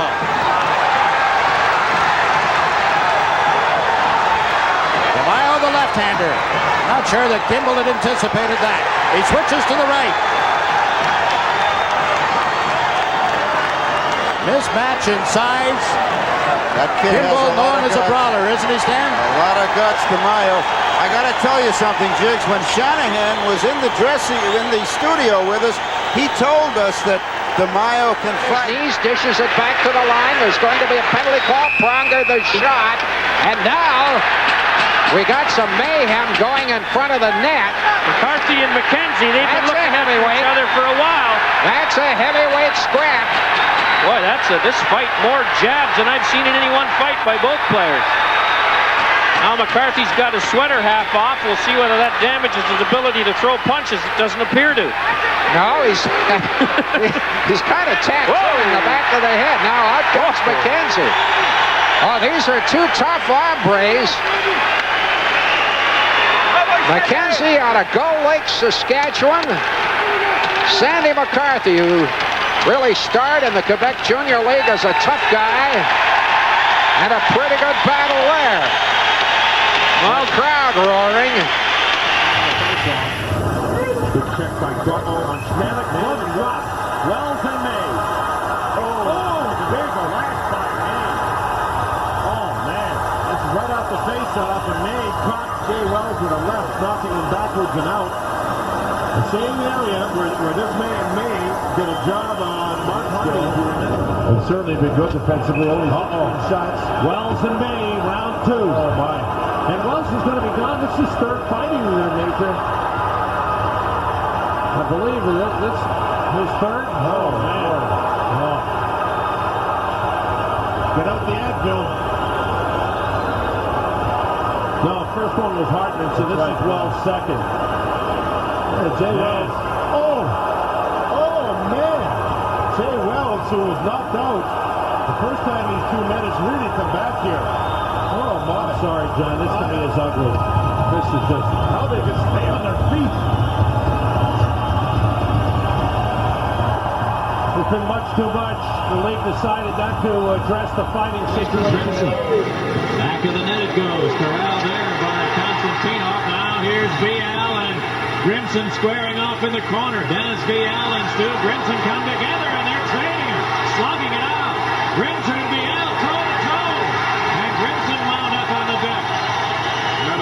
Grimson wound up on the deck because he just got tired, but he hammered Vial as many times as anybody could. McGildy goal. Howard took an opportunity. Yeah, that was a great glove save by the goaltender Healy. And Here we go.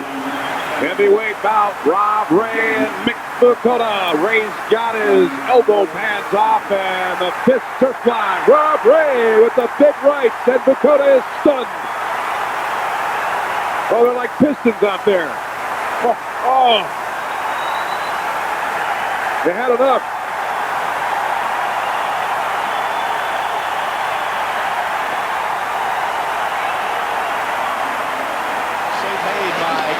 On the shot by Gary Balk from the right side. Now we've got McSorley and Gino Ojic into a scrap.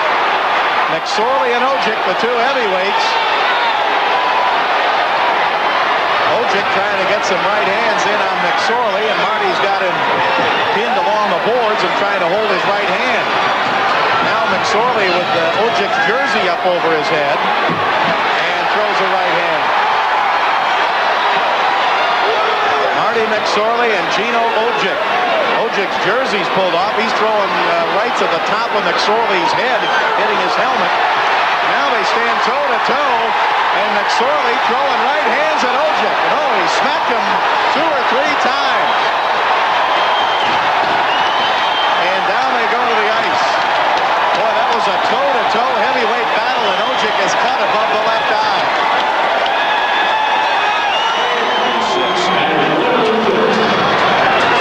Straka wins the draw, gets it to McKenzie, and now the gloves are off. Here we go. McKenzie and McCarthy, 2 heavyweights. McCarthy gets the early shots in. McCarthy down on one knee, but he's connected with a couple of good rights.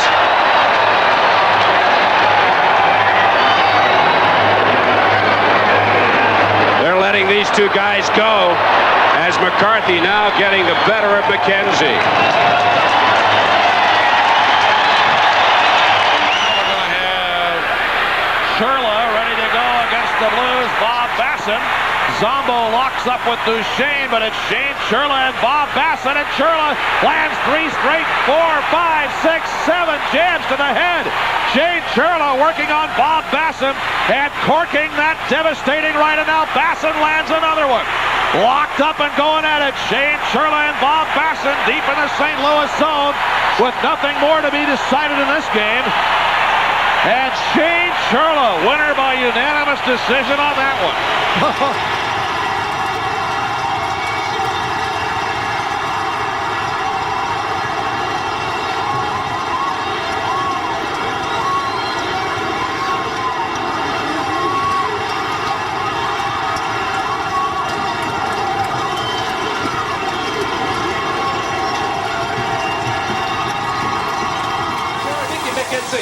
Tu la cuire des Whalers. On dit ici le meilleur. Combat, un Cordic qui frappe des 2 mains, de la gauche et de la droite. C'est un furieux combat, les deux se frappent solidement. Un combat incroyable, Alain. Quand tu mentionnes furieux, il y a des coups de poing qui sont vraiment chez les deux. Fisticuffs. Look at this one. Gerald Diddick and Paul Cruz. And piston-like action there from Cruz. Diddick catching most of the blows, but he hangs in there. Going here, Ruutu going with Darcy Tucker, I believe. Yep. And this is Ruutu's job. I mean, Tucker went up into the face of Christensen. Ruutu went in there, tried to get in Tucker's face. And this is for all the folks in Canada who think Jarkko Ruutu doesn't fight. Well, Darcy Tucker knows how to fight. I know that. And so does Jarkko Ruutu. You know, obviously he does, because Tucker can go, and Ruutu's dropped the gloves on occasion this year. Look at this. They're trading him off right now. Kind of fun to watch. You wouldn't want to be in it. No, you wouldn't. Ruutu doesn't mind. He'll put his face right in there. He's a tough customer, boy. And Ruutu told me that he likes to start slow in fights, tire the other guy out, much like Matthew Barnaby did, and then come on late. And he really is punishing Tucker right now. Ruutu hit Tucker there with about a dozen right-handed shots. That was incredible work. They went all the way across the ice. Some high sticking between Thornton and Didick, and they're going to fight in front of the Edmonton bench. It is Scott Thornton and Gerald Didick toe-to-toe. This is quite a scrap. Ooh, they're slugging each other in the face with 3 right hands. And down they go with Thornton on the bottom. Oh, that was a toe-to-toe beauty. Tackling again, Mike Hartman. To get this started. With another left by Hartman. No right there. Myers getting it in. Hartman's pretty good fighter, boy. These guys are going to be awful tired when this one's over. Now they're jockeying for a little balance. If Myers got the uppercut, you got to watch. Imagine how they'll feel after tomorrow night's rematch is over. Lyndon Myers just too tough. Mr. Hartman. Flag turns for Edmonton.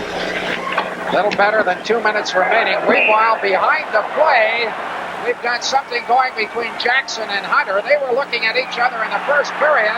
Hunter banging away at Jackson now.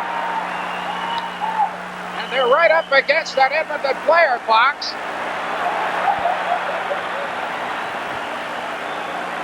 Oh, what a left hand by Hunter.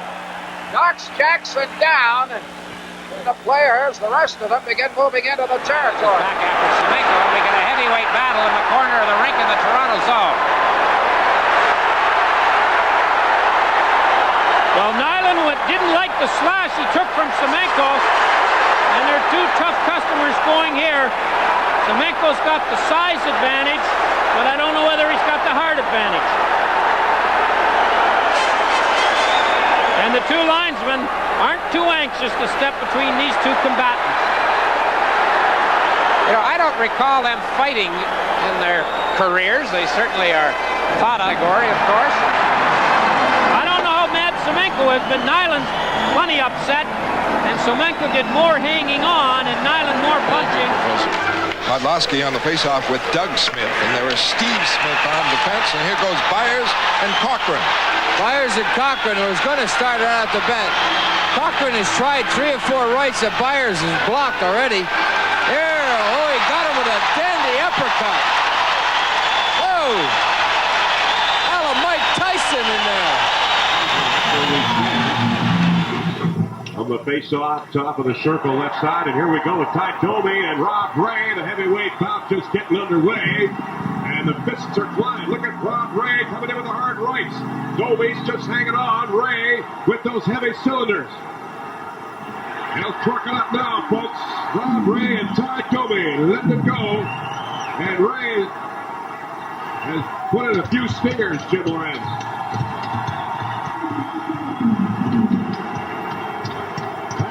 Throwing them from all over the place. Rob Ray and Ty Domi.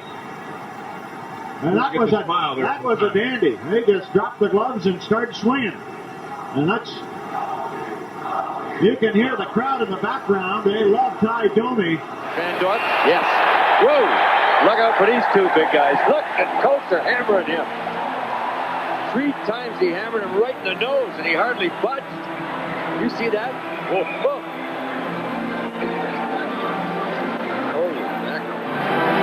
Van Dorp wiped his nose. You know he gets belted. Oh my God, is he cut one? Baumgartner and Domi, who were chirping at each other in preseason, dropped the glove. Oh, there they go. First time on the ice for either man, and they go at it. Hey, what did I say before the start of the game? First period, as soon as Domi got on the ice, there'd be one. Wild swinging. You got Baumgartner playing forward. The Islanders put their players on first, and Domi was put on the ice to counter. I'll tell you one thing, as far as fights go, that's showing some heavy knuckles there. It was a pretty good game for 6 minutes.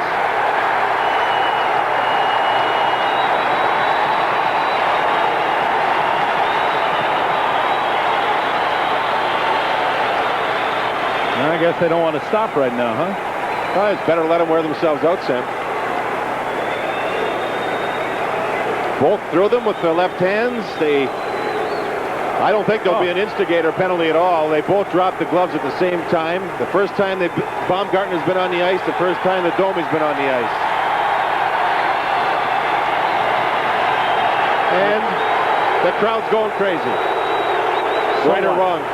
So what? There's O'Reilly going at it with Williams over on those left boards. They fought earlier in the first period at the dying moments of the period, and they're really going at it here.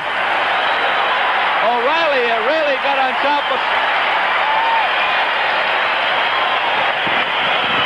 And the linesmen now are trying to separate them as Williams is on his back with O'Reilly on top of him. The original penalty came in 1919 when Williams received 4 minutes, 2 for fighting and 2 additional for fighting, while O'Reilly just got 2 for fighting. And they're going at it again. He's been involved. Right out the face-off. Caulfield and Kosar.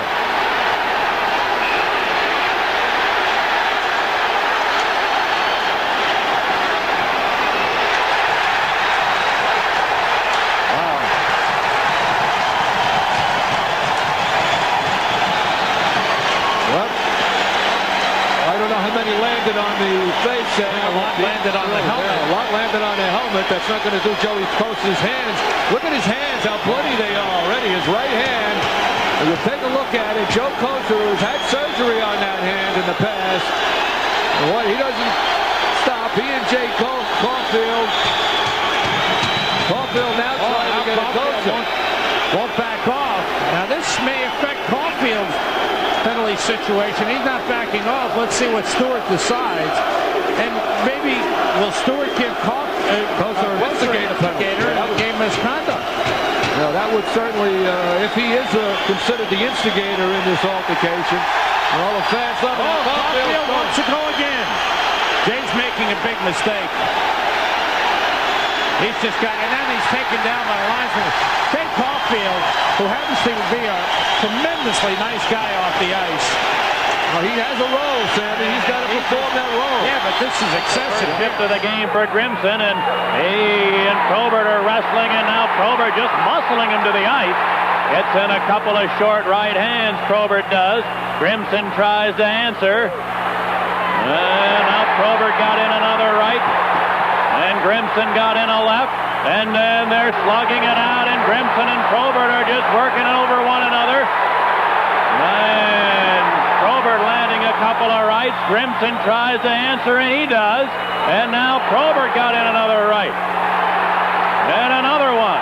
And they're just standing there and toe-to-toe. Grimson and Probert, and finally they tumble to the ice. And they're separated. Location. Myers and Rob Ray. Myers came back with a shot to the head.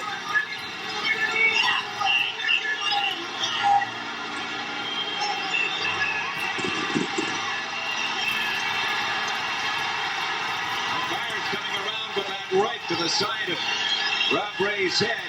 Ray can't get his right arm loose. Now Ray decides to take him to the boards.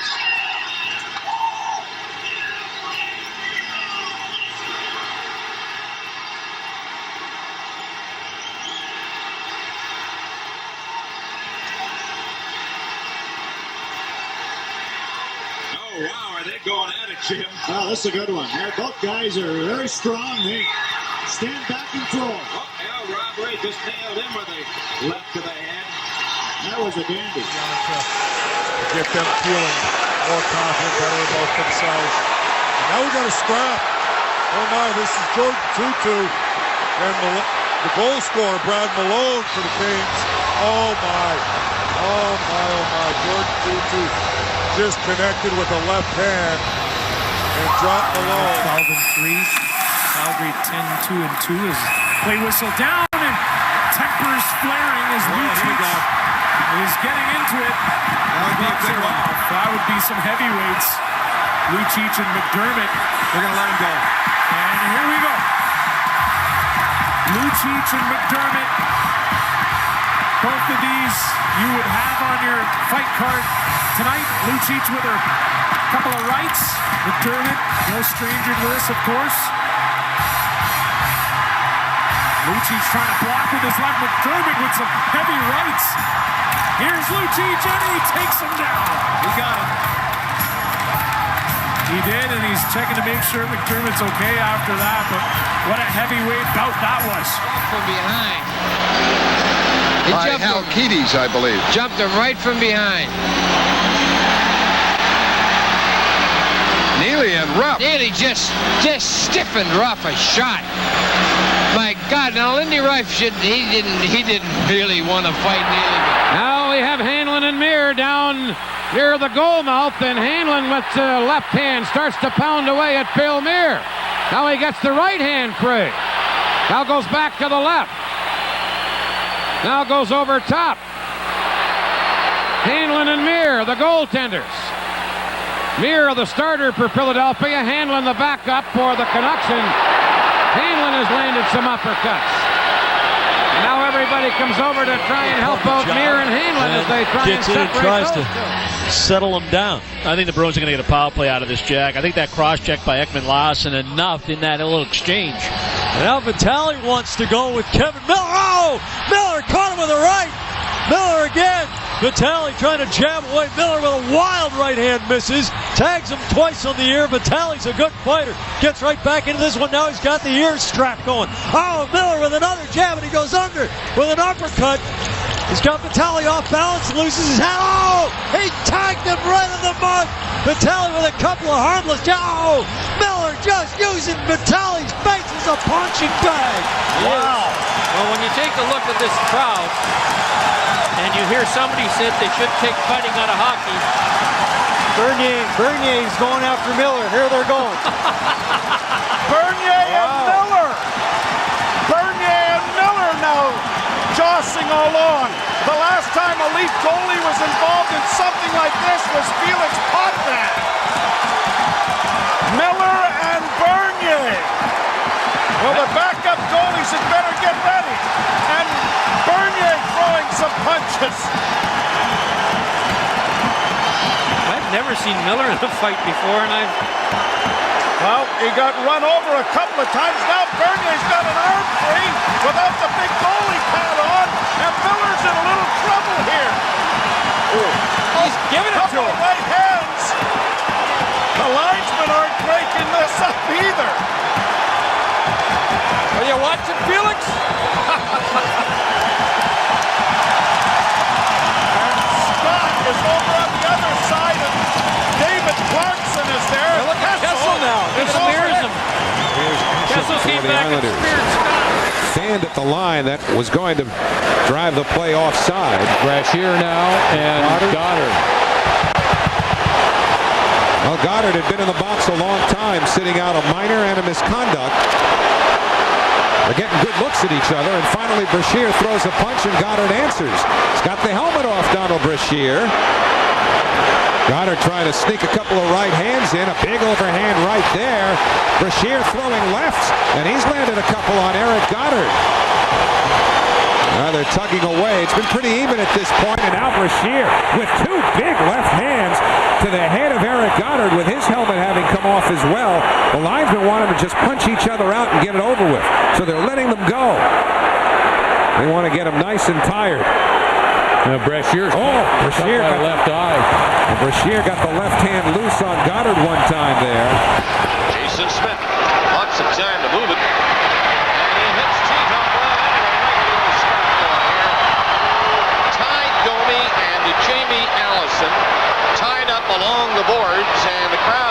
before anybody else did. And these two had a few words, and the linesmen are staying back, and they might get loose. Here we go. Right hand. Oh, the hand came in there from Allison. Domi swinging the left. Allison, another right. Domi is taking right hands from Allison. He sure is, but Domi can take a punch, we know that. Boy, Allison is really finding out if he can now. He's really giving it to Domi, and Domi trying to get the left hand free. And the linesmen are staying back, and Domi is left with a hard right hand. Well, Jamie Allison turning on a heavy Bill work. Guerin went right after Neil. I'm not sure what happened, what precipitated. Look at the goaltenders, and here they go. Byron Defoe gets the mask off Patrick Lalime and starts hammering. Lalime trying to get the mask off Defoe. Defoe lands a couple of rights. Oh, a big right hand by Defoe. Defoe's got Lalime down. Scoring for Purcell and Kavina at 11:41. Simmons trying to get Brewer into the penalty box. The gloves are going to drop, and they're going to go at it back in front of the Lightning net, and Brewer lands a quick right hand. Simmons firing away. And down goes Brewer. And Simmons struggles away. Boy, they both landed some pretty good punches. Cleanly wins it. The point. Couldn't handle the pass, and now here goes Stock with Eric Cairns. No, with Goddard. Eric Goddard. PJ Stock is trying to get in tight on Goddard. Goddard's much taller, 6'4". PJ Stock trying to get that hand loose, trying to throw him with both hands. He's got it going now. Goddard's throwing him with both hands. PJ's trying to get that. Oh, he got him right there with a short right hand. The old tuck down with the jersey and throw the right cross. A left there. Oh my God, it's a tough way to make a living. Woo.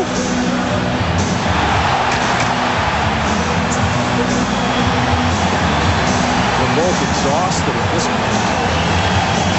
Both teams, both benches. As Coletta being separated, and John Scott steps in on Colton Orr, and here we go, our first fight of the year between John Scott and Colton Orr.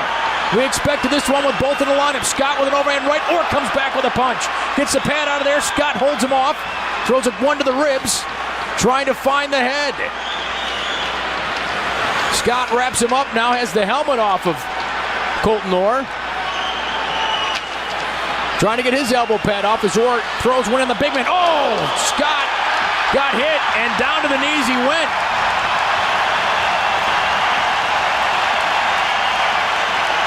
Well, that's an example of what John Scott is here for.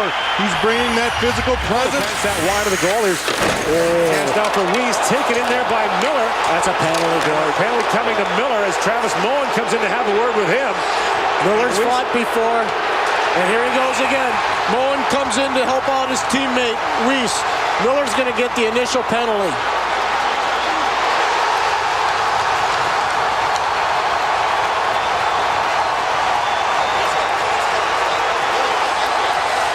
Kevin Miller's a powerhouse of strength. Travis Moen was really good at this younger in his career, Gord. But there's an example of the young guy against the old guy. The strength kicked in for Miller.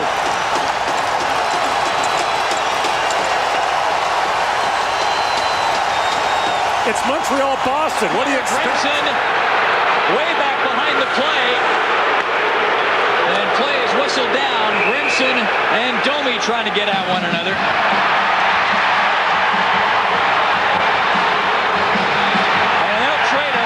With a severe size advantage. I think Grimson figured that he would definitely have to be in one of these tonight, seeing how Baumgartner and Domi were both dressed. Grimson sure got the reach on Ty. But Ty likes wrestling. Domi hanging in there.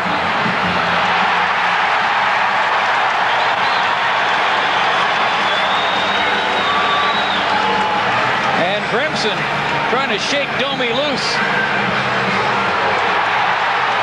Every time Ty fights, he's always got that smile on his face.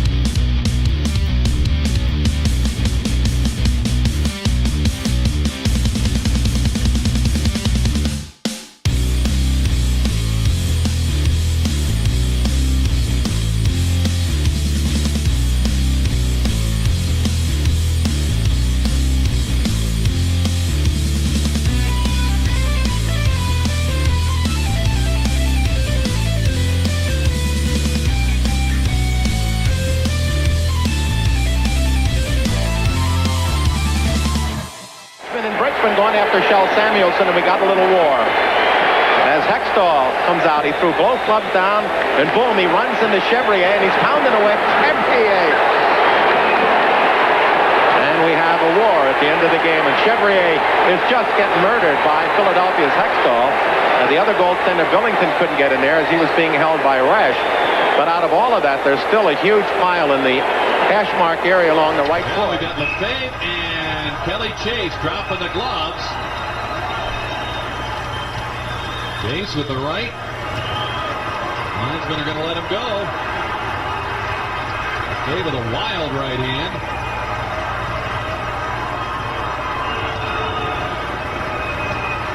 No one's really got loose yet. I didn't know about Lefebvre as a fighter, but he's hanging in there pretty good. Now Kelly's got loose yet. He did hang in there to the end. I guess that's what we always do, is you hang in there to the end. The whoops, wait a minute, here's Mark Tenorti getting at it at neutral ice with Sergio Momesso, and the helmet gone on Momesso. Oh boy, look at this one. These two big boys are going right at it. Oh, you can see Momesso duck down there because Tenorti hit him with a couple of rights as Momesso did to Tenorti at the same time. They both have good long reaches, and they were landing punches. Mark Tenorti and Sergio Momesso. And their linesmen just standing back. These guys are 6'3", 210 pounds each. Approximately the same size, obviously, and they are still throwing them. You can see where the elbow pad has come up on Tenorti, but Momesso keeps throwing, as does Tenorti, and they are just putting everything into this one. And Momesso, you can see, still with Tenorti with that elbow pad on his right arm, but he is still throwing him. Well, here we go again, and this time it's Tenorti and Momesso. And then Platt came over and Dick Lacroix. Meanwhile, Ray is right in front of the net. He and Kordic are going at it. Snow is hanging on to the crossbar, and here comes Shields. Shields says, "Oh, no, you don't. I want to get a little piece of this action," and Shields wants Snow. Well, we've got everybody grappling, and Shields wants a piece of Bart Snow, but the linesmen get them apart. Meanwhile, Kordic is still wrestling with Ray. Nobody, I believe, has thrown any punches down on the ice. They go as Ray pins Kordic. And now Snow and Shields, and here they go. Now coming across the ice was May. Snow and Shields, the linesman, trying to get them apart, and they want to go. Here they go. Shields firing punches at Carl Snow. They're having right in front of the bench. Shields and Snow going at it. And everybody else is grappling, and this crowd is going bananas. Now the linesman will try to separate the goaltenders again, and Shields wants some more.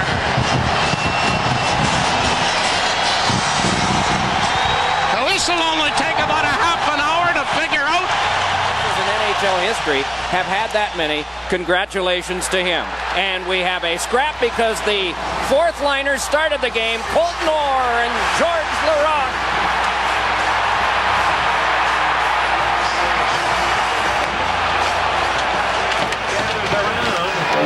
In the Tampa zone.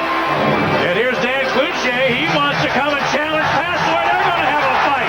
Cloutier throws the gloves and headgear off. So does Passmore. The two goalies are going to go at center ice. And here they come together. Passmore and Cloutier. A wild right from Cloutier missed. Now we got one in. Now Passmore got it right in. An uppercut got in. And then Cloutier slugs away with a couple of right hands. And he got another one in. And then here come the officials who try to separate them. Well, this was all. Now, why would that not be instigation? Has to be.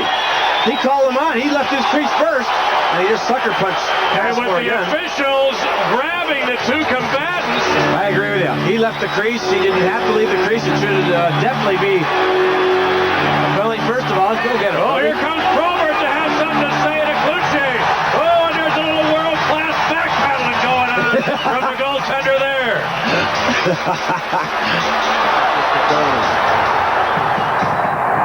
for somebody to challenge him. He slipped his arm out of his right sleeve. That can rattle you. At your going against Holmgren, and then Ben Wilson goes after Hillworth, and here we go. Oh boy, I'll tell you, Ben Wilson just landed a right hand, and Hillworth went down like he was knocked right out. He really hit him hard with the right hand as he came off the boards, and hit him with one short right hand punch and down. Play called, and now a fight. Vial and DeMaio with the left hand. Now he gets knocked down by Vial, who can really go. And the linesman Kenny by Merzen, and now they're going to go. Barr and Merzen, Jack behind the net. Delayed call in process against the Hartford Whalers. Look at these two banging away at each other. Merzen has a bit of a size and reach advantage. Or turn their attention to another brawl, because now it's Cairns and Corson. Cairns got a couple of rights in. Corson trying to answer. The referees are watching Cairns pummel Corson. Cairns firing away. Got a right hand to the head. The linesmen take care of Bates and Tucker. Cairns flattens Corson.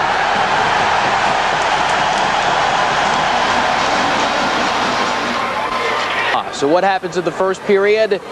Dennis Bonvie steals the Thunder, the fan favorite, going toe-to-toe and taking down Chris Dingman. But later in the first, Scott Parker just undressing Bonvie, and Dennis was done for the game. They wrap up their preseason schedule in the arena, and look at Bonvie. It's a family show.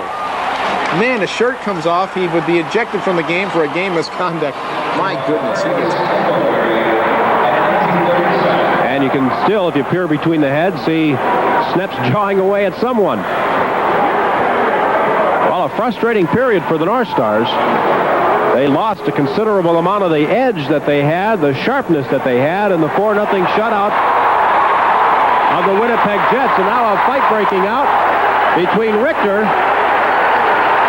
and Terry O'Reilly, I believe. And they're really going at it. Boy, O'Reilly there, I've never seen O'Reilly hanging on for dear life, but indeed he was doing that when Dave Richter started to throw punches. O'Reilly, you see, cut about the right eye, and Richter continues to hammer away at that right eye. And Richter takes him down. Moves in, Probert put him to the deck. Probert's going to get a penalty. Now he's going to go after Pusher, take a swing at him. Now Pusher took a swing at Ciccone. Jamie Pusher and Enrico Ciccone dueling in front of the bench areas. Probert now swinging away at another Detroit player. And we got a problem right in front of the Red Wing bench as Probert is all over Aaron Ward. Meanwhile, Pusher and Ciccone with no officials around grappling with one another. Ciccone got in a right hand. And another short uppercut. Oh, Pusher doesn't know what to do in this battle. Ciccone with a big left dectum. And Ciccone, as Pusher has to turtle because he was overmatched in that battle against Ciccone. You see out of this spread, now Richter and Brubaker toe-to-toe. This should be a heavyweight bout. The man with the helmet definitely has an advantage. Tell you what, the man with the hard left hand also has an advantage. Oh, did Richter blast him? Dave Richter has Brubaker tied up pretty well.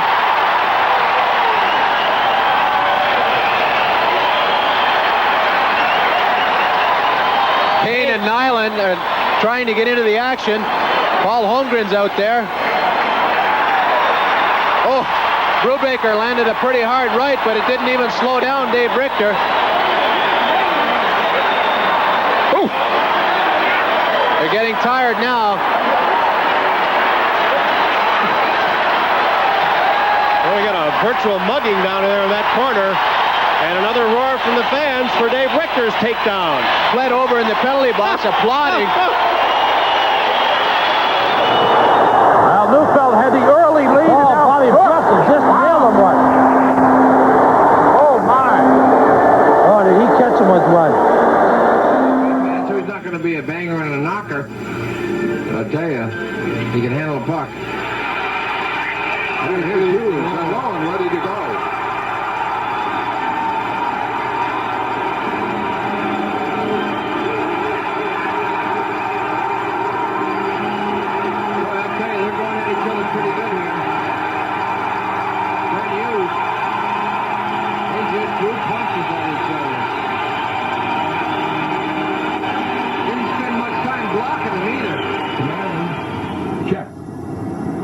down on the ice, scrapping for it. It goes to McNabb, and now it is called. And O'Reilly jamming with Maloney, and there they go. Two tough heavyweights, Maloney and O'Reilly. And neither able to get free enough to throw a punch. Maloney pushes him to the boards. He breaks free and throws that left. 3 by O'Reilly. 4, 5, 6, 7. O'Reilly throwing the left like mad. As O'Reilly did get free enough. Him's Maloney there now, and they are two tired heavyweights. And the linesmen don't want to move in. They're so big and strong. Both of them. Bloomquist and McPhee. That started behind the net. As McPhee gave him a slash as Bloomquist slashed him first. And now they're going at it.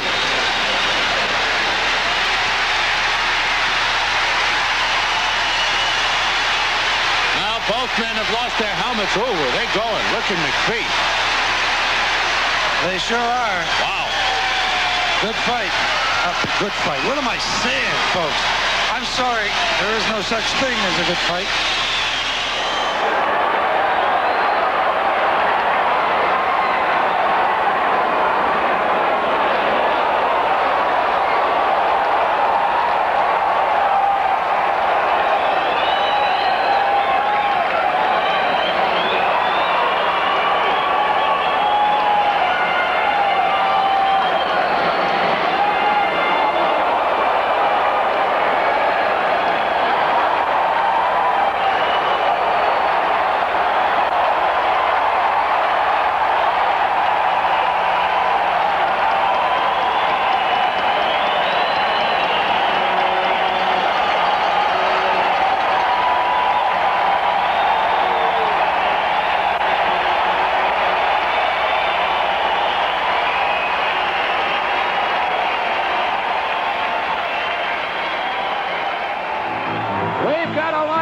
McRae and Kordick, a couple of heavyweights going at it along the boards. They both lost their helmets.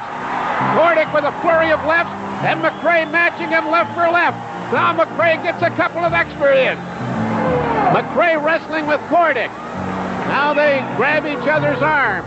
Now they're starting to hang on. A couple of tired guys, but boy, were they ever pummeling each other. Buzak and Campbell all set to go at it, or tight, I should say, and this was something that was going to develop. They had fists up a little earlier. Buzak gets in a good shot, now tight, manages to land a couple of blows. These are two heavyweights, and they can both throw them.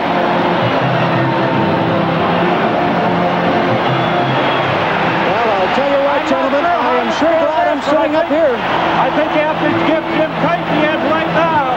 Oh, he's landing some good ones. They won't go down.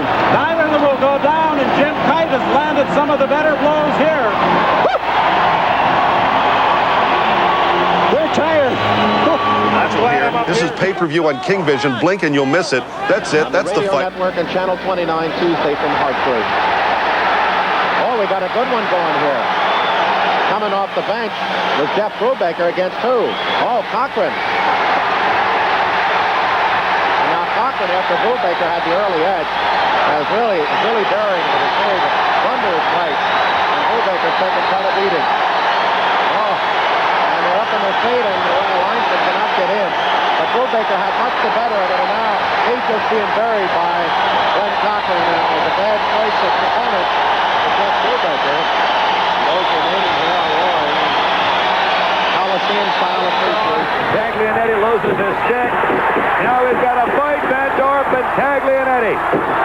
Wayne Van Dorp who came here from Edmonton from the organization because of his toughness, and Peter Taglianetti. Now Rooney's involved. Van Dorp really hurt Taglianetti with that one punch. It dropped Taglianetti. Kevin McClelland, and they're banging away left hand. Both fighters, McClelland and Kornick, and McClelland really smashed some good left hands, and Kornick also some left. Now both of them just banging away at each other. A pure sixer between Kornick and Kevin McClellan. These two guys are tremendously tough. I'll tell you, they just keep wailing away. They won't get... Oh! Just two crushing blows by McClellan. They better stop it now. McClellan's starting to get the left hand free again. Oh, I'll tell you, those two guys are tough. And here's one you don't see every day. Flames heavyweight Jamie McCowan is dropped by Jets middleweight Paul McDermott. And McCowan's a little woozy. Where's the aid station? Wells throws a right hand at Brubaker, and now some more right hands as Wells and Brubaker go at it.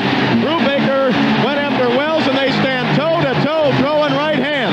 Brubaker's without a helmet, and Jay Wells is just pounding away at Brubaker. It's the second time tonight that Brubaker has been pounded on. McClellan got him early. Now Brubaker upends Wells and knocks him down to the ice. Ricky, he's just destroying him. Ricky really got some dandy punches in, but he's getting a couple fed right to him. Finally, as this fight goes on, the St. Louis player is starting to come back, and he's throwing some awful good ones at Herb Ragland. But Ricky started it off and really had him in good shape, and then Ragland just hung in there. And boy, I'll tell you, Ragland really caught him, and down he goes. The knees buckled, and he went down. Brubaker and Glenn Cochran are banging away at each other. Both throwing right hands. Oh, they're really oh, now a thundering right by Cochran, and down went Brubaker. 14 goals on the season. Lyndon Byers. This is Domi. He just jumped Byers for no reason. But Domi just got his hat handed to him. He's supposed to be the tough guy, and he can't figure it out. Lyndon Byers. Won that one decisively, and that is their boom, their resident animal. With the score, New York 2, Boston 1. They'll return to the... Is back with an axe. Sorry, wrong movie. Here we start off some fights. This was a great one. Gordon Lee, Sandy McCarthy. Wow, look at this one, folks. Wow, this was some kind of hockey fight. They were swinging for months. Leaves would change colors before these two would get over. It was the best fight of the night, obviously, but the best. As close as the oil would come. Little later on, Cruz, Marchment. They dropped the gloves and decided to dance in what was a very tough tilt as they continued to trade them back and forth. Very tough. It is the Battle of Alberta. That's pretty much the highlight for Oil fans tonight. The final of the contest was not close. Now McGill drops the glove, challenges Wilson. Two heavyweights here, the gloves are off, and here they go at center ice. McGill and Wilson changing right hands. McGill landed a right. Oh, another right. They're standing toe-to-toe and slugging it out. McGill, now Wilson a right hand. Now McGill a right. McGill, Wilson taking over. Berg Wilson hammering away. Right to the jaw of Bob McGill. Oh, they're really just trading blows. Now Wilson again with two right. McGill got in a right. Wilson with an uppercut. And pretty soon they'll be tired out. Now Ben Wilson may have headbutted McGill. He leaned into him a little bit, and now the line's been separated. Semenko trying to get that right hand loose, and he can fire him. Boy, did Probert ever nail him the first couple? Sure did, but Semenko is a big, tough kid, boy. And he doesn't lose many battles. Look at Probert. Semenko's strong like a bull. Remember, he jumped Probert. Yep. A month or so ago, he missed on that one.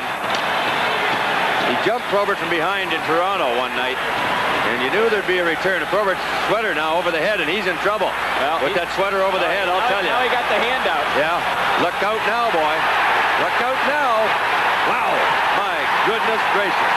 Woo. To Glenn Patrick and TKO him right here. Watch the right coming up. Here it comes, right here. Ooh. That's a solid punch right there. That's the best fighting we've seen in boxing in a long, long time. Well, Larry Robinson comes in a little bit late to join the fray. Robinson and Schultz. Robinson and Schultz are paired off near the net. Kelly and Bouchard trying to get at each other. Kelly will add Bouchard as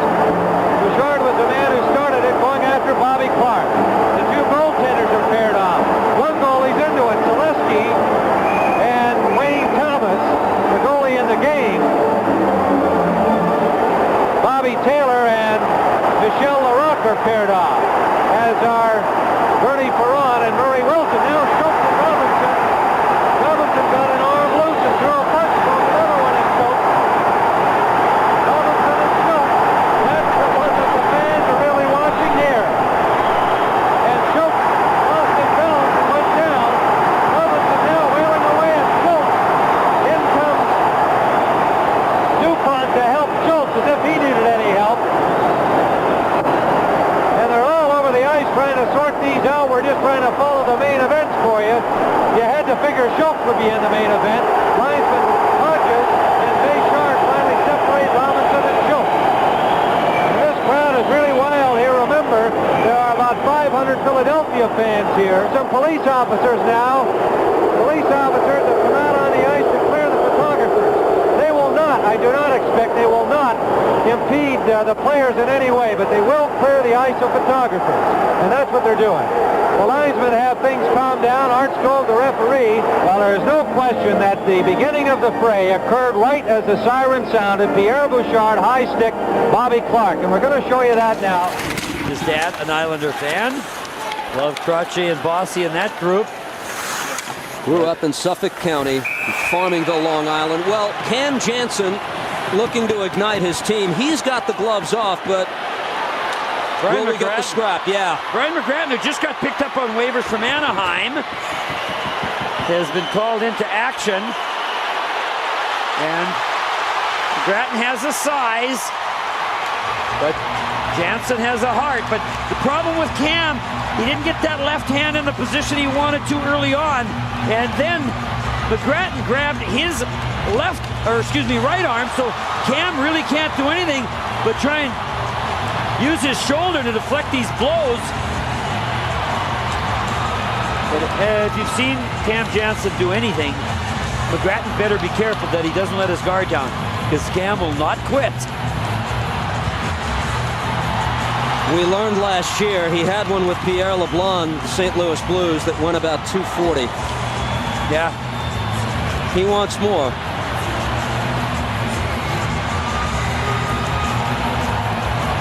Well, I know Cam doesn't want this, but the officials got to jump in here. The boys are getting very, very tired.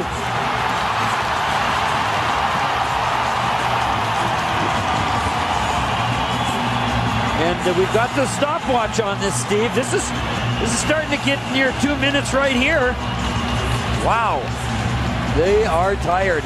And now I think the linesman just got to... I know it's tough because those fists are still a-flying.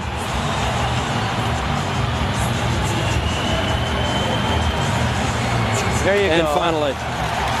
Beautiful, guys. That was a beautiful finish to a very tough fight by both these guys, and I respect them so much.